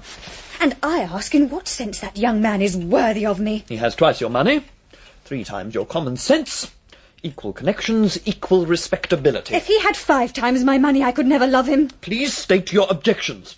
He's run a course of despicable profligacy. There's your first reason. Miss Kildare, you'll shock me. That alone makes him immeasurably inferior. A second stumbling block. His intellect is commonplace. His views are narrow, his feelings are blunt, his tastes are coarse, and his manners vulgar. The man is a respectable, wealthy man. For you to refuse him is presumptuous. I refuse point blank. Leave the subject, it annoys me. Do you ever intend to marry, or do you prefer celibacy? You have no right to ask. Do you expect some peer of the realm to demand your hand? I doubt if the peer breathes on whom I'd confer it. If there were insanity in the family, I'd think you mad. Such eccentricity. Such conceit. I warn you. Do not sully our name by misalliance. Our name? I'm not called Simpson. No, thank God. But be careful, I won't be trifled with. In the name of common sense, how could you stop me if I made a choice you disapproved? Take care. Take care. Why? You've no power over me. Why should I fear you? Take care, madam. I shall take scrupulous care, Mr. Simpson. Before I marry, I must esteem, admire, and love. Preposterous stuff, indecorous and unwomanly. I must love with my whole heart. Suppose this love of yours falls on a beggar. It won't. I couldn't esteem a beggar. Or a low clerk, or a play actor, a play writer, or what? Or any literary scrub or shabby whining artist. I've no taste for the shabby and whining. But for literature and art I have. And there I wonder how your four-throp Wynne would suit me. He can't write a letter without errors. He reads only sporting papers. He was the booby of Stillborough Grammar School. Unladylike language. Great God, to what will she come? Never to the altar with Sam Wynne. Why aren't the laws more stringent? Why can't I compel her to hear reason? Console yourself, Uncle. If I were a serf and you the Tsar, you'd never compel me to this. I shall write to Mr. Wynne. Give yourself no further trouble. It seemed that Miss Keeldar, or her fortune, had by this time made quite a sensation in the district. No less than 3 offers followed Mr. Wynne's, all more or less eligible. All were pressed on her by her uncle, all she refused. Many besides Mr. Simpson condemned her for insolent fastidiousness. But at last the gossips thought they had found the key to her conduct. Her uncle was sure of it. What's more, the discovery showed his niece to him in quite a new light, and his whole deportment to her changed accordingly. A letter for you, Mr. Simpson. Ah, Sir Philip Nunneley. You recollect, my dear, that we had the pleasure of meeting Sir Philip during our stay at Cliffbridge. A most affable young man. Miss Keeldar, you too enjoyed his society, did you not? Yes. He was unpretending and modest. I recall that you sailed with him in his yacht. I did. Oh, he tells us that he is taking up residence at his Yorkshire estates. The priory is no longer to remain untenanted.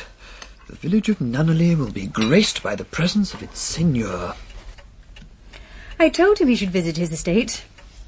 He questioned me about the priory a great deal. I described the park to him in the ancient church. But I did not think he would follow my advice so soon. Perhaps your advice weighs more with him than you suppose. Daughter, I must see what's disturbed him. He's been bitten in fights with the village dogs twice recently.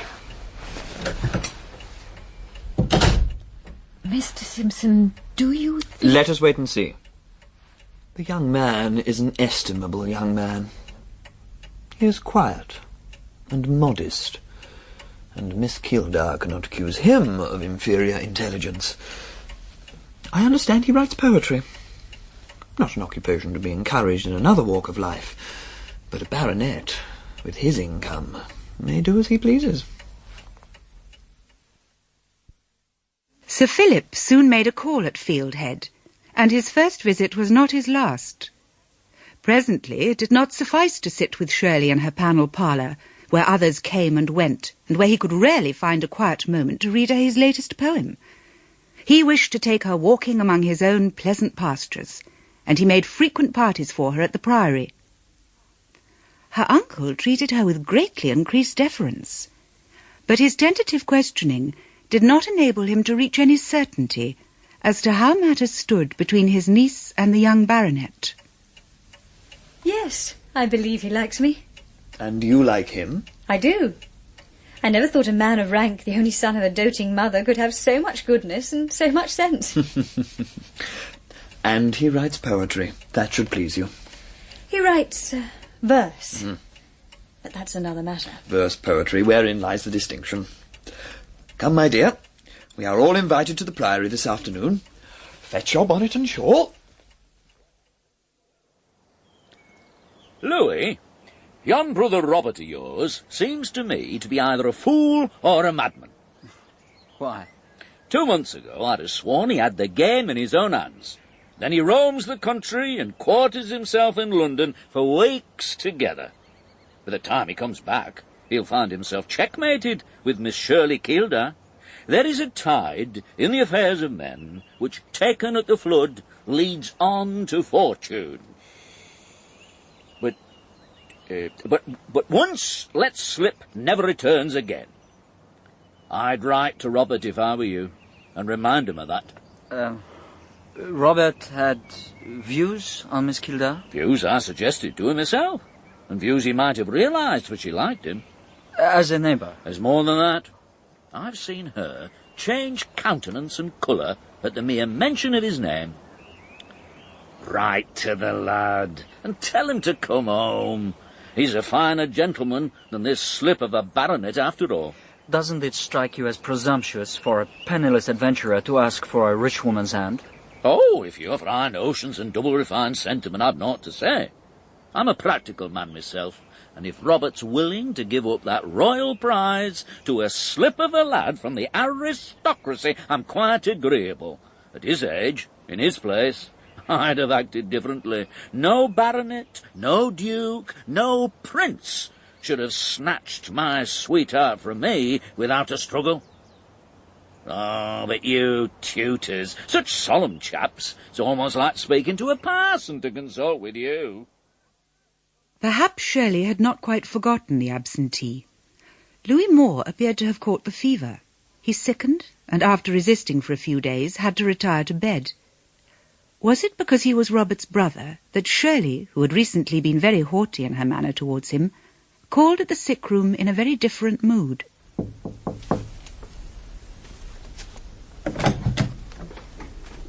How is Mr. Moore today? Come and see for yourself. He isn't asleep. He wouldn't like it. Come in. Mr. Moore, how are you tonight? I'm better. I haven't been very ill. I heard you were thirsty. I've brought you some grapes. Can you eat one? No, but thank you for remembering me. Then what can I bring you instead? Nothing. I can only take toast and water. Mrs. Gill brings it. Are you in pain? No. What made you ill? I don't know. This is the season of mists and fevers. I hear you often visit the sick with Mr. Hall. You should be careful. So that reminds me, don't come too near. I don't think my illness is infectious, but why should you run even the shadow of a risk? Leave me, huh? Can't I do anything for you before I go? No. They'll miss you below. The gentlemen are still at table. Oh, they won't linger long. Sir Philip Nunnally is no wine bibber, and I've just heard him pass from the dining room to the drawing room. It was a servant? No, it was Sir Philip. I know his step. Your hearing's acute. It seems sharpened at present. Sir Philip was here to tea last night, I heard you sing some song he'd brought you. I heard him, when he left, call you out to look at the evening star. I heard him kiss your hand. Impossible. No, my window was open and it overlooks the front door. I heard every word you said. And I heard the kiss. Henry, give me some water. Let me. Here, sir. Here. Thank you. Can I do nothing? Nothing. All I want is a night's sleep. Don't you sleep? You said you weren't ill. Oh, I'm often sleepless when I'm well. May I read to you? I can spare half an hour. Thank you, but I won't detain you. I'd read very softly. No, it wouldn't do. You'd better leave me. Very well. I'll go. With no good night? Mr. Moore. Good night.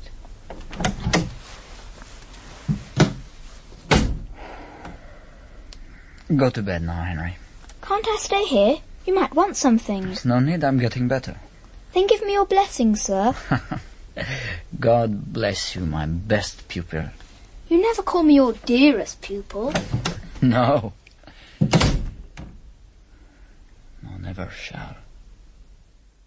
Miss Kildare did not visit the sick room again, but there was little need, for within a few days Louis had shaken off his indisposition and resumed his duties.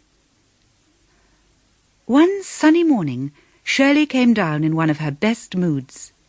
She asked her cousin Isabella to take a walk with her, and she was in sparkling spirits as they returned home. She delayed a few minutes to speak to her foreman, John, and her cousin walked ahead. but 20 minutes passed before she came home. Shirley, how long you've been. Luncheon is on the table. I cannot eat luncheon. I'm not hungry. Are you not well? A little sick. Only a little. But the next day, the week, the fortnight later, a new and peculiar shadow lingered. A strange quiet hung over her. Shirley, are you ill? No, I'm not. Has anything happened? Is there something on your mind? You're so altered. I suppose I've a right to alter. I know I look plain, but if it suits me to grow ugly, why should you bother? There must be some reason. Nonsense. Leave me alone. Very well. If you do not choose to tell me.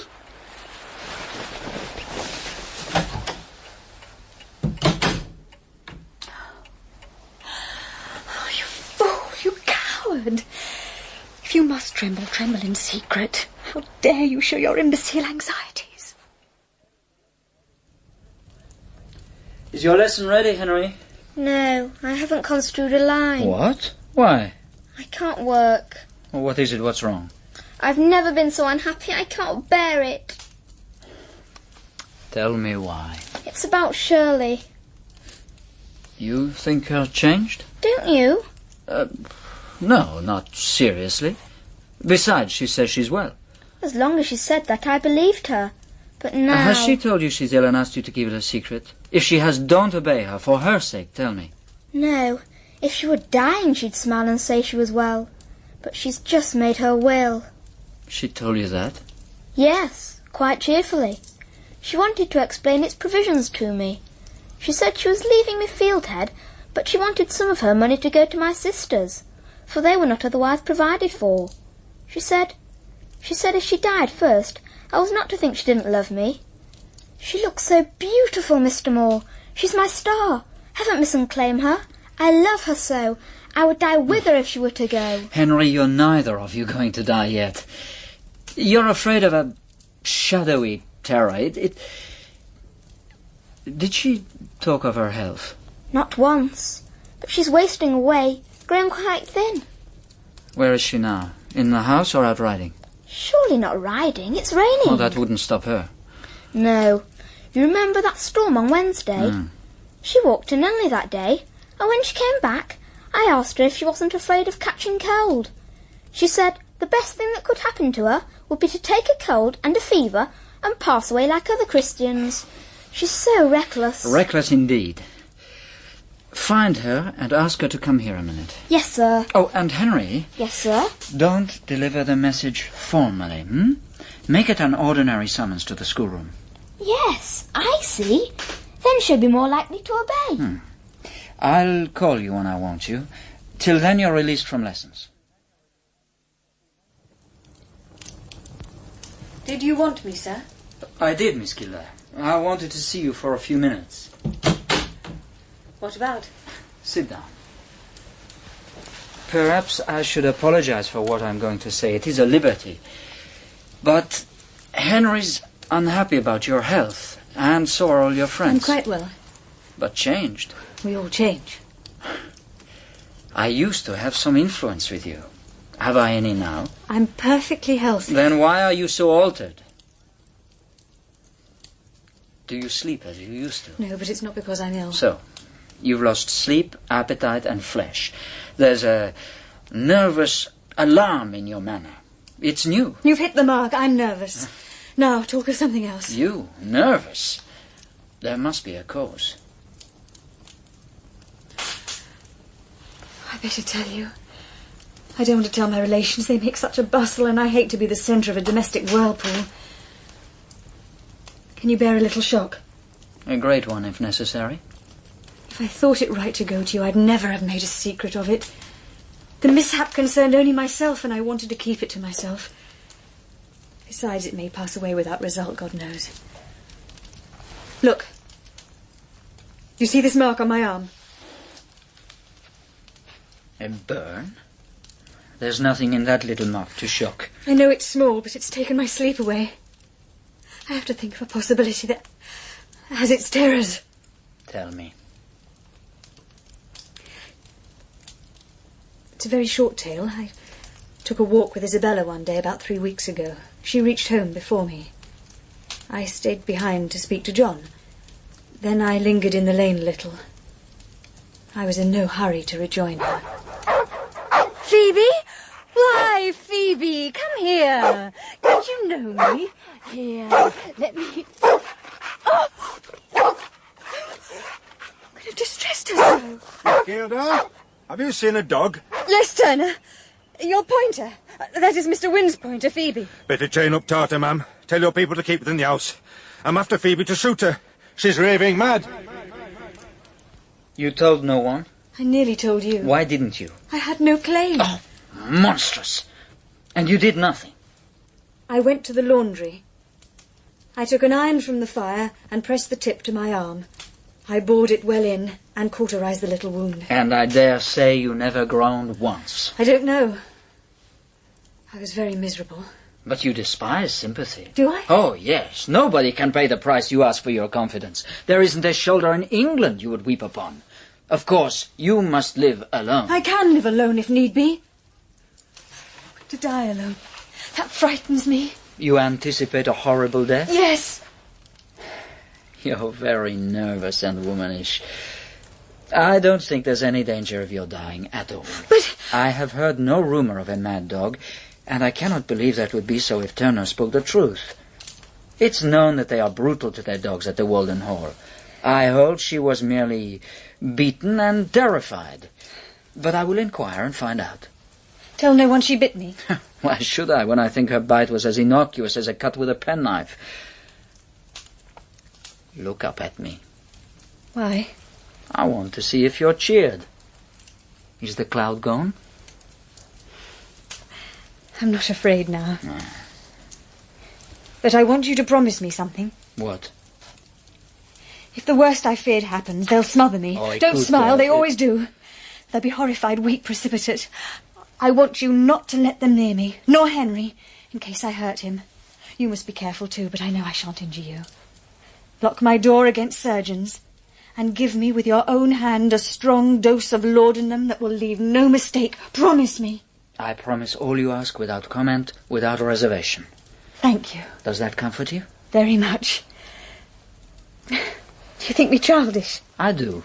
And despise me? We don't despise children. I'm not as strong as people think. If you'd been as unhappy as I'd been for the past 3 weeks, you'd want a friend too. You won't suffer terrors in silence again. Not if I dare speak. Dare? Whom are you thinking of? You. You're so austere and shy. Why do you suppose? Because you're proud. And why am I proud? I'd like you to tell me. Perhaps because I'm poor. Anything else besides poverty? What about caprice? Are you capricious? No, but you are. For 2 years I had a pupil who grew very dear to me, although she vexed me 23 hours out of the 24. She was never with you more than 3 at a time. Oh, I like to sleep well. She changed that. She took from me peace of mind and ease of life, and then, quite coolly, she took from me herself, as if my world would be the same without her. Then we met again under her own roof, and how did she behave? Like a pupil who profited from your teaching. She was haughty. She kept me aloof. She saw you distant, so at once she withdrew. You should admire her. Conscience and honor kept me away from her, but she was free. Oh, never free to seek where she'd been shunned. And then she was inconsistent. She tantalized me. Suddenly I got a glimpse of loving simplicity so that I couldn't close my heart against her. Why? She couldn't bear to be quite outcast. Sometimes on a cold, wet day she got a notion into her head that she should see how you and Henry were getting on. And once in the schoolroom, she stayed. She shouldn't have been so changeable. If she came at all, she should have come more often. There's such a thing as intrusion. Tomorrow you won't be as you are today. Will you? We may give one day to dreaming, but the next we must awake. And I shall awake to some purpose the day you marry Sir Philip Nunnally. Look at our reflection in that glass. What a difference. I look old for 30. You're so grave. I never think of you as Robert's younger brother. No. Imagine Robert's handsome face looking over my shoulder. Wouldn't he make me look blunt-featured, heavy? Have you heard from him? Why is he away so long? He talks of coming back. But I thought none in Yorkshire knew better than yourself why he was reluctant to come home. Write to him and ask him to come. He mustn't abandon the county. I know he saw you before he left. I tried to read his face afterwards, and I guessed he'd be long away. Some fine, slight fingers have a wondrous knack at pulverizing a man's brittle pride. I suppose Robert put too much trust in his manly beauty. But I'll write and say you advise his return. Don't say I advise it. Say it is advisable. Everyone said it was high time for Robert Moore to come home, and Briarfield wondered at his strange absence. The business on which he had departed was over. The 4 ringleaders of the riot had been apprehended, convicted, and transported to Australia, and there seemed no reason for him to stay away. Rumour began to busy itself with the matter, and some folk declared that Moore dared not return for fear of reprisals. Mr. Yorke, hearing this, saw to it that Robert was made aware of the report, and either that or some other motive prevailed at last. The mill owner came back to Stilborough one market day, and Mr. Yorke, after business was finished, rode back to Briarfield with him as the October light began to fade on the moors. Well, Bob, you've been worsted, and you deserve it. Worsted? How? Fortune had fallen in love with you and offered you £20,000. You'd only to hold out your hand to take it. But what did you do? You called for your horse and rode a-hunting. Your sweetheart... What? I mean, Fortune, of course. Fortune was indulgent. She waited till you'd run down your prey.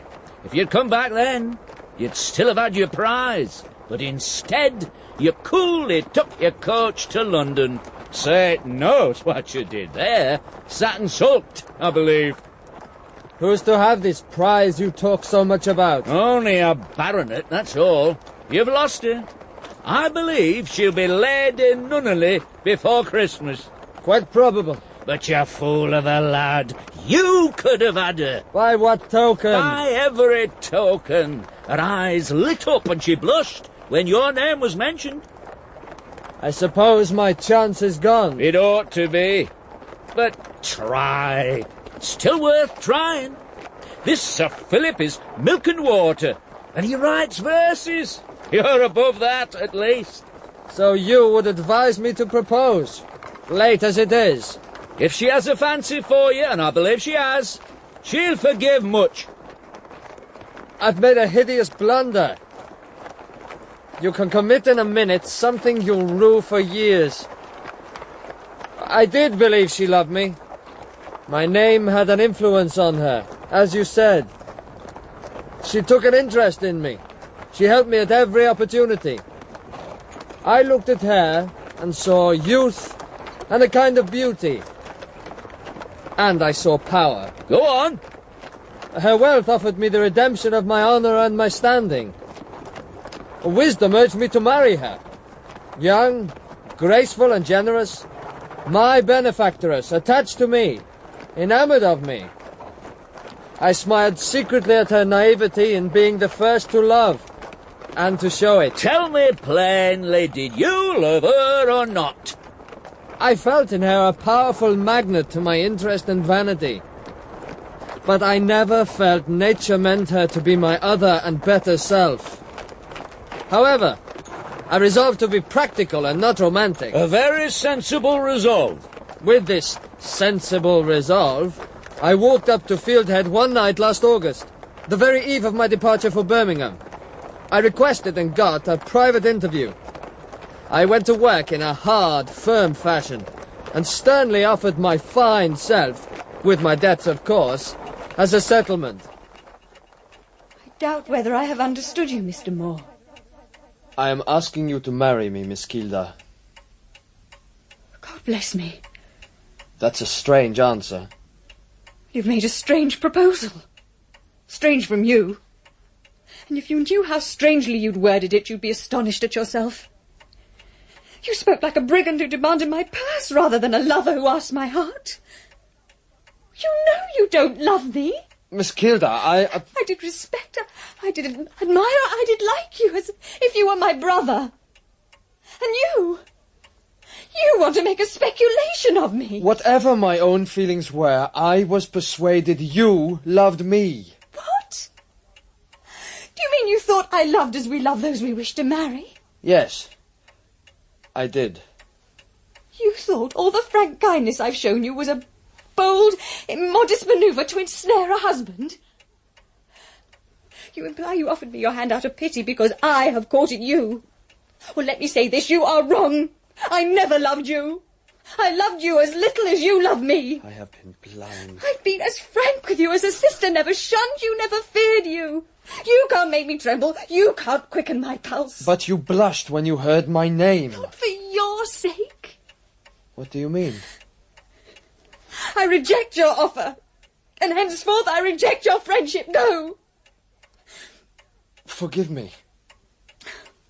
Oh, I could if there was not myself to forgive too. To mislead you so, I must have done wrong. No, the fault was all mine. Someday we shall be friends again. Someday you'll understand me and understand my behaviour. Then we shall be reconciled. I'm deeply sorry for this. Go. Well, a queer tale. Never again will I mention marriage to a woman unless I feel love. In no woman's presence will I ever again stand at once such a fool and such a knave, such a brute and such a puppy. Oh, you make too much of it. Then why didn't you love each other? You're both young, you're both handsome. Why couldn't you agree? We were never at home with each other. We talked politics and business. She stirred my brain, but she never crept into my heart. It's a queer thing, lad. As we're alone, and it's night, I don't mind telling you that this talk brings back my own past. 25 years ago, I tried to persuade a beautiful woman to love me, and she would not. I had not the key to her heart. She was a stone wall for me, doorless and windowless. But you loved her. You were a man, not a fortune hunter. I did love her. What became of her? She married Matthewson Helstone. She was as beautiful as the moon. A stately, peaceful angel was my Mary. But I've seen her portrait at the rectory. She was no angel, just a fair, regular-featured woman. Robert, I could knock you from your horse, but I know in my heart you're right.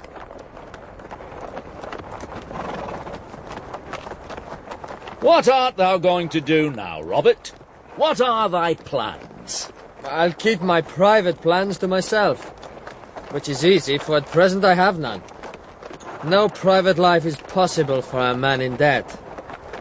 For my public life, my views are a little altered. Yes? When I was in Birmingham and London, I considered the causes of the present troubles.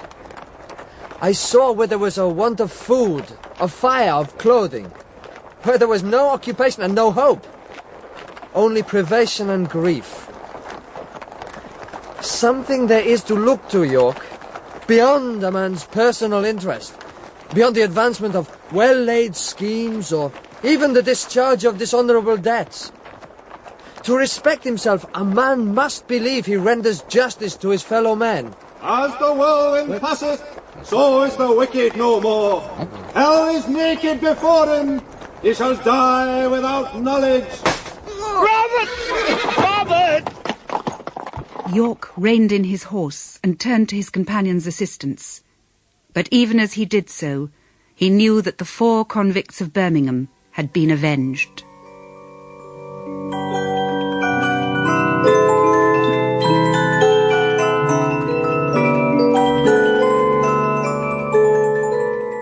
In Part 5 of Shirley by Charlotte Brontë, dramatised by Betty Davies, Shirley was played by Moore Leslie, Caroline by Helena Breck, Robert Moore, Neil Capel, and Louis Moore, Christian Rodsker.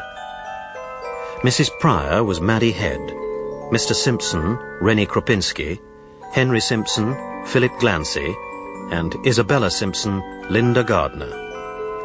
Mr. Helston was Peter Barton, Mr. York, Derek Smith, William Farron, Stephen Hancock, Mr. Hall, John Branwell, Fanny, Leslie Staples, and Hartley, Simon Malloy. Other parts were played by members of the cast. The narrator was Valerie Windsor. Shirley was directed in Manchester by Kay Patrick.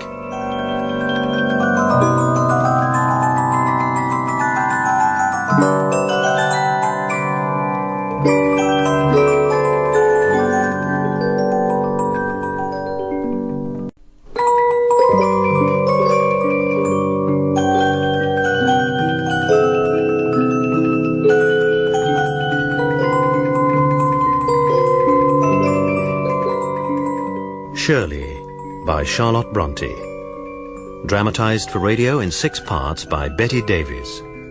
Part 6. Accounts Settled. The die was cast. Sir Philip Nunneley knew it, Shirley knew it, and Mr. Simpson knew it. One evening, when all the Fieldhead family dined at Nunneley Priory, decided the business. Shirley had been persuaded to sit down at the piano and sing a ballad. There was much about love in it, faithful love, passionate love, and Shirley sang it with a force and feeling that charmed Sir Philip, but scandalised his mother and sisters. The Mrs. Simpson and Nunneley looked at her as quiet poultry might look upon an egret. Thank you, Miss Keeldar. You have a fine voice. That was most expressive, most beautiful. Thank you. It was quite unusual. Quite like an actress. Indeed. As you say, my dear, the performance was quite professional. Perhaps we could hear a little more music. Maria? Beatrice? It would be charming if the Mrs. Nunneley would favour us with a duet. An excellent idea. Then there need be no rivalry.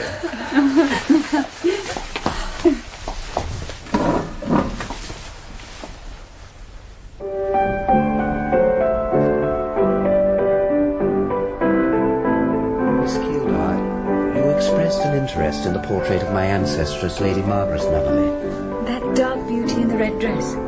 There are some mementos of her in this room, if you would like to see them. They're in the cabinet in the recess.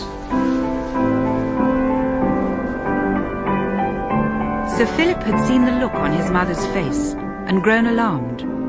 What he so wished to win he might lose if he did not make haste. He led Shirley into a deep recess with a window that formed a room within a room. While she was examining the rosary that had belonged to Lady Margaret, he stooped and whispered a few hurried sentences.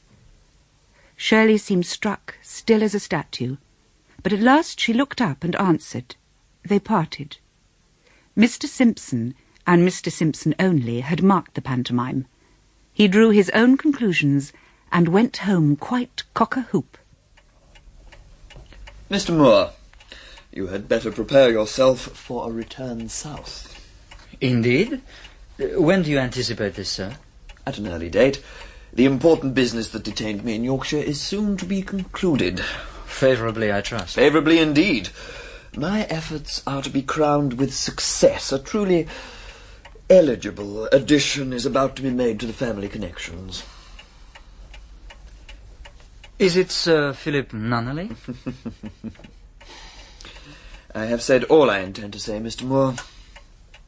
To business, please. It is time for Henry's French lesson. In due course, a letter arrived from the Priory, addressed to Shirley.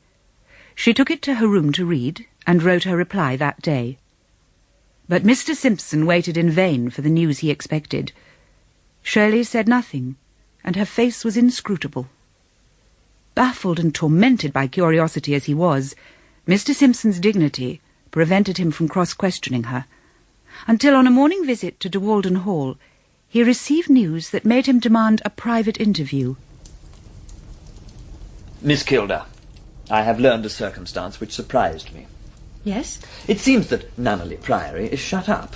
The family have returned south. The baronet, Sir Philip himself, has accompanied his mother and sister. Indeed. May I ask if you share my amazement at this news? No, sir. Is it news to you? Yes, sir. I mean to have a thorough explanation. I will not be put off. My questions must be answered.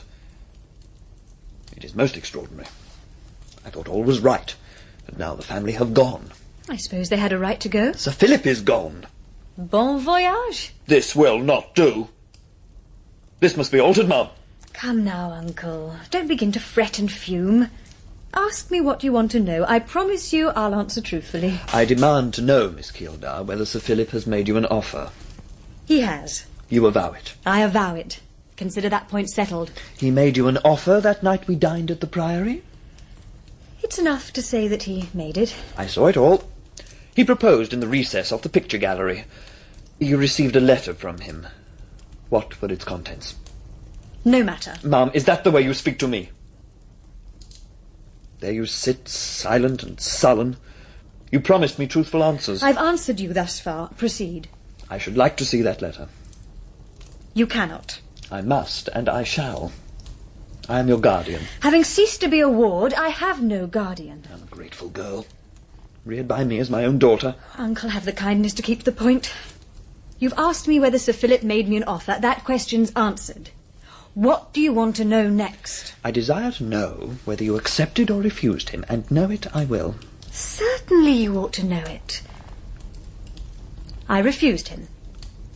You, Shirley Keeldar, refused Sir Philip Nunneley? I did. There it is, there it is, there it is.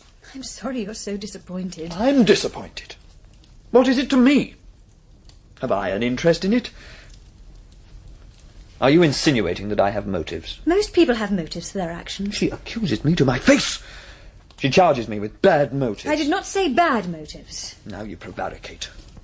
You have no principles. Oh, Uncle, you tire me. I want to go away. You shall not go. I will be answered. What are your intentions? In what respect? In respect of matrimony.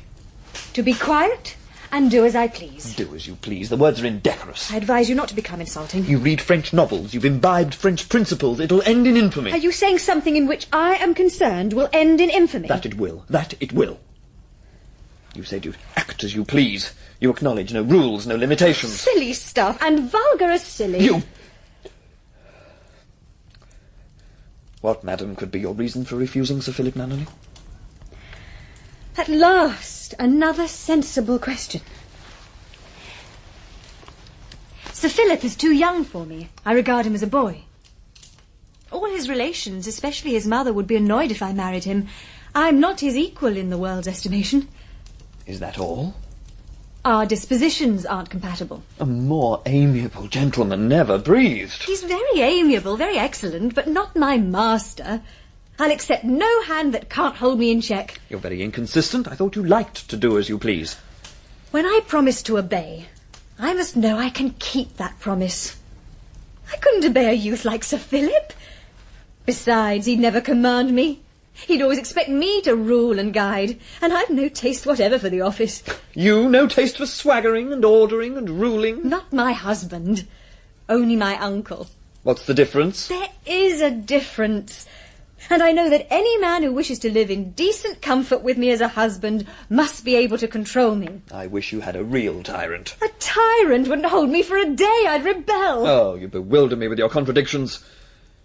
And you talk of Sir Philip being too young. He's 22. My husband must be 30 with a sense of 40. You'd better pick out some old man. No, thank you. You could tie some doting fool to your apron strings. I might do that with a boy, but did I not say I prefer a master?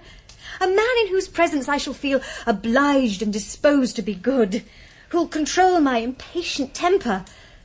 A man I'll find it impossible not to love, and very possible to fear.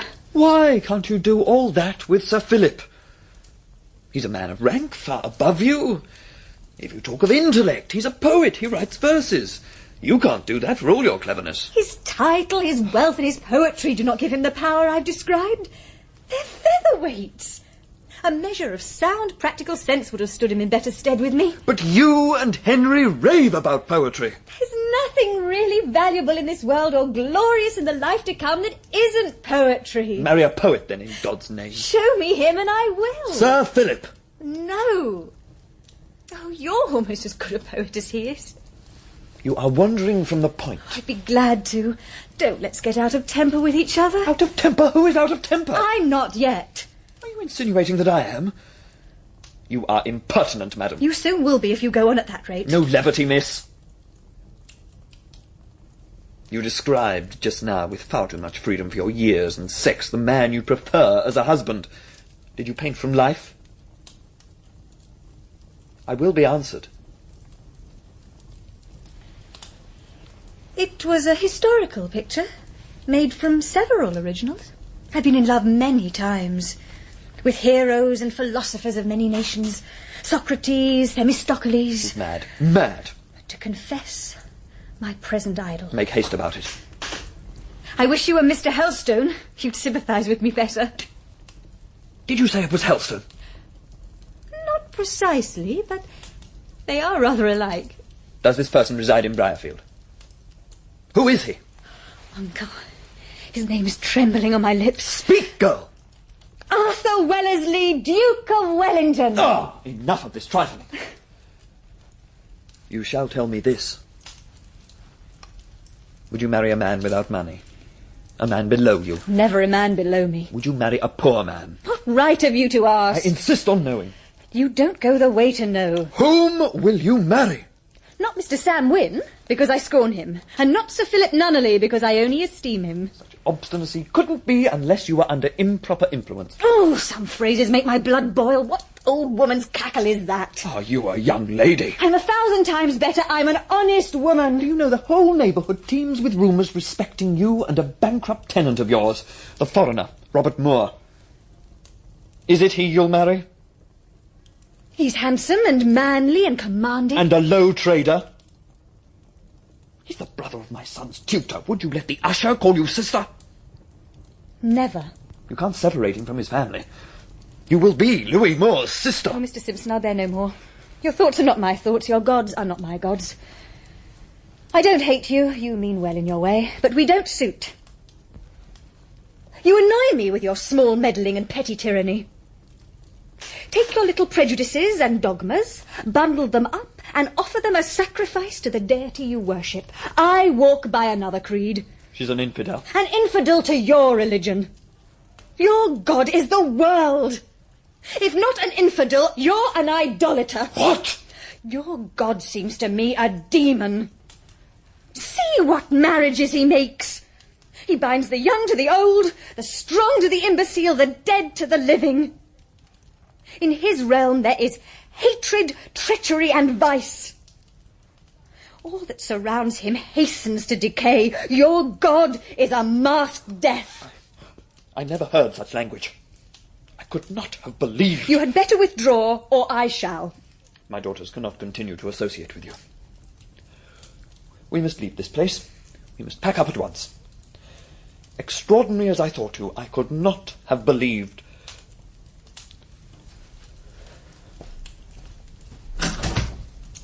Wanton!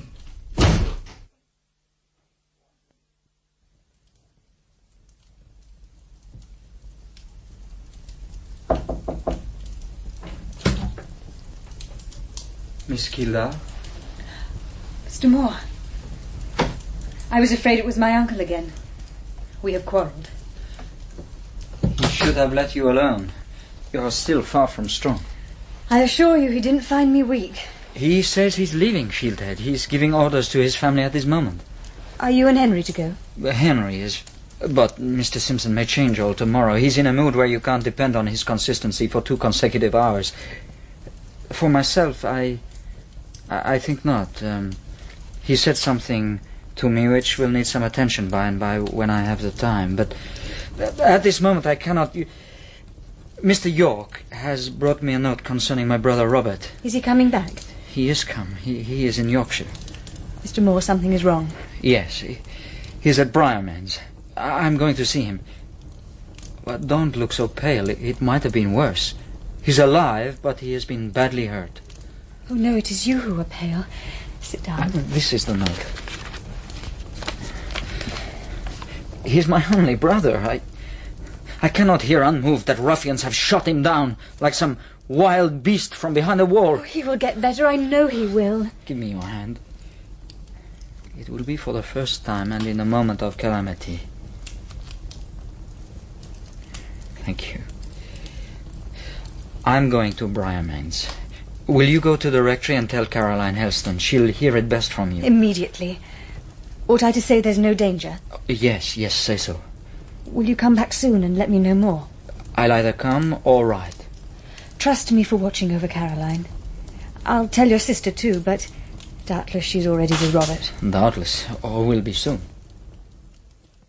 Robert Moore lay in Mrs. York's best bed, while 3 doctors wrangled over his exhausted frame. The original wound had been dangerous, but not fatal. However, something had gone wrong.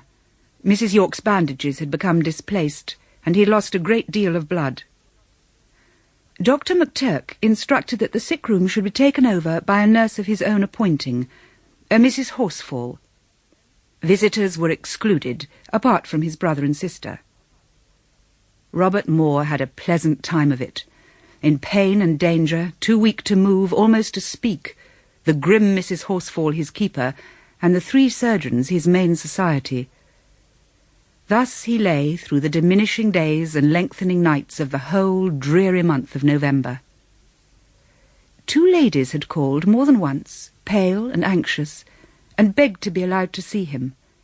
But Mrs. York had hardened her heart and sent them packing.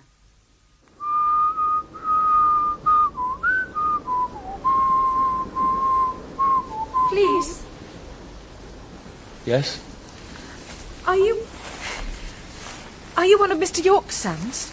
I am. You're Martin, I think. Yes, I'm Martin. Are your father and mother well? Suppose so. Is my cousin Hortense still at Briarmains? Suppose so. It's a cold night. Yes. Why are you out so late, Miss Elstone? I lost my way in the wood. I'm sorry, it's your father's wood. I think I'm trespassing. I'll guide you out. Oh, you needn't. I've found the path now. Martin, how is Mr. Moore? Going to die. To die? My mother did something wrong about the bandages. Miss Elstone, did you believe me? He's so flummery. He's getting better. They're always making sago or tapioca or something good for him. He lives on fatted land. Martin, it was very wrong of you. You've almost killed me. Are you better now? Tell me on your word of honour that Mr. Moore is better. How very much you think of that, Moore. No, but many of his friends ask me about him. Well, tell them he's well enough. He takes mutton chops for dinner and the best of arrowroot for supper. And who waits on him? Who nurses him? A rough, hard-favoured old girl. It's my belief she knocks him about. Do you ever see him? No. Don't care to see him. Didn't you come to our house with Mrs. Pryor about 5 weeks since? Yes, we asked to see him, but your mother declined. Aye, I heard it. She rude to you. Oh, she was not kind. For we are his relations, and it's natural we should take an interest in Mr. Moore.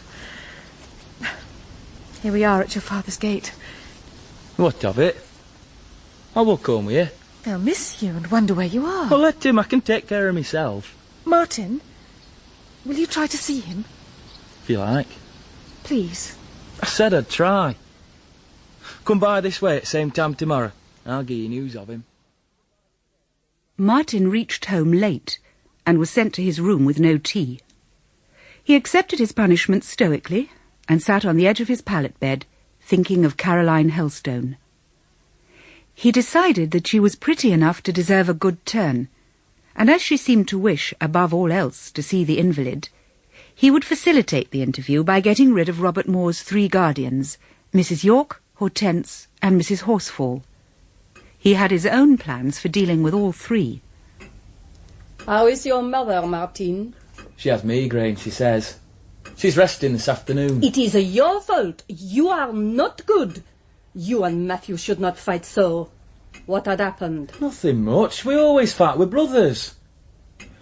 Look, Miss Moore, who's looking after Ola's cottage while you're here? Sarah, my maid. Why do you ask? Oh, that's why Fred Murgatroyd goes there. What? What do you mean? Fred Murgatroyd, Sarah's suitor. Miss Mann says he goes to Hollis Cottage for meals. Oh, insupportable. No doubt he gets the best the house can afford. Oh, I must go home at once. Martin, tell your mother I have returned to Hollis Cottage and tell her why. I will come and see Robert tomorrow. So, there's only one left. And that one's easy. I know just the way. And the bottle. So, now, the last obstacle to tackle old Mother Horsefall.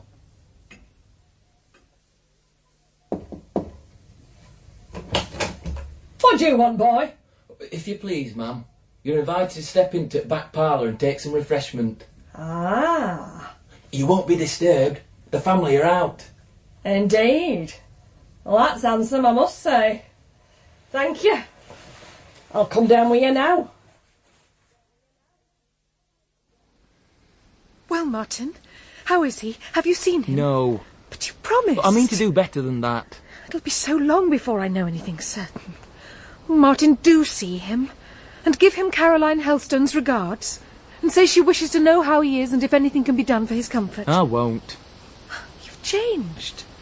You were so friendly last night. But we mustn't stand here, it's cold. Promise to come tomorrow with news. No such thing. I'm far too delicate to stand about in winter weathers. Are you really delicate, Martin? You look rosy. It's hectic flush. Will you come with me? Where? With me. But you're going home. My nearest road is in the opposite direction. Look, put your arm through mine. I'll take care of you. I can't climb that wall. You don't have to. We're going through the gate. Look, will you trust me? I think I will. Then you shall see more yourself. But, oh dear Martin, does he know? Oh, I'm dear now, am I? No, he doesn't know. And your mother and the others? All is right. Have you made up your mind? I won't see him, except to announce your arrival. You're a strange boy. And this is a strange step, but I will see him. Good. And don't be afraid at passing parlour window. No one will see you. Me father and brother are at mill. Servants are in back parlour. Miss Moore's at the cottage. Me mother's in bed and Mrs. Horsefall's in paradise. Martin, I trust you. You never said a better word. Come. Come in. Mr. Moore, lady called to inquire after you. Nobody's about, so I asked her to step up. Up here? Up here. But if you object, she'll go down again. Who is she? Your grandmother from Chateau on Chelt. Martin, don't be foolish. Martin, you imp. What's she like? Yeah, more like me than you, for she's young and beautiful. Come in, Miss Caroline. Caroline. Hey, I'll give you a quarter of an hour. You've come at last. Did you expect me before? For nearly 2 months. I've been in sad pain and danger and misery, Carrie. And the rector is so near. I couldn't come. I mean, I couldn't see you. Mamma and I came the very first day we heard what had happened. And Dr. McTurk said it was impossible to admit any stranger. But later, every fine afternoon for many weeks I've waited and listened for you. I came again, Robert. Mamma and I came again. But Mrs. York was most disagreeable. And then we came with Shirley, and we were all 3 driven from the field. Since then I've walked once a day past the house and looked up at your window, but I dared not come in. I've wished for you, Carrie. I didn't know that. I never dreamed you thought of me. If I'd known, Mrs. York would still have beaten you. No, she would not. In fact, it was far more the fear of intrusion, the fear of yourself that kept me away. Only last night I despaired of ever seeing you again. Weakness has brought me terrible depression. Dreariness will occupy. Nothing cheerful comes near me. I will alter that if I have to battle with 10 Mrs. Yorks. Carrie, you've made me smile. Do smile again. Shall I tell you what I'd like? Tell me anything. I should like you to be brought to the rectory and given to me and Mamma. A precious gift. Oh, Carrie, I hadn't laughed since they brought me here. Are you in pain, Robert? Not now, but hopelessly weak. And the state of my mind is inexpressible. I must look a mere ghost. Altered. And yet I should have known you anywhere. Robert, since we met, I too have been very ill. Very ill? Yes, I thought I should die. Every night at midnight I woke from awful dreams, and the book lay open before me at the last page where was written, Vinny. You speak my experience. I thought I'd never see you again. I grew as thin as you are now. I could not rise or lie down or even eat, and yet you see I'm better. Here I am at your side where I thought I'd never be again. And you listen to me and look at me kindly. I had despaired of that. May I be spared to make some atonement? For what? Not now, Carrie. I haven't the strength to speak of it. Was Mrs. Pryor with you during your illness? Yes. You know she is my mamma. Hortense told me. Does that make you happy? Yes, she is very dear to me. I was altogether weary and she held me up. I deserve that. It is no reproach against you. It's coals of fire. So is every word you speak, and every look that lights your sweet face. Give me your hand. Robert. Keep that in my heart, Carrie. I'll put by that kiss and you'll hear of it again someday. Come out, you must go. Mother's up. I heard her coughing. Carrie, promise to come again. Is it your wish that I should? It's the one wish of my heart. Thenceforth, Moore began to astonish his nurse. First he refused the coffee she brought, and announced that he would dress himself and breakfast with the family. Then he dismissed her and forbade her in his chamber. Then he insisted on putting his head out of doors, and finally, disregarding Mrs. York's protests, he sent for the chaise to take him home to Hollow's cottage. What are you going to leave us for? We'd do anything in the world for you if you'd only stay till you were stronger. You've been a mother to me. Give your willful son one embrace. What a trouble I've been to you. You're the worst trouble now. Who's going to nurse you at Hollow's cottage, Your sister's a child in such matters. Thank God. I've had nursing enough to last me the rest of my life. That was an unlucky shot for you. It turned Briarmains into a hospital.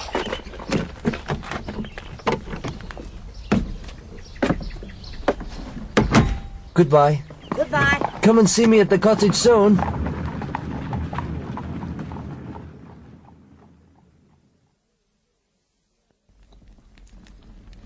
Hortense? Mon frère? I think on the first day of my return, you ought to have a friend to tea to show how fresh and spruce you've made the cottage. Ah, yes. I've had the whole place cleaned. Indeed, you are right. If it were not too late, I might send for Miss Mann. The evening is too cold for her. But I would like some quiet guest who would tire neither of us. Miss Ainley? No. Well, she lives too far off. Tell Joe Scotsboy to go to the rectory and ask Caroline Helston to come and spend this evening with you. Wouldn't it be better tomorrow? I'd like her to see the place as it is just now. So clean and neat. True. The example might benefit her. I will send Harry Scott.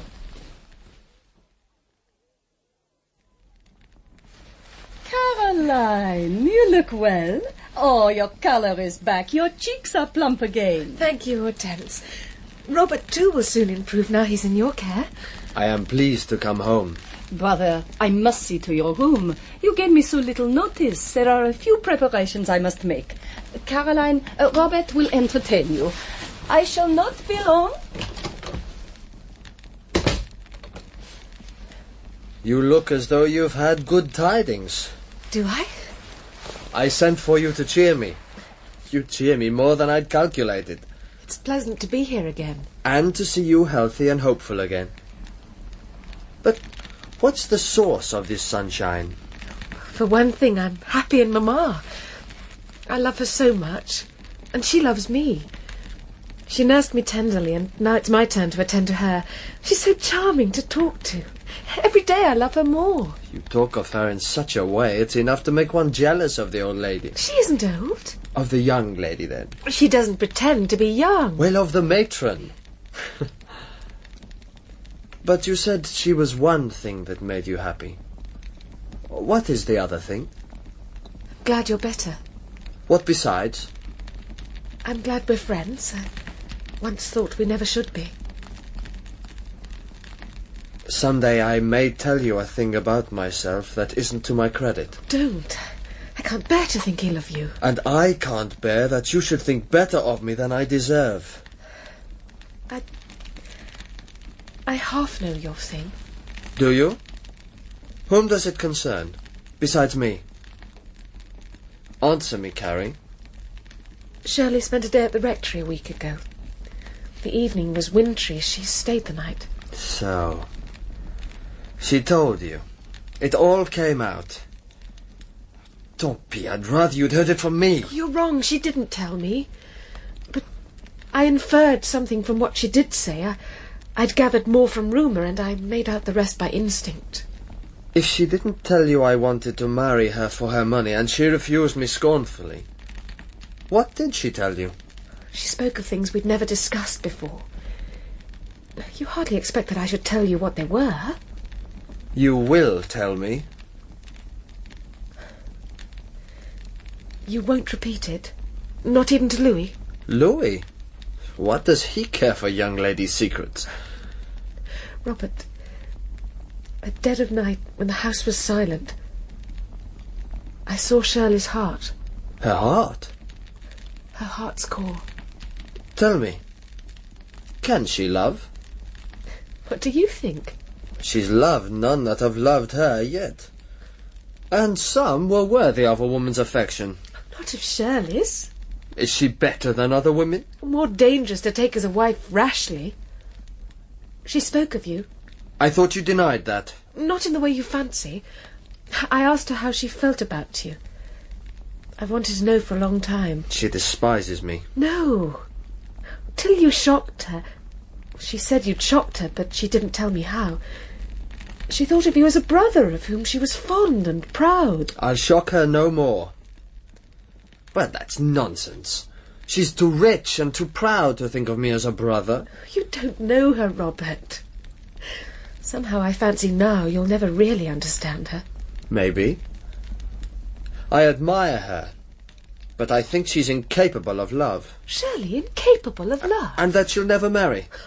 She's heard your amour propre. Yes. Although I'd not an atom of tenderness or a spark of passion for her. Then it was very wicked of you to want to marry her. You see what a noble fellow your Robert is. He made a great blunder once. We'll hear no more about it.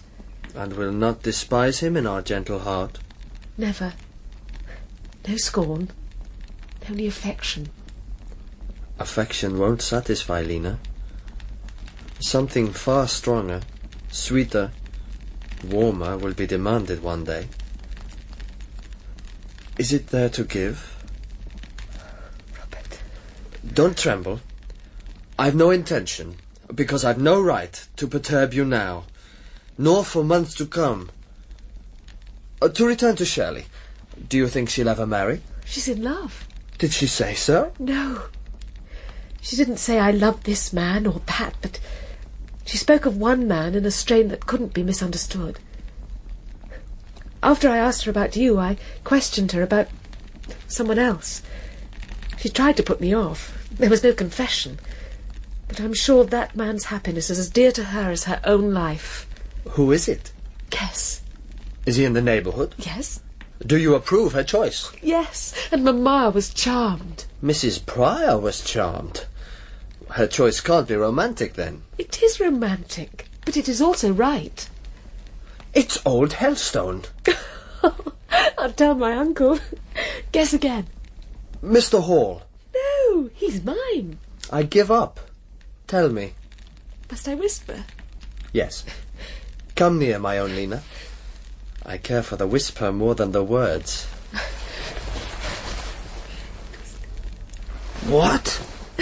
It is so. Believe me, Robert, I know. So? Then must I call Shirley a noble creature now? If you wish to speak the truth. Must I forgive her? Forgive her? Robert, was she in the wrong, or were you? Then must I love her downright, Carrie? Only give the word and I'll try to obey you. Certainly, you mustn't love her. But she's so handsome. Hers is a beauty that grows on you. It is not for you to say such things. Robert, be good. Oh, Carrie, I've no love to give. Not to the goddess of beauty herself. I've no heart left. So much the better. You're a good deal safer without it. Robert, it grows late. I must go. Hortense isn't here to bid you goodbye. I'll find her. Why must you always go at the very moment I most want you to stay? Because you most wish to keep when you're most certain to lose. One more word.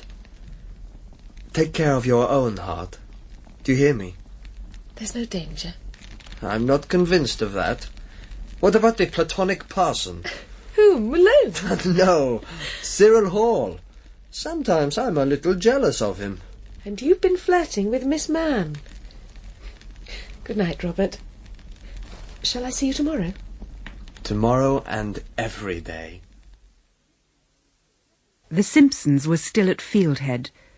A reconciliation had been patched up between uncle and niece, although Mr. Simpson, in his rage against the House of Moore, had become very insolent to his son's tutor.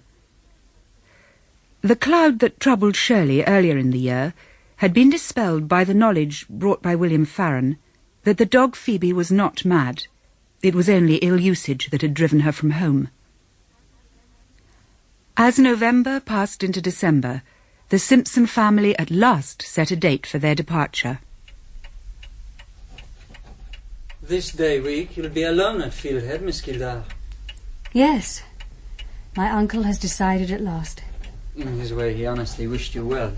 He believes all he intended was for the best. You're very kind to defend him.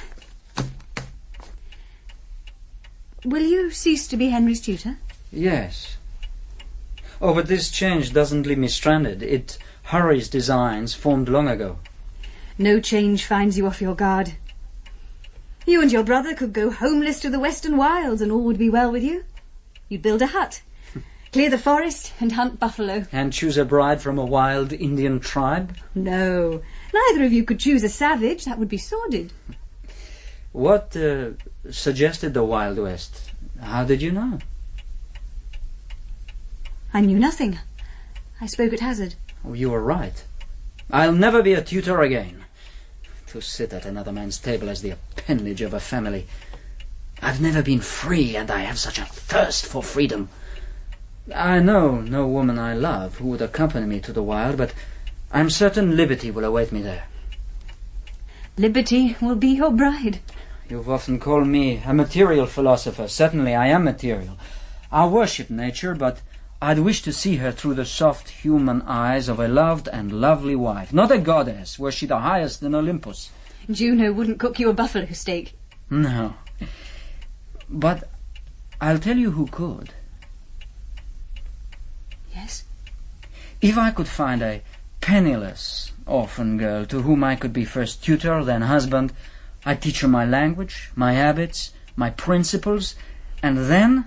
Yes? Then I would reward her with my love. Reward her? Lord of creation, reward her. And be repaid 1,000-fold. If she willed it... Oh, she should will it. Tell me how to find her. Advertise. And be sure you say she must be a good plain cook. I must find her. When I do, I'll marry her. Not you. You marry. Of course, I can and shall. You won't. Why? How will you manage to marry? Easily, when I find the proper person. You're doomed to celibacy.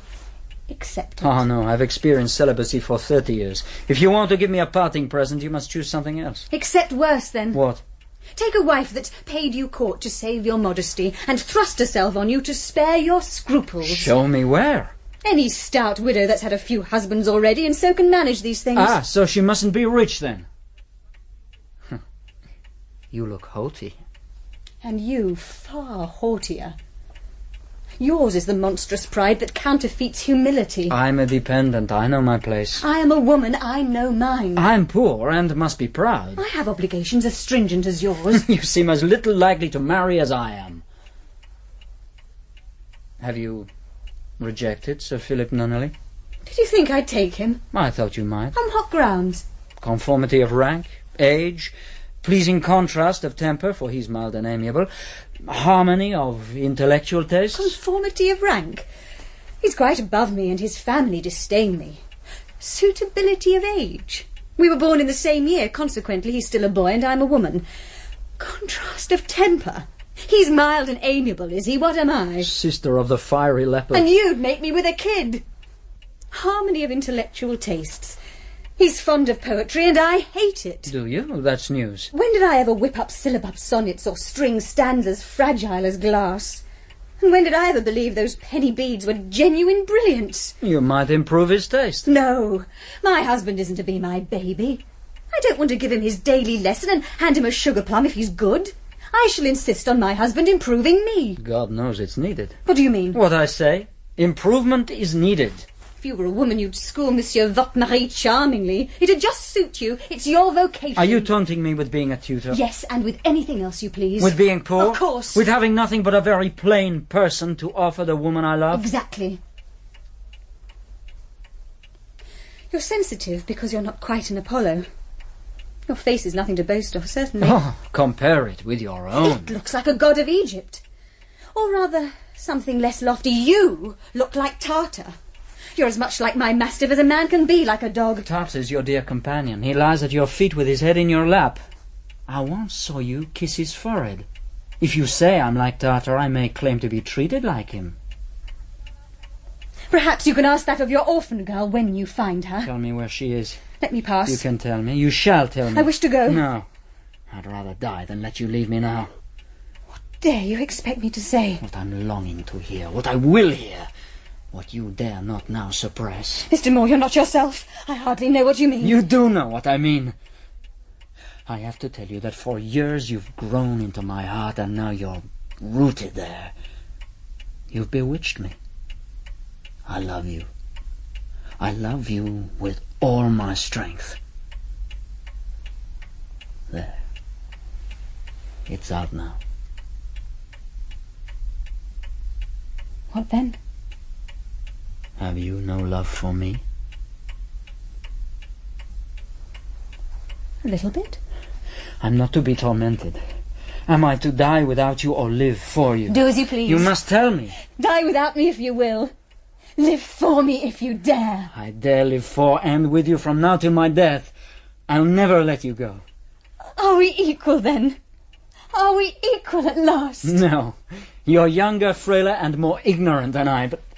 Oh, but the world is swimming around me. Please give me one sweet word. Dear Louis, never leave me. I don't care for life unless I may pass it at your side. Something more. We'll never again mention sordid things like money or poverty. It'll be dangerous to torment me with your maddening scruples. No, don't look so. Please help me to be wise and kind. Be my companion through life. Be my guide when I'm ignorant. Be my master when I'm faltering. Be my friend, always. So help me God, I will. Shirley did not face Mr. Simpson with the news of her engagement, but she did not attempt to hide her feelings. Discovery and explanation was soon to follow. Miss Keeldar, Good morning, Uncle. have you been long downstairs alone with Mr. Moore? Yes, a very long time. We both came down early. It was scarcely light. That was improper. It was at first. I was cross and not civil. But you perceive that we're now friends. I perceive more than you'd wish me to perceive. Hardly so. We have no disguises.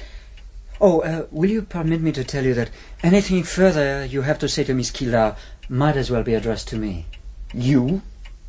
What have you to do with her? Let there be no disrespect to Mr. Moore in this house. Do you take his part? Yes. Louis? Good God! You allow him to take the liberty. You go to his arms. Tell him, Louis. I dare him to speak, the beggar. The hypocrite, the vile, insinuating menial, stand apart from my niece, sir. Let her go. I am near my future husband. Who dares touch him? Your husband? A while ago you asked whom I meant to marry. Then I did not know. I had not decided. Now I have. I shall marry Louis Moore. You shall not have him. He shall not have you. I'd die if I might not have him. Harlot! You do not speak to Miss Keeler like that! No, let him go. Help! Help! You're fortunate, sir, that I do not kill you. You must leave this house at once. I shall not. This is not your house. You shall leave by fair means or foul. Thus, in wrath and some terror, the Simpsons finally departed. Henry clung to his tutor and to Shirley, before Louis gently placed him in the chaise by his mother's side. It clattered away south, and the lovers were left together. Louis had anticipated difficulties, and he found them. Shirley was exquisitely provoking, putting off their marriage day by day, week by week, month by month, until at last he took control and fettered her to a fixed day. Once the decision was made, she abdicated without a word or a struggle, and Louis found that he was virtually master of Fieldhead. So June came, the June of 1812. Napoleon had been defeated at the gates of Moscow. The tide of war swung in Britain's favour. The orders in council were repealed and the blockaded ports thrown open. Ships were laden, work abounded, fortunes were made. On a day of celebration, Caroline Helstone returned home from a visit to Fieldhead. She lingered in the garden to water the flowers. Bonfires blazed to celebrate the war news. The blue smoke looked soft, and the red flames glowed bright in the darkening skies. As she gazed, someone came to stand by her, and an arm circled her waist. She did not turn. I'm looking at the star of Venus, Mamma. Isn't she beautiful? Silver bright in the red skies. It isn't, Mamma. Robert! I've been sitting with Mamma an hour. Where have you been? To Fieldhead, to help Shirley plan her wedding. She's as trying as ever. She won't say yes or no to any question put. I don't know what Louis will make of her. Never mind them. They were made for each other. Louis likes her all the better for these freaks. He's had a stormy courtship for her, such a calm character. But it all ends in victory for him. He'll manage her if anyone can. Why are those bells ringing? For the repeal of your terrible law. The orders you hate so much. Are you pleased? Yesterday evening, I was packing some books. They were the only possessions, apart from necessities, I felt free to take to Canada. I was going to leave you. To leave me? Not now. Look at me, Caroline. Will the repeal do you good? It saves me.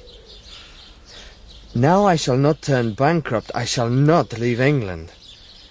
I can pay my debts. And for the first time in my life, my fortunes have a firm foundation on which I can build. You really are saved? I am. I can breathe. I can act. I can take on more workmen, give better wages, be less selfish.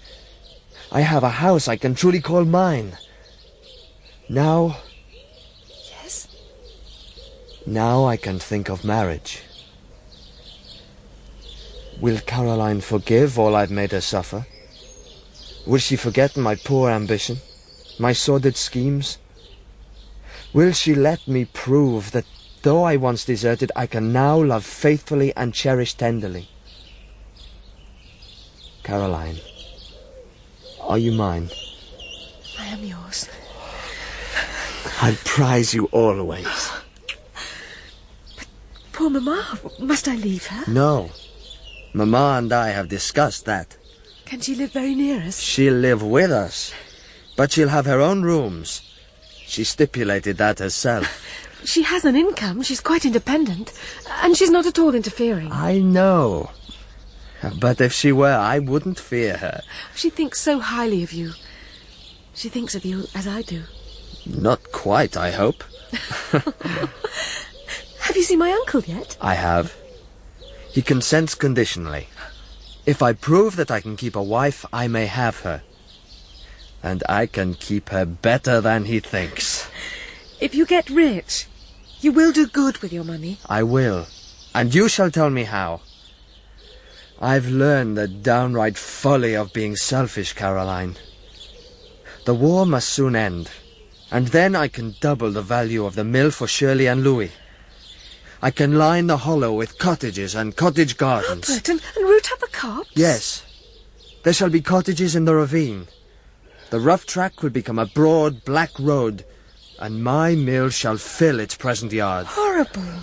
You'll change our Blue Hill country into the smoky atmosphere of Stillborough. Caroline, the houseless, the starving, the unemployed shall come to Hollow's Mill from far and near. Joe Scott shall give them work, and Louis Moore shall let them have a home. Such a Sunday school as you will have. Extravagant daydreams. Yet perhaps we'll realize some of them. Come, Mrs. Moore. The dew is falling. I shall take you in.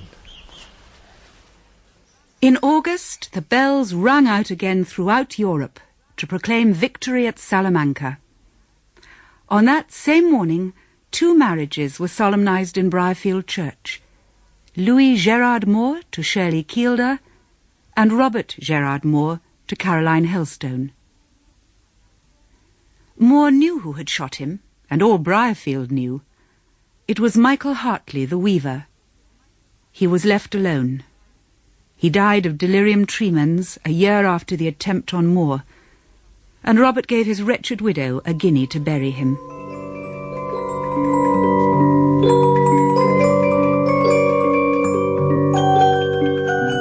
The story is told.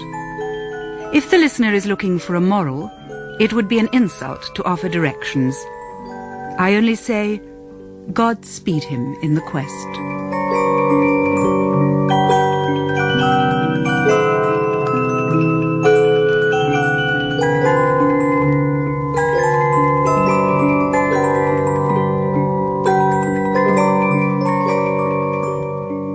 In the final episode of Shirley by Charlotte Brontë, dramatised by Betty Davis, Shirley was played by Moore Leslie, Caroline by Helena Breck, Robert Moore by Neil Capel, and Louis Moore by Christian Rodsker.